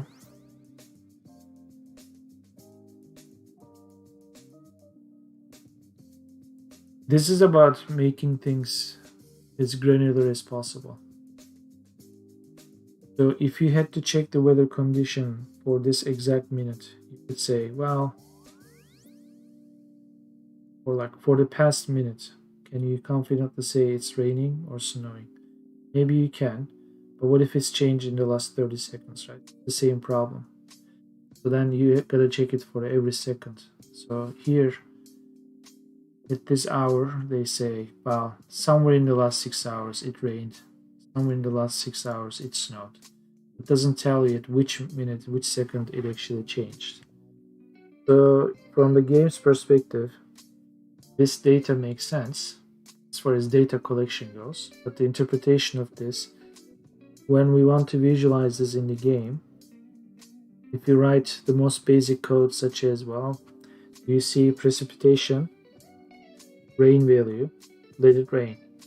And there's another if check. You see snow value, let it snow. But then you do have both values, and what do you do? So then over the course of the next hour in the game,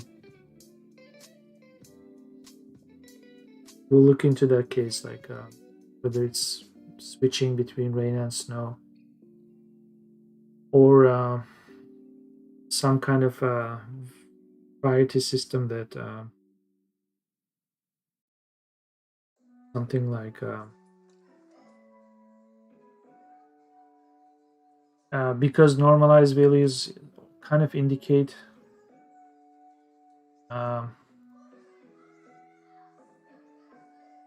let's say this has more weight, like twice the amount of this. Maybe it should rain 40 minutes as opposed to 20 minutes, that kind of.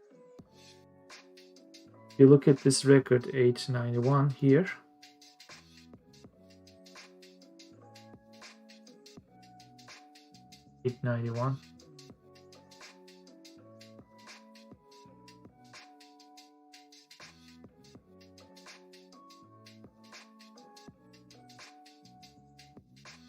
it doesn't matter because this was missing, it's taken here. So all this is pretty much this same thing. Imagine this 891.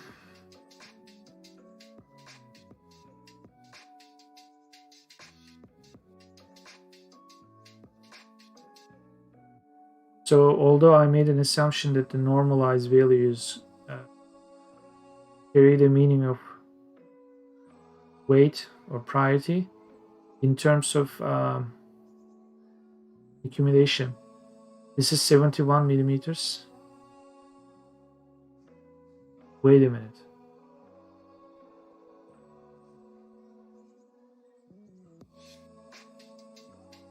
This is 7 centimeters, 100% sure. This made me believe this was 71 millimeters. I was gonna say the same. It's not the same. This is AA1.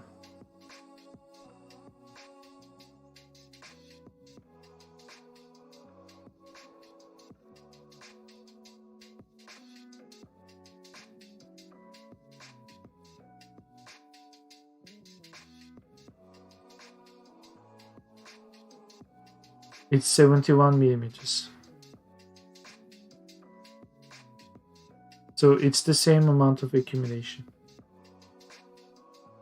The same amount of accumulation. If we had to collect all the rain and all the snow, that would be 1 millimeter difference. But because the ranges are different, the same amount of accumulation distributed over this range versus this range created this discrepancy.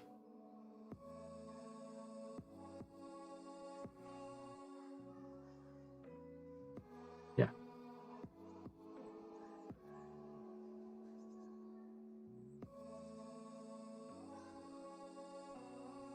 So ideally, these ranges should be the same too.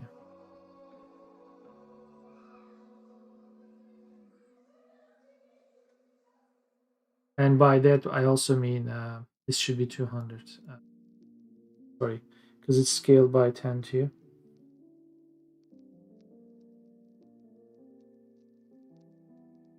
Yeah, let's make this 200. Sanitized. Run it. 2008. 891.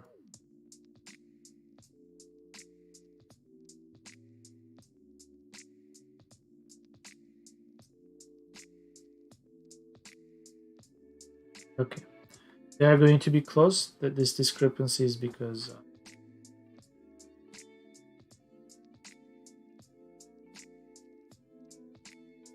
this being 71. Let's find if we have something very close. 160, 16. Perfect case. 881, which is 8779 here. The normal values should both be the same. They are. So we could make a case in the game that well, it's like a percentage. If they have equal amount, then it's fine. We'll look at their ratio.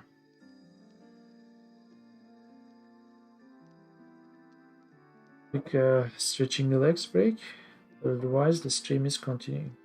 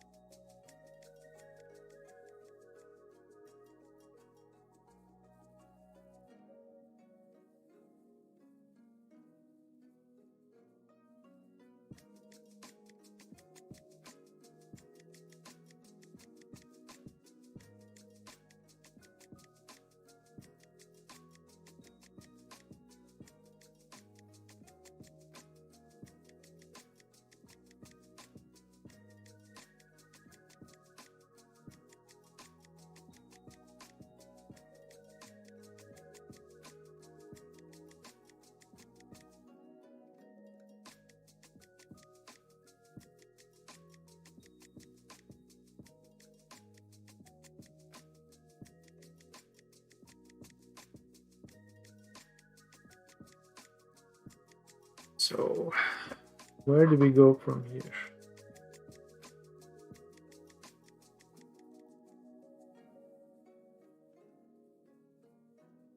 We decide on cloudiness values,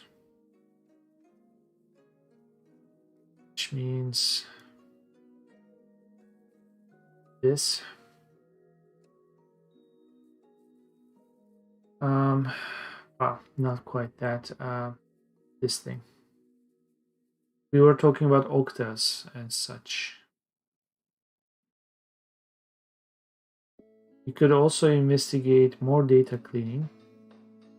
We do have some extra values here in the rows.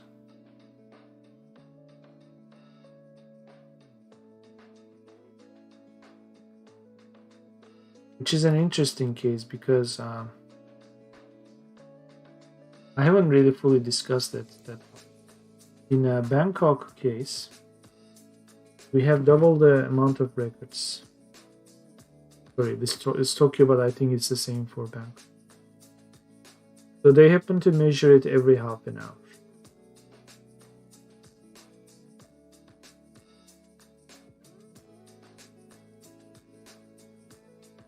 So I could also ignore this this Tokyo file for the reason that there is no precipitation. In fact, I'm just going to let this go. I'm going to look at Bangkok because they do have AA. It's good.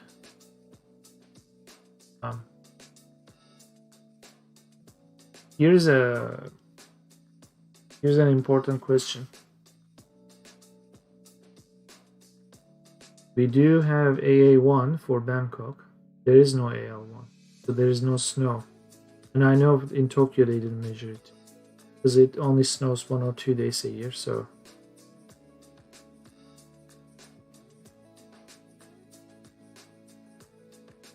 if that's the case, this script is going to fail because it's going to look for AL1, and if it doesn't exist, then it's going to determine it, and it's going to fail, and it's going to be most likely be 0 all the way. To test for that, this is Bangkok, right? I believe I already saved that microscopic file, which is 2006 file, I believe. Bingo. You could actually put that to test. We will go to Bangkok. Just another person to ban. Hi. Bangkok. 4,048 something 75. We are interested in 2006. Not that, but macroscopic. This one.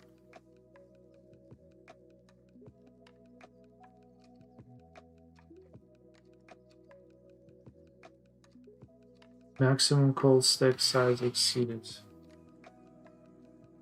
that really a good thing?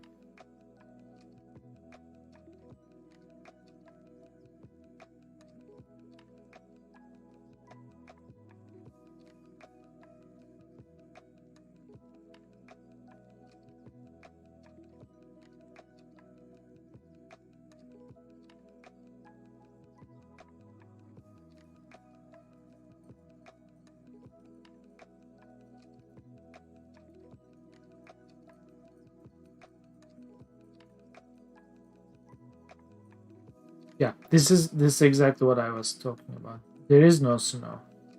You know,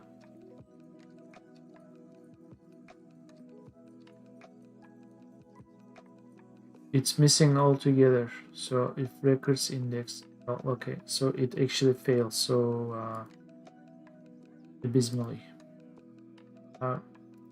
Remove this search, please. Don't search it anymore. Up.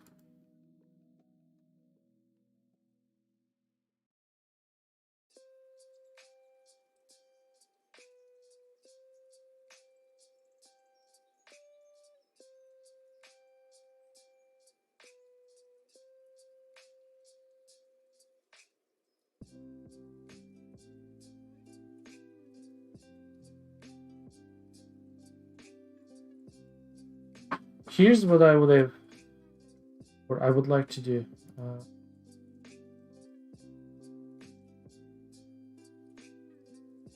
In Bangkok, if there is no snow, naturally, there is no column, AL1, right? We expected it to look at the current record. If the current record, by the way, this case is here in case we run out of records, but if the record exists, the record may have AL1. If that exists, then turn that record. Then we kind of fix this part, right? If AL1 doesn't exist, then you go and find the next AL1. If neither one of this is possible, eventually you get to this part. At some point, it's going to return this. So what this is doing is for Bangkok, for the first row, trying to find AL1, and it's trying to check all the records if they do have AL1. Since they don't, then it actually assumes an imaginary AL1 and outputs 999. Then it does this. Eventually, this is running out of steam, which is the maximum call stack size exceeded. So it's as if we should kind of check if this file has AL1 at all.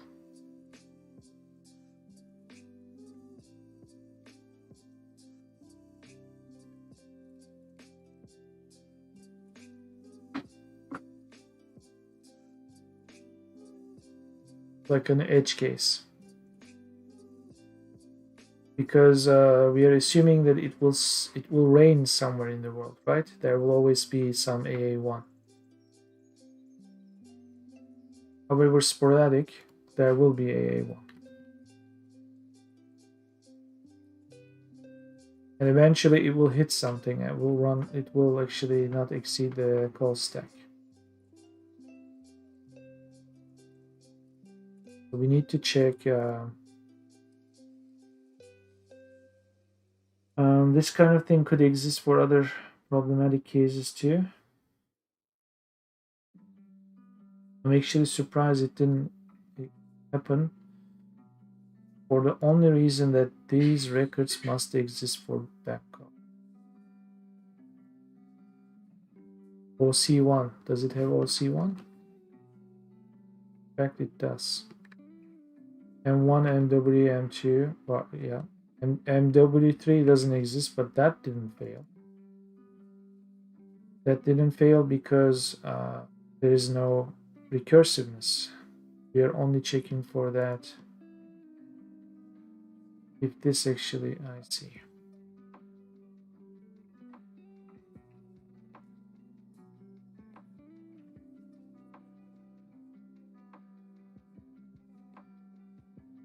Yeah, this is a whole other thing that I did, but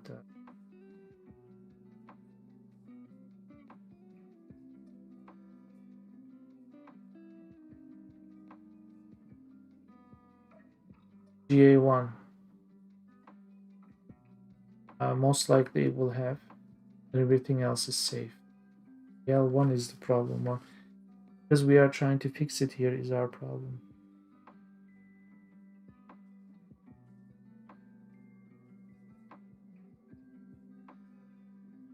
Because this guy doesn't know if there is any AL1 at all. Hopes that it's going to find something. Here though, weather elements is this.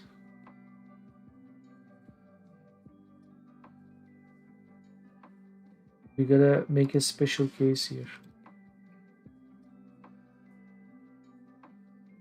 Not every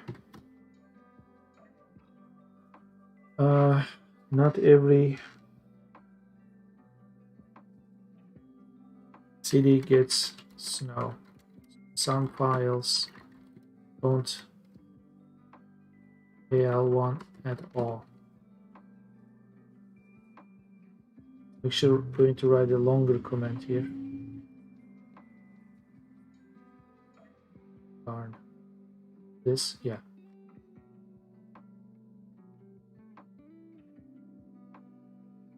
Although some weather elements such as MW3 doesn't exist for all files, we force value. We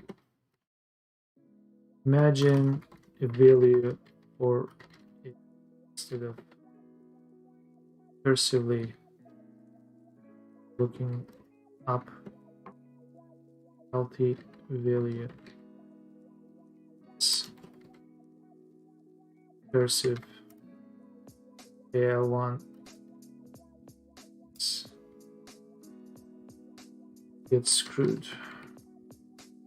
That's the note.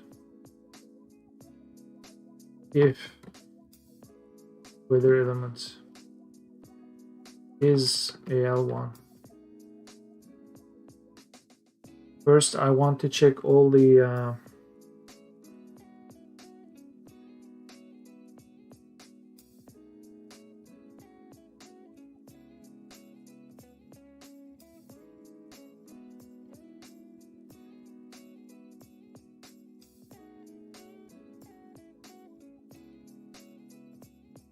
instead of doing this,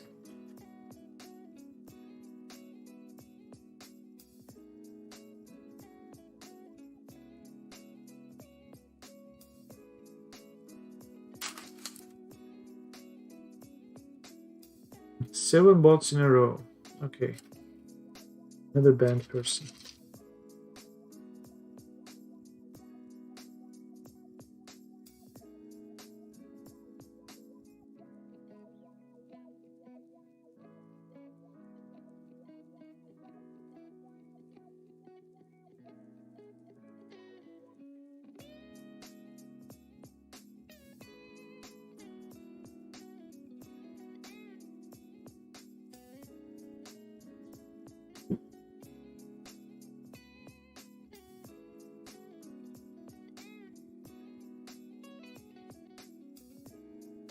What am I expecting here?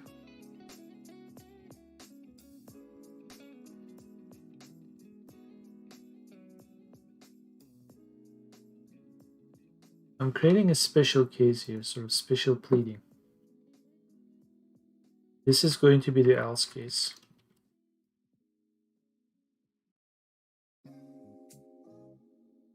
So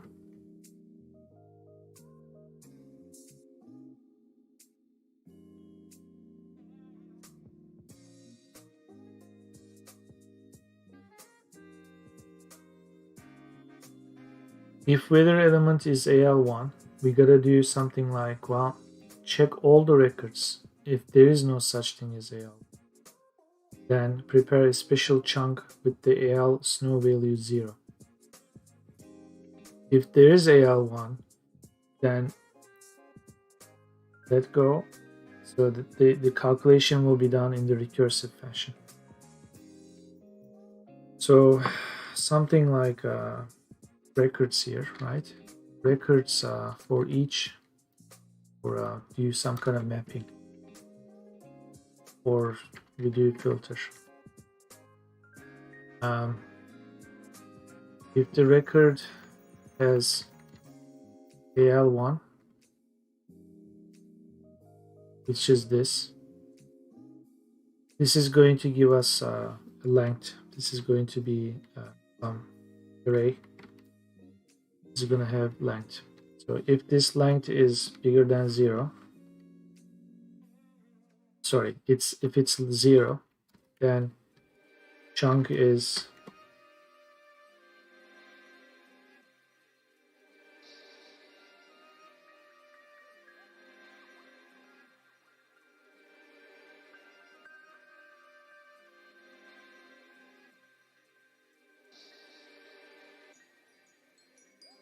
whatever chunk was coming in from before. This weather element is this signature, which is outputting this. Okay, so in this case you just say snow equals 0. Because the value is normalized, you gotta do this. Okay. Problem with this, if you do find AL, then you are no longer coming in here either.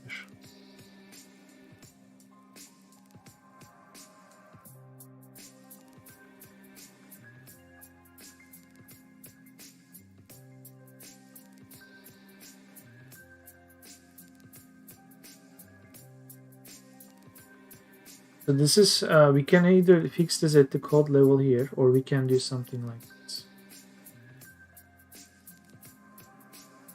AL1 doesn't exist. Well, open one. And then mark it all empty. We could bypass this error by just doing this for now. Say I didn't do any of this monkey business. This is as it was before, and this is like this. So this is still going to give the same error. I will just do something like this because this is about records, right?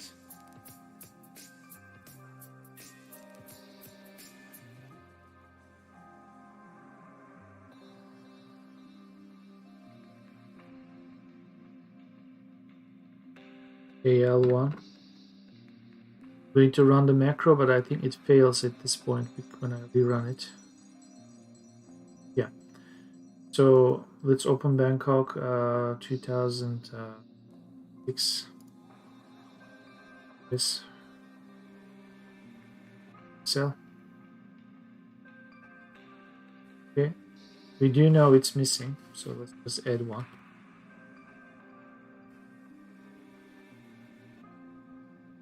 Then run the macro.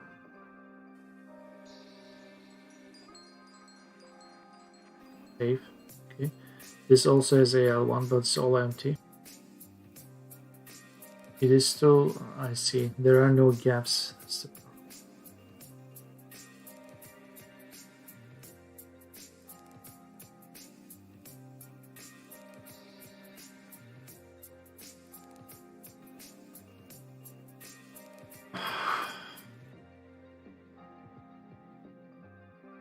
It did create this though, right?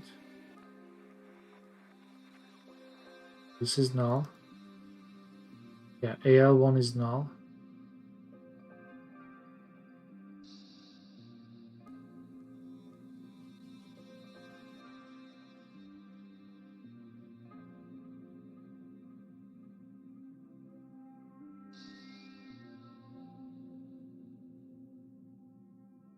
Okay, we gotta fix something else here first. I could do this, which will be a remedy, or not. I'm confident it will be, but we have a different kind of problem with the Bangkok file. Is it a good thing that they measured every half an hour?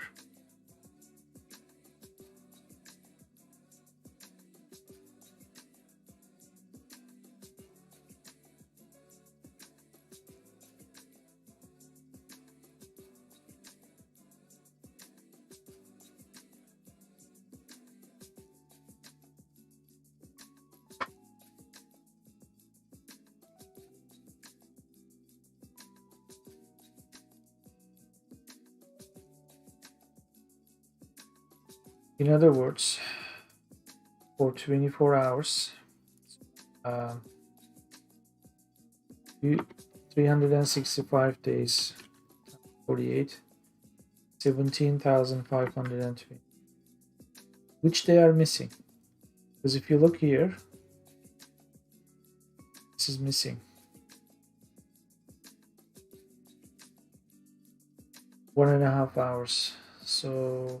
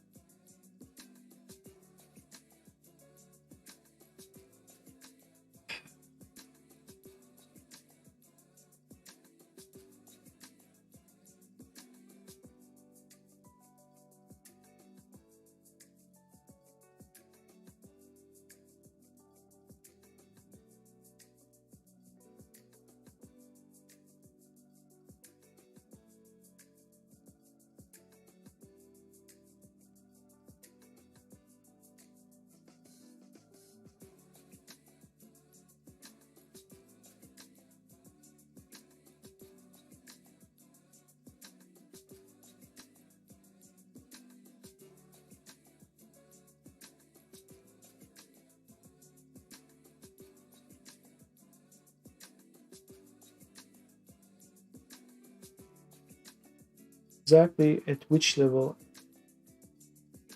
am I going to fix?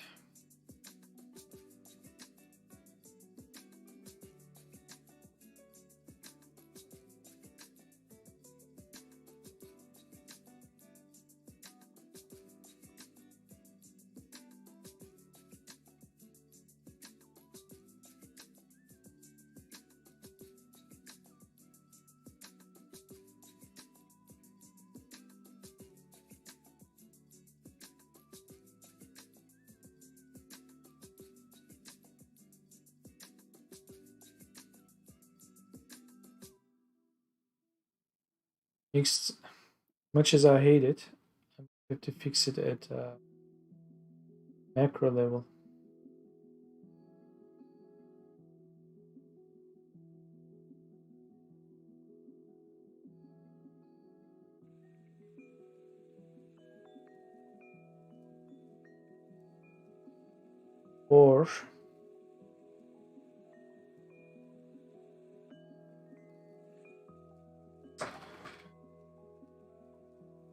Or I do this.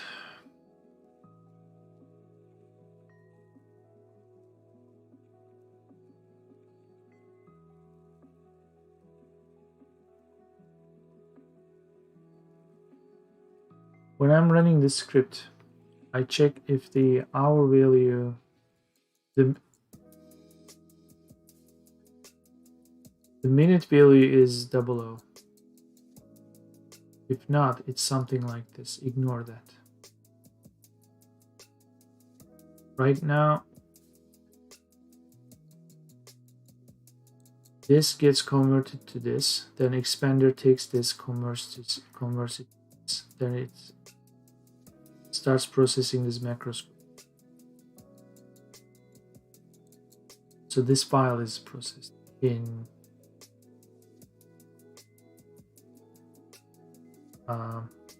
example.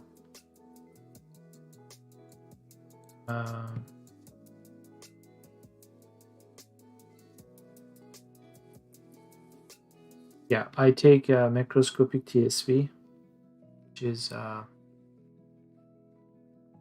path. I basically convert macroscopic TSV to macroscopic JSON, which is JSON path, and I'm reading that again. And then I start parsing it. So at some point, from this file's point of view or this file's point of view, the record also has access to the timestamp. So I could be bailing out here, which means I'm going to cut down the number of records that is processed to half, because bullshit. Problem though,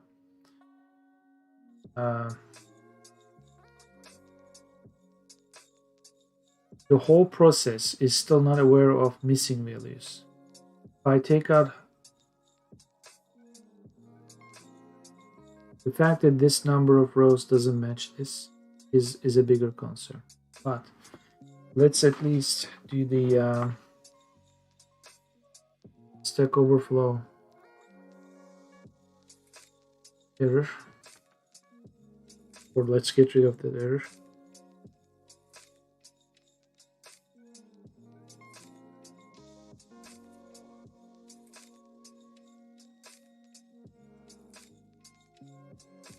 So this is only responsible for that. Here we do have access to the timestamp as well. Open that again. Here's the date.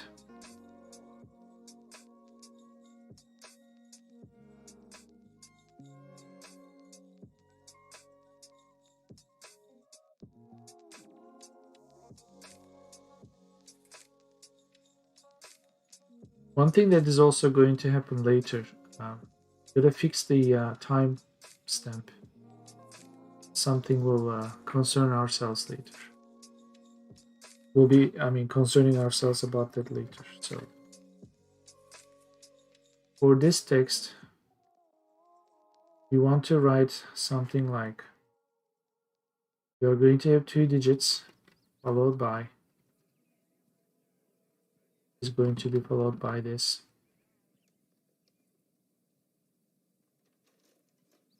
Something like this. We do something like take that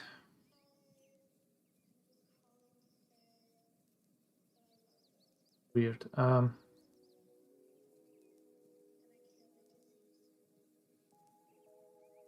We'll do a skip here.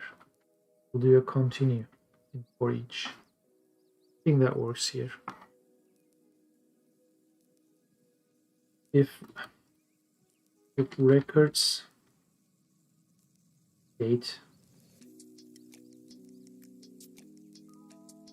split, you always have date. Split by t. The first chunk is the second half. Split that by this. First chunk is the middle chunk. If it's not 0, 0, then it's not good. If only if it's okay, if only it's 0, do chunk. Don't do that. If only it's 0.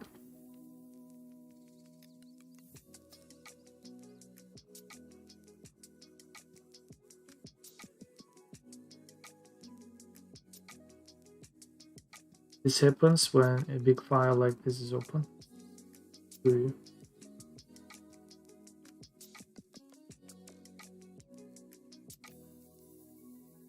close, reopen. Damn you.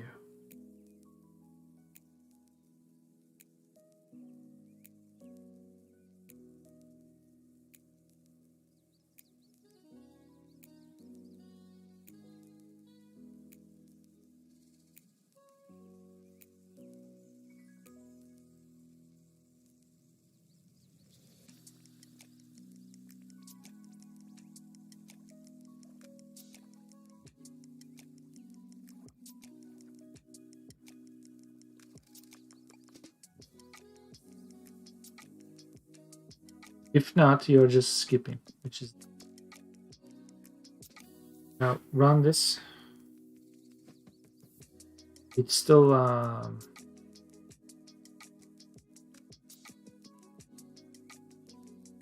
there's still too many.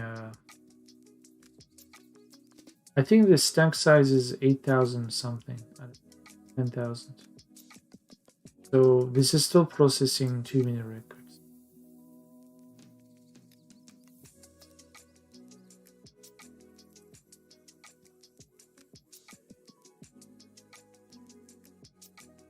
Let me look at this record here. Bangkok, which was the Tokyo.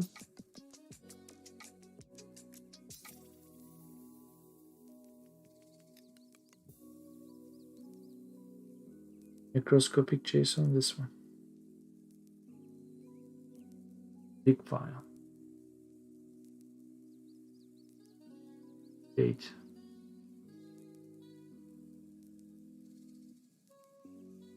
So we divide by t, and then we take this split, and then we take first index, which look here, you see 30. If it's 0, then do some. Obviously, this is not 0.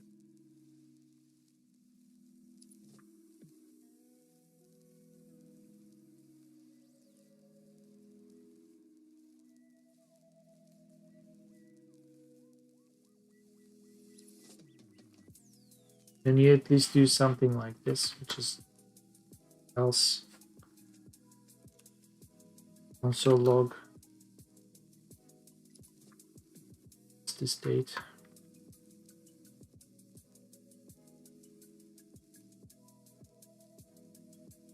It didn't even get there.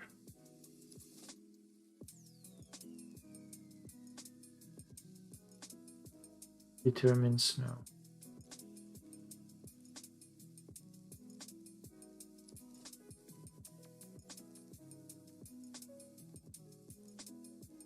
I see.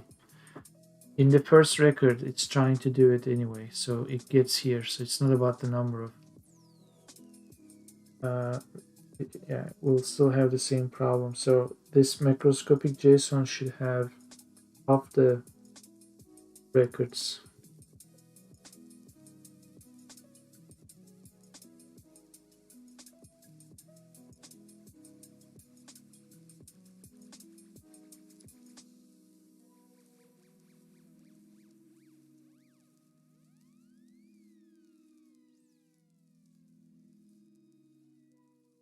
That's why this kind of check makes, because even if I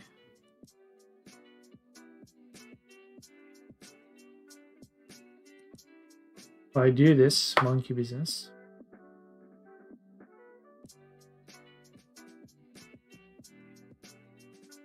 gonna look at this, then to find a value for this is going to parse this. It's going to fail. It's going to put 0. It's going to move on here. I'm going to check all this to right. So this is going to be n factorial. This is 17,000 factorial. So of course you are going to run out of. There's no stack for that.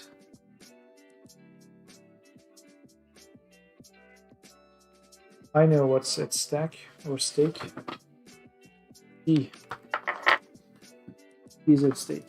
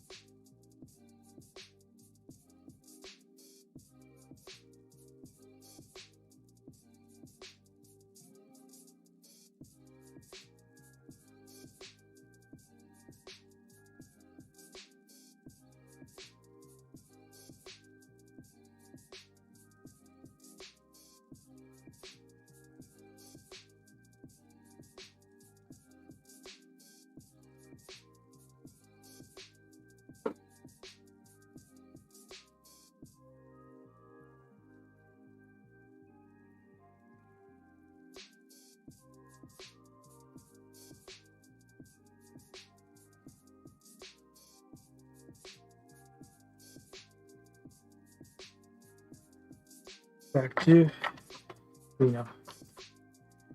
While I was making tea, I thought of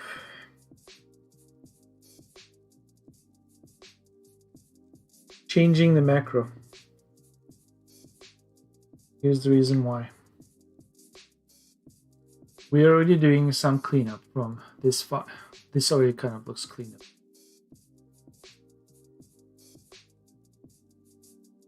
I think there was a very simple, stupid reason why I'm creating a copy of this here under a different name, so that when I save the file, it would actually do this, because if I couldn't figure out how to save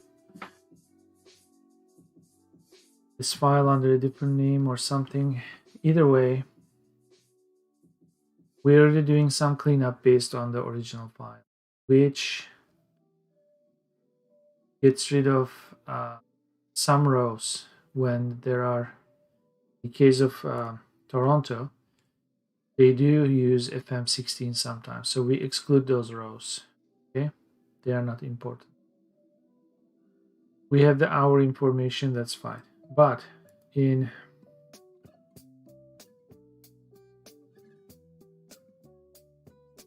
this case for Bangkok, they did every half an hour, so maybe we'll skip the half an hour ones. Just stick with the hours. Then there's the case here that the last 1.5 hours of the night is missing. But in Istanbul, the situation is even more challenging. They don't have FM16 just like Bangkok, but these guys measure every half. If you don't include this, they measure every half an hour. Half an hour, half an hour, half an hour, half an hour, that kind of. So then this has to be mapped to proper values. So then another question comes to mind.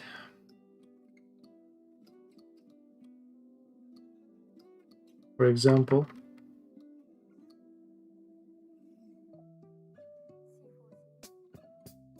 how do you decide which rows to exclude?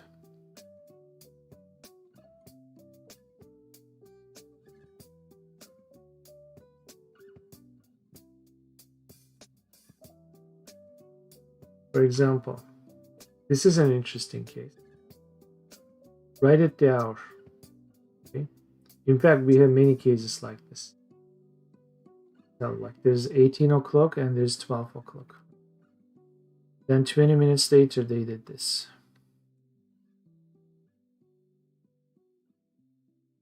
Now, we could easily say,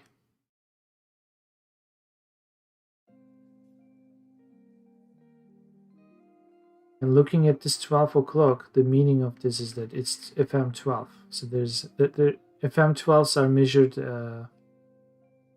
in my experience, at the exact hours, or every 6 hours. That's what I'm noticing it. I'm actually probably wrong, but they usually match if there's a periodic number.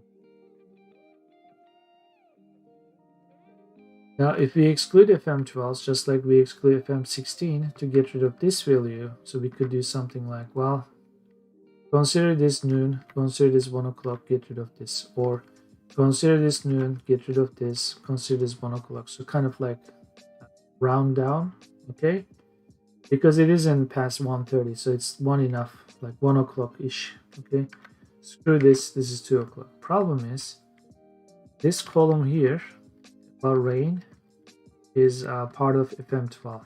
That's why they really marketed FM12. Just like you see it here. So this is something important. You'll always see that this is marked at FM12. So then we are losing this column, which is super important. And then there's this part, which is snow, that is also part of this FM12. So we cannot just exclude FM12s.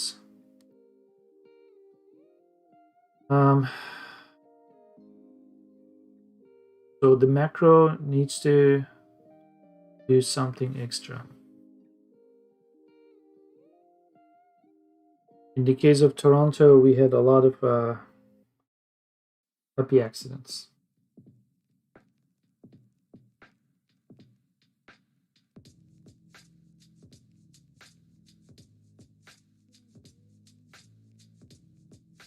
Check a few business messages on there.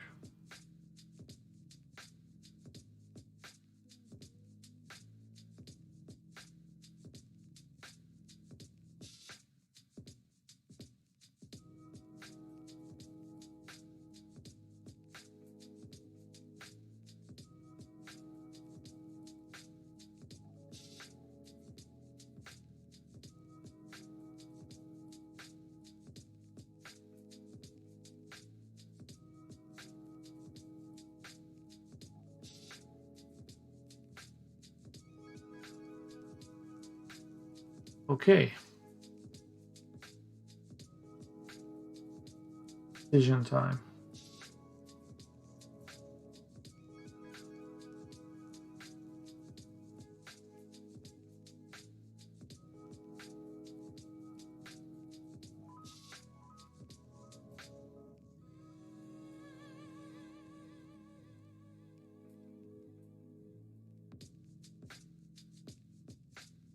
A bigger question: if we screw up,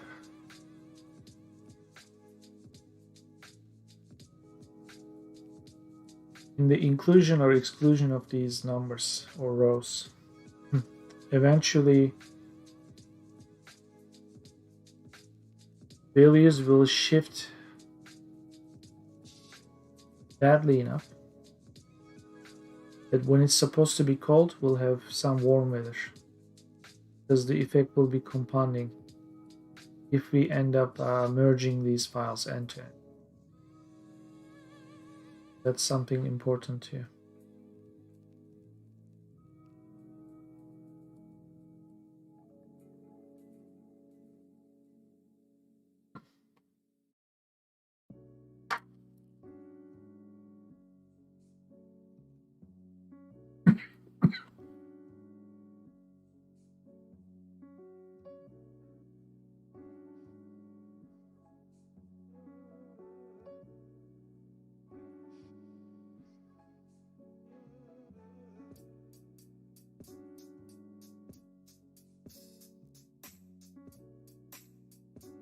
Look at the macro.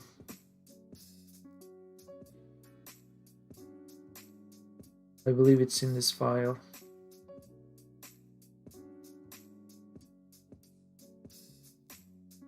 To edit. Almost like the delete the other two, which seems to be empty. This is the saving, save as,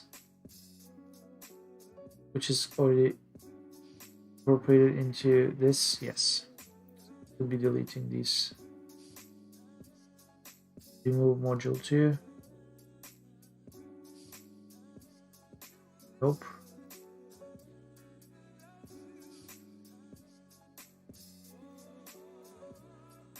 Remove. Nope. The one save. So when you do this, we should have one. You could run multiple macros, but ideally I would like to take care of it all in one here. Maybe there will be incremental operations. So what is the business logic? Well, with this one I already talked about it. First of all, we are removing certain columns because they are okay. Then we remove certain rows.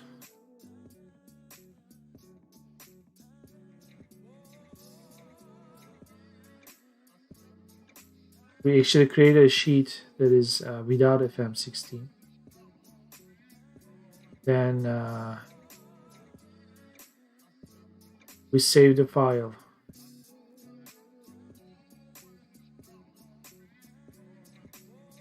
And at that point, the reason why this stays like this is because it turns into a TSV. This is no longer the original CSV.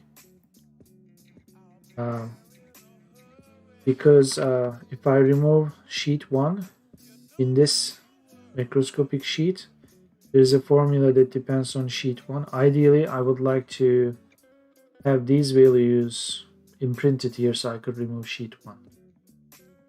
Which means that in the sheet 1, in the original CSV, we gotta do some more operation that will these rows. So then this could be cleaned up. That's what's missing here. We create a new sheet and filter out junk data, and then we save it.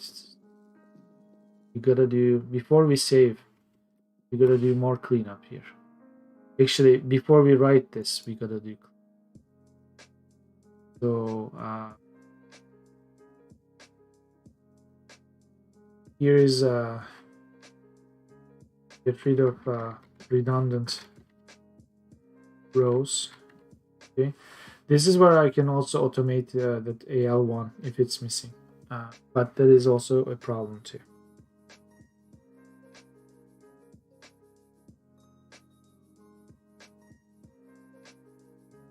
Redundant columns.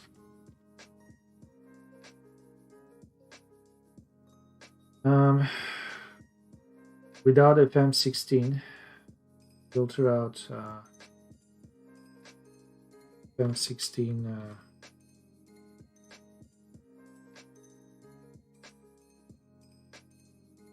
we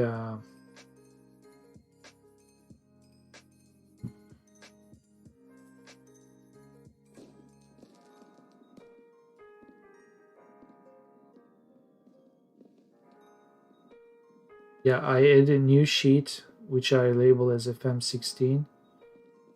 This is useful. Then in the active sheet, I find the total rows and columns so I can write this filter. I need to be doing something in here. Need to be doing something like, let's write the intention first, then the work.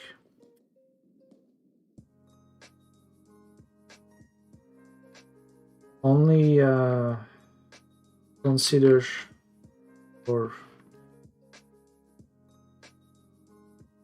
only consider exact hours. In other words, filter out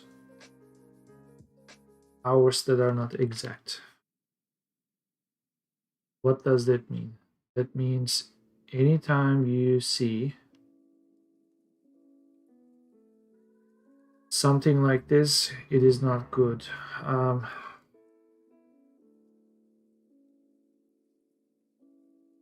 In Bangkok, that's okay, because you could just half the records. And there are missing records, which is a problem.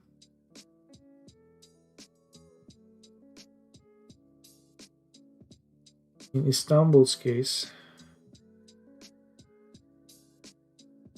the situation is much worse.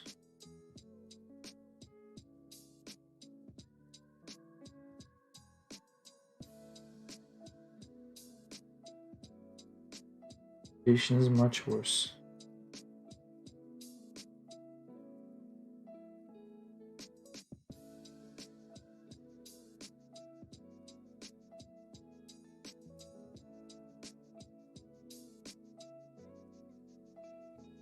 Actually really worse here.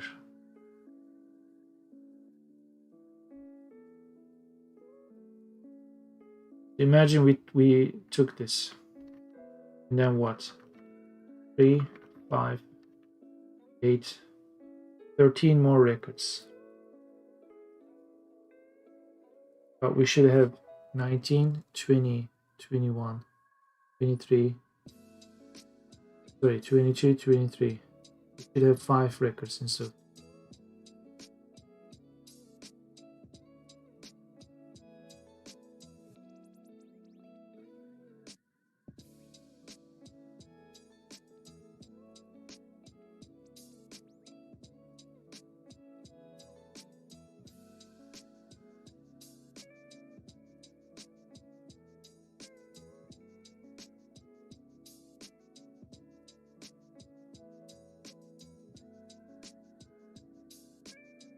So here's what we can do. After you get rid of the columns, B becomes A. We know that.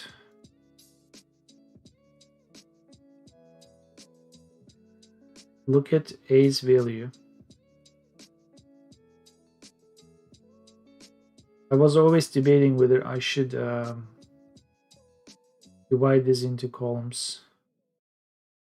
But if I'm not going to do that, then maybe I'll do regular expression in macro, which is not fun. This was already an ordeal. String interpolation.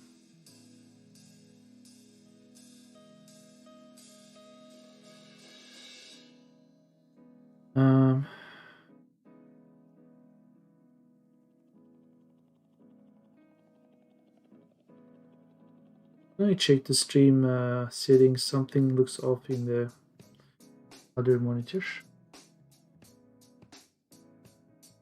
And we seem to be fine. It was just a temporary thing. Thing is good. So let's look at Istanbul. This. So when I'm parsing A, I use something very similar to this, or this. If it is okay, keep it. If it's not, what do? You come here, it is not.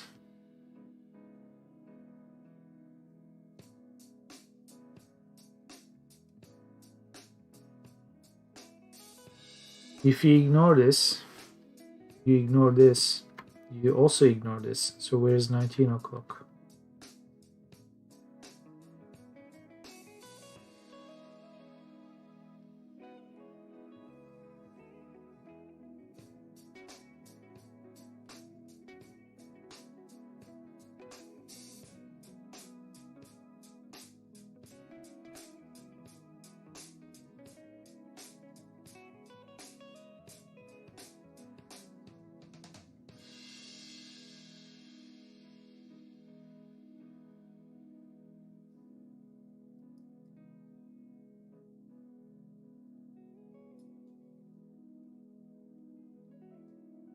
At the very least, it starts at 0. That's actually good because we need a standard.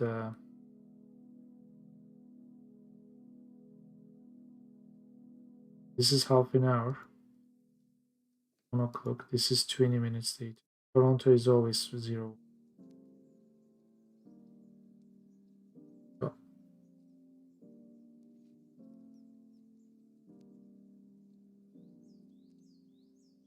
kind of good.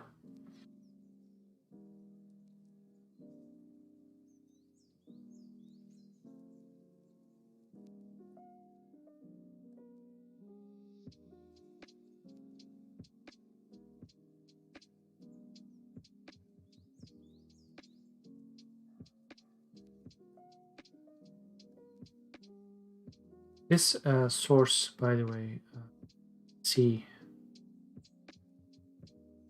I'm getting rid of that too, right?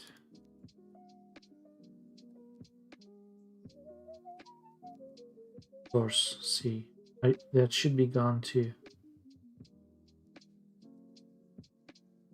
It's A, C, D. Where is CSV? An original CSV source AC. Why is it still in the other one though?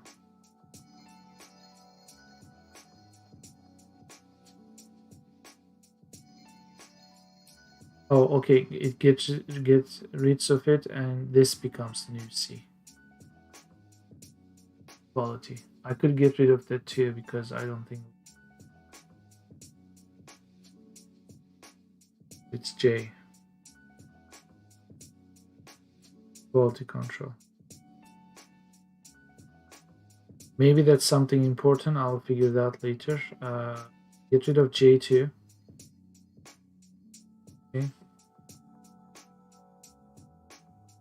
And then you do AU. The J. Let's see, J. CSV. Yeah. Call sign. We could also get rid of the call sign too, to be honest. Which we get rid of. Okay. Then there's G. Okay, we keep this. I don't know. For now, we keep it. We'll remove it later. I think here we only keep the date, which is going to be removed in the end. Well, in the image export, we remove it.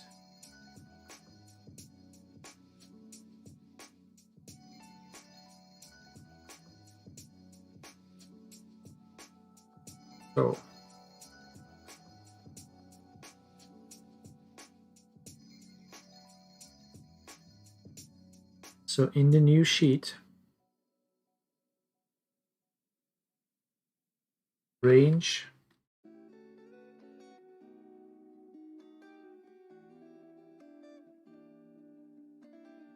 not pick sheet A.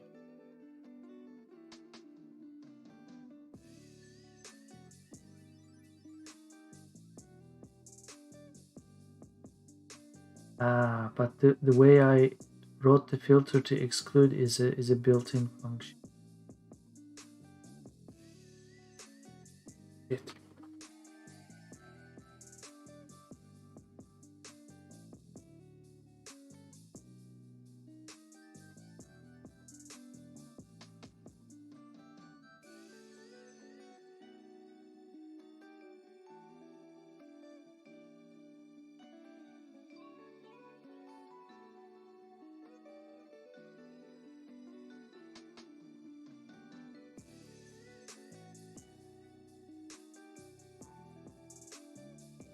So for example, if I have an arbitrary logic here and I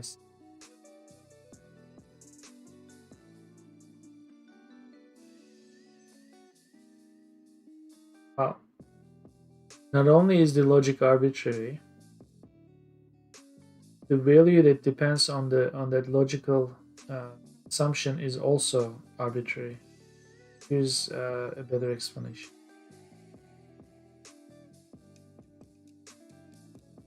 When I write a filter on all these records and I say, only give me the rows so that in a particular column you don't see, let's say, FM 15 or 12. It's fine. But that's actually doing one-to-one check. It is not doing a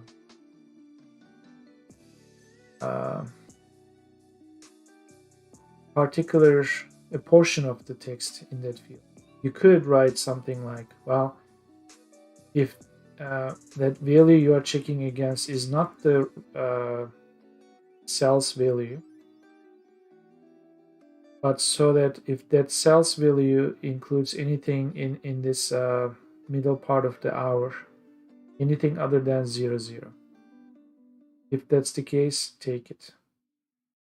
But if you do that, then you're excluding all the cases like this. Whereas we most likely want to consider 120 as 1 o'clock, 220 as 2 o'clock. So then finally we get to 3 o'clock. So we are excluding a lot of cases. Now, if you write something like, well, yes, you don't want to exclude all, but then only include the ones that show 20. Now that will work only for this file, but that macro will fail for Bangkok because that arbitrary acceptable value, the minute value, is 30. So here in this case, if you say anything that is not the exact hour but some 20 or 30 value, if you do take this, this is actually the same thing as this one because you just duplicated it. So that's a different kind of problem. Either way, like you take 1 and then 130 also becomes 1 too. That's again a problem.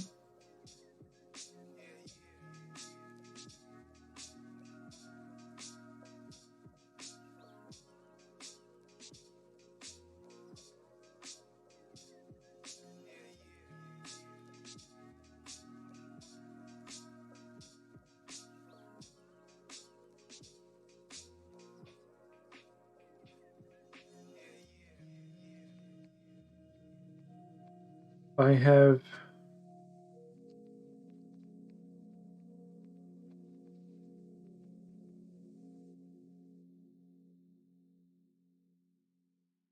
I write a separate macro.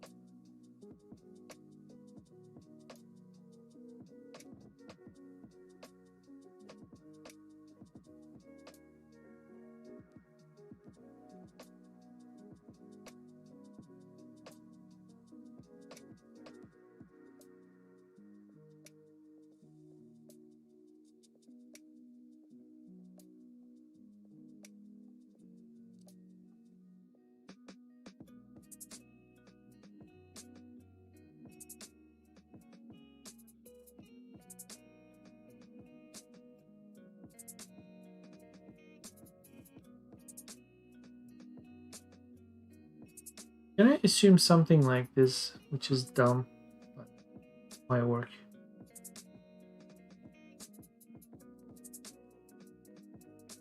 Doesn't work right away. I answered it in my mind. I was going back to my original statement that the minute value is not 0. Don't take it. Well, then I'm not taking any of this. So the 2 o'clock is gone, 1 o'clock is gone.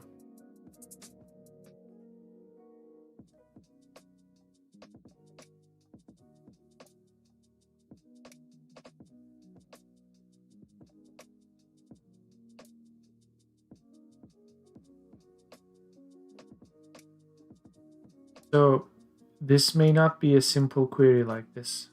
This was already difficult. I mean, difficult to write here, but the query is simple. This operation is as simple as this. You open a new sheet, you go to A1, you write a format function, and you say, from this old sheet, consider all the values as long as a cell doesn't have FM16. So it basically runs a for loop implicitly. This works like a for loop inside. So it checks all the rows as long as a column doesn't have FM16. That's really what it is. And it brings all the rows. Now,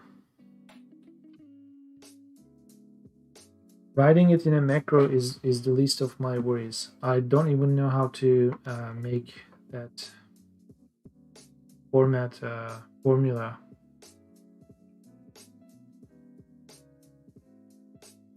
For example, when that format formula is finally done, this is what you get to see. Say, go to sheet 1, consider all possible rows and whatever.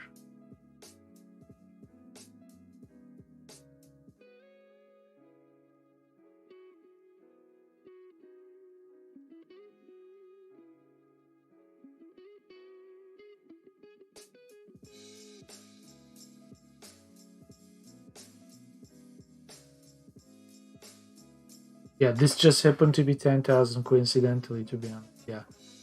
Um, if you look at another file, it actually knows the total number of rows and columns, whatever. So from sheet 1, find all possible, find the range, okay? As long as in that range, yeah, A1 to AL, so all the, it's actually doing all this in the sheet 1. As long as B1 to all the way down, like the B column doesn't have this. That's what this is. So writing this is this part here. This is resulting in that. Our goal is to come up with something like this in Bangkok or Istanbul case, where we only take the exact hours.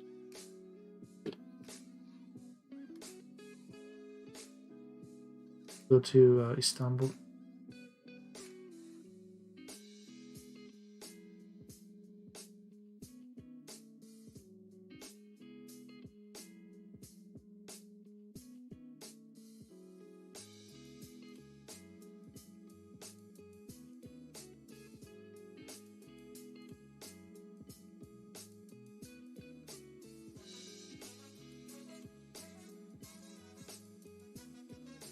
Because you kind of got to do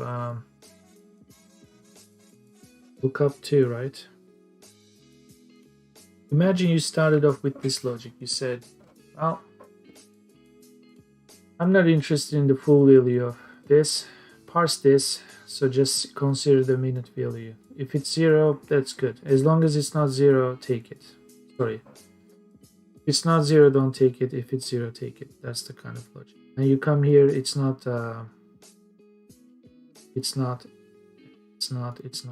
So to include some of these cases, for example, we want to exclude these two cases, hoping that when we go over the 1 hour mark, this 20 minutes past 1 o'clock is a good case. Now we have to kind of do something like, well, yes, you did not take these two, but when you did take some value in the new sheet, there is going to be one value.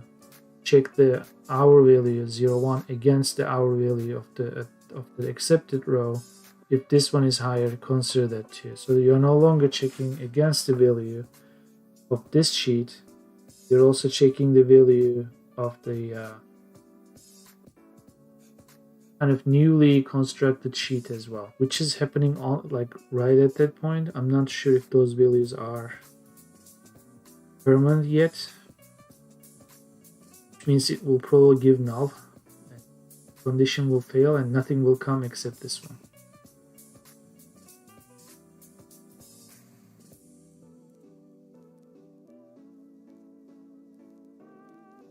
Let's just start with a dumb case. Whatever we write here will most likely go into macros. So let's write a formula. And we say from this is why I was labeling this sheet 1. Makes my life easier.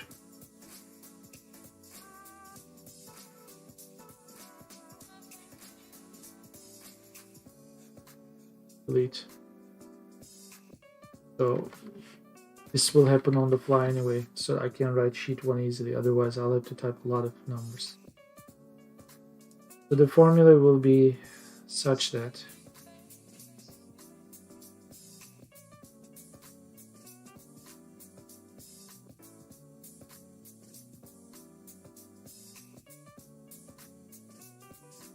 I'm interested in putting the value from here. Okay, if you type this, I'm going to say 0 because it's like that. In fact, I'm just going to pretend it's here. Sheet B2. Okay, if you do sheet, no, sheet once B It's this. That's what we are after. Okay. I want to parse this, split this. I need to access your formulas. I need your string or text formulas, something like split. There's search. Find text within text, start now. What is it returning? Returns the number of the characters at which. So it is returning something.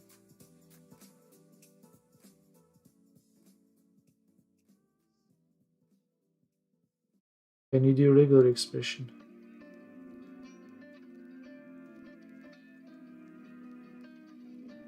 In text.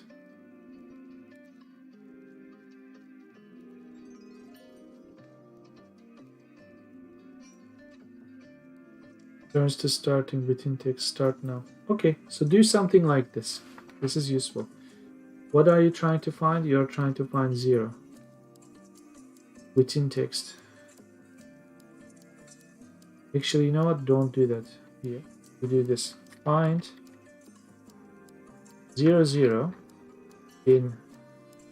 within this text. Starting number is going to be 4, 6, 8, 10, 11, 12, 13. 13.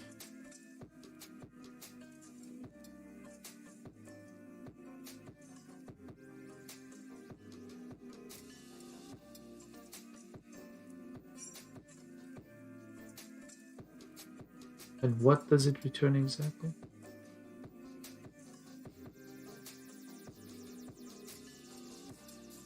Can we get help, like something?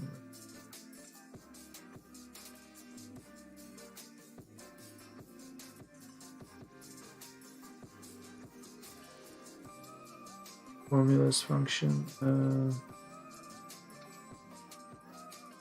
functions, all functions, categories, text.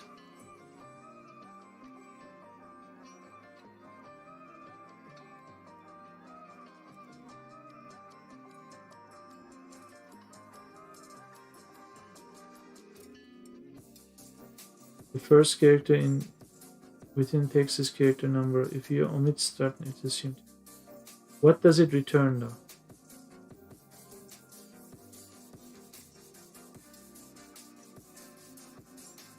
Find M in A2. This, assuming this is A2, find M. Result 1, it's the first.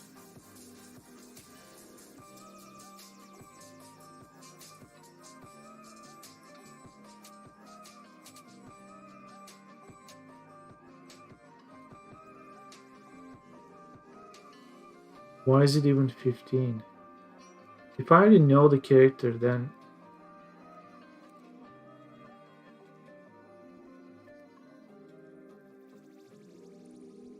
which is ironic because I already counted it at 12 because my index was 1 off, but I already know where you are. I want to check whether,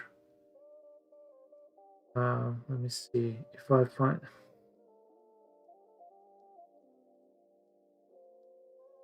I can never have, can have 0 though.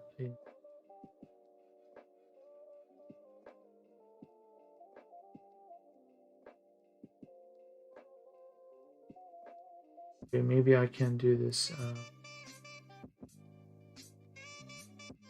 If this is 12,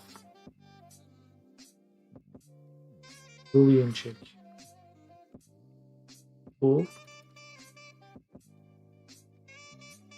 logical if. Do you have?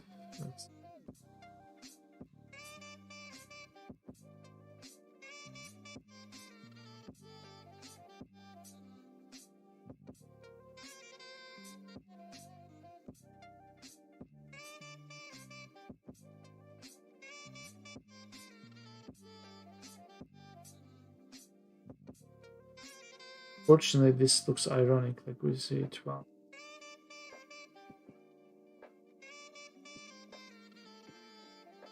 Say true.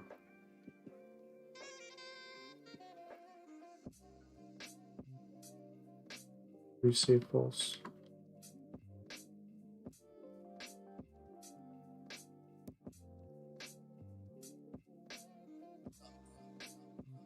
And then the rest should say false, except this one will say true.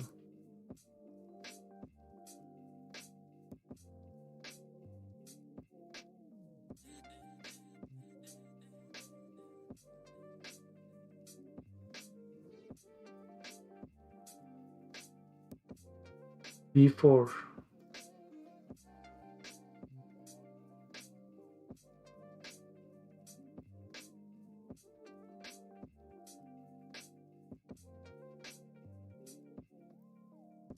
Substring. Need substring.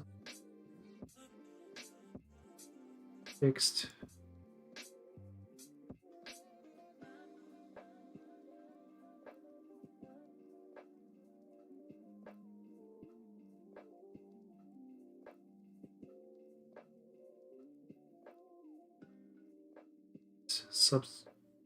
Search.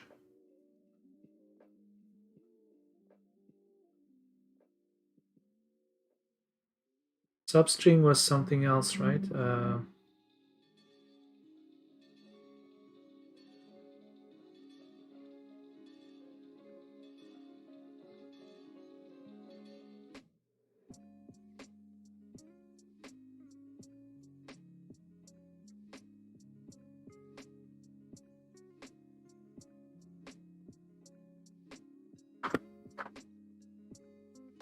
It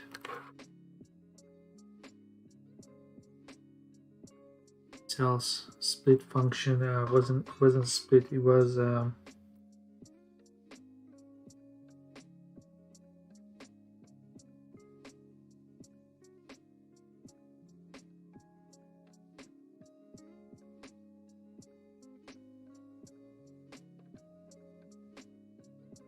this is why I like Google Sheets, but that has a major flaw with the macros.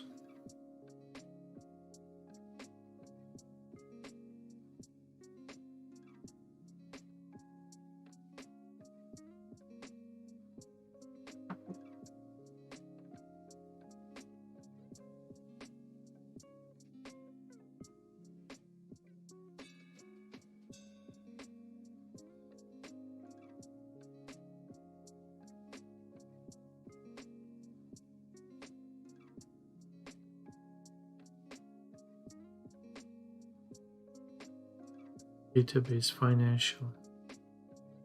I'm looking for is really good.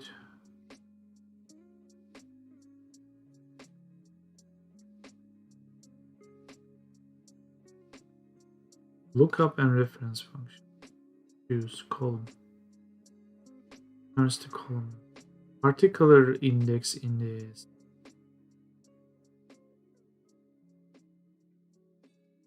Eventually, this is what I'm going to investigate. Uses an index to choose a value from it.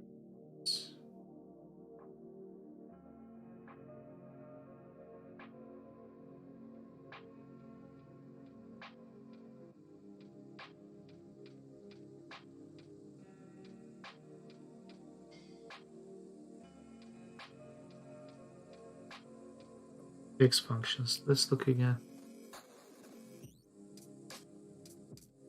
Array to text. Turns an array of text values. Their text to array.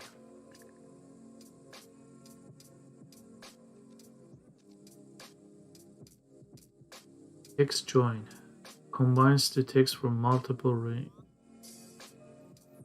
And includes a delimiter specified between each join. Okay.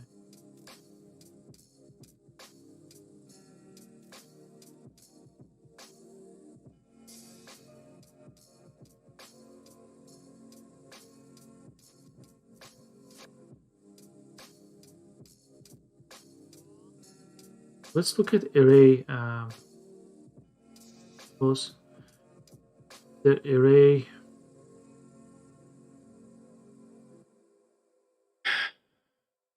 There's array to text.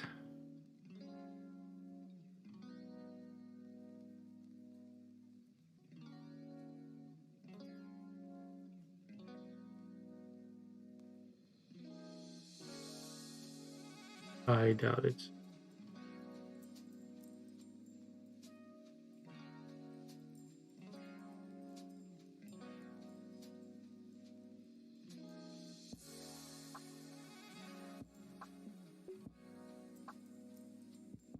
Nope.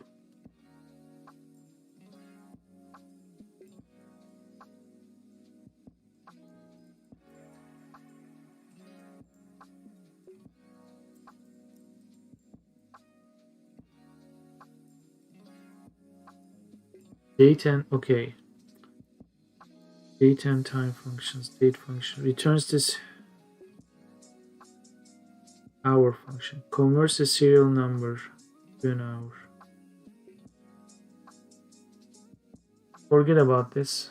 Let's say you are giving me fact. Just take this, relax. Say you are taking the hour. You're not doing any if business. You are taking B312, not that, just this. Give me the hour. And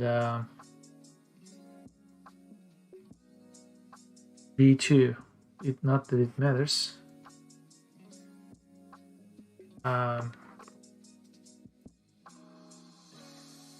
But maybe I see this is doing date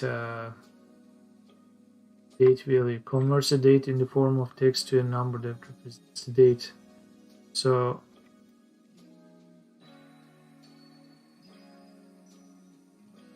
just this.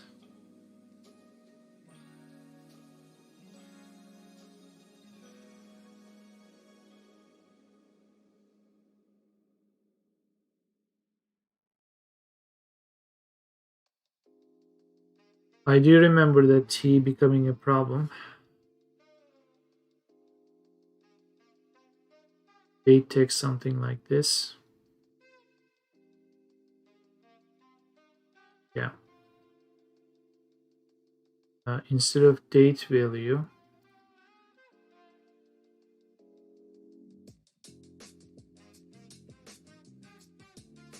so let's look at the date functions.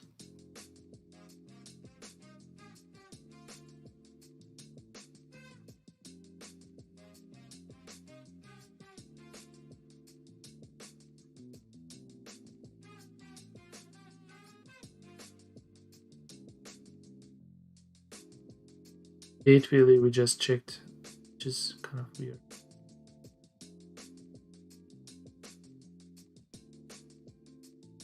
What if we did like we separated it? We said take everything from T.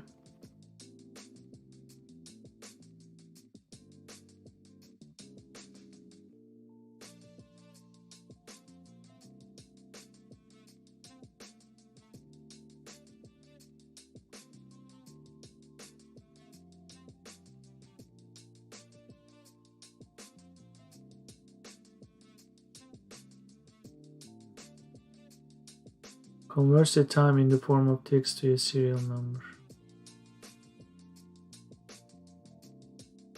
Time value equals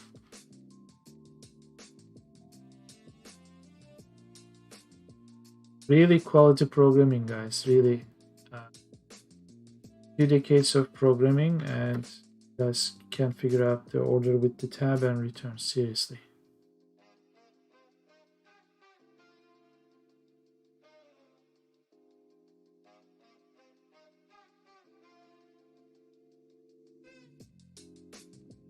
It's going to say, I don't know, because there's T there. What if we replace everything before T? Something like, I don't know, 8, 10, 11 characters. Like substring.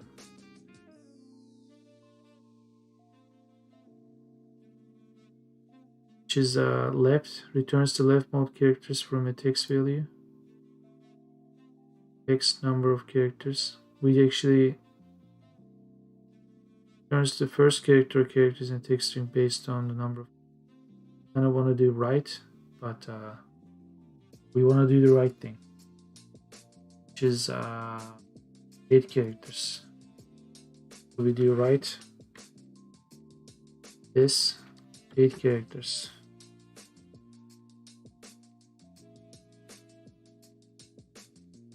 Zero. That makes sense.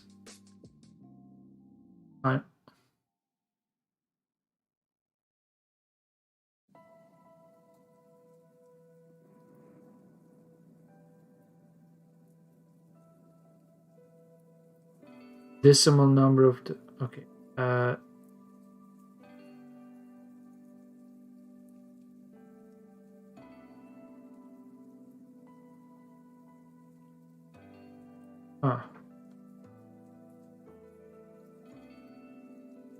However dumb this looks,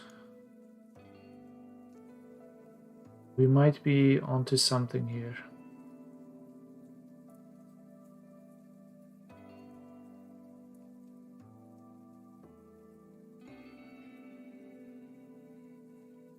This is such a bullshit value, I'm going to do it here.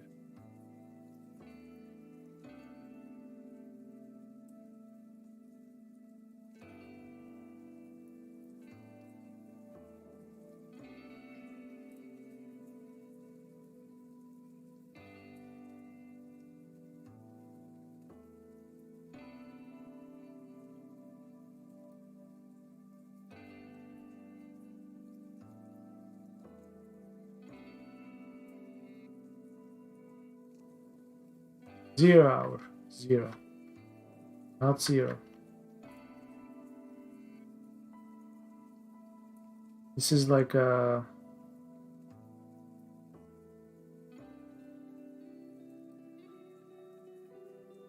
I understand, like in the 24-hour sequence, get that.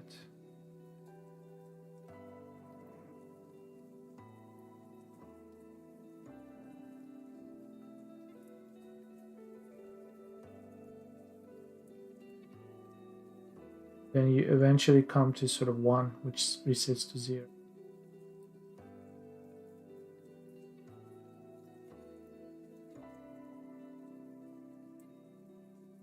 Like, we don't want to take this because it's not 0. We don't want to take this, it's not 0. I kind of want to take this because it's right past 1 o'clock. In terms of decimal values, how do we reason? It's 005. We do take it. And this is over 005. Not take it. Then how do you reason with this?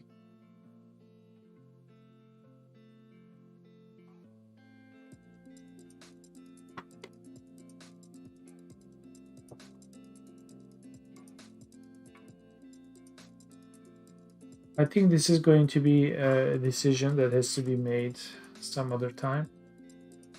It's about data cleanup. This may not be the next course of action necessarily. Could easily do this with the existing Toronto values. We could even move on to representing or simulating the effects of the data. Really. At some point though, we gotta figure out how to clean up data. I just didn't have energy to start something as new as this too. But happy news is we figured out precipitation and snow. Most likely tomorrow is book writing day. Tuesday is business meetings days. Wednesday might be possible, although I have some other business to take care of as well, some meetings. Most likely we'll continue this on Thursday. So a lot of cleanup, a lot of VS Code, Node.js stuff has been done over the weekend. Some Godot stuff will continue later. So that's it. Have a great week and see you later.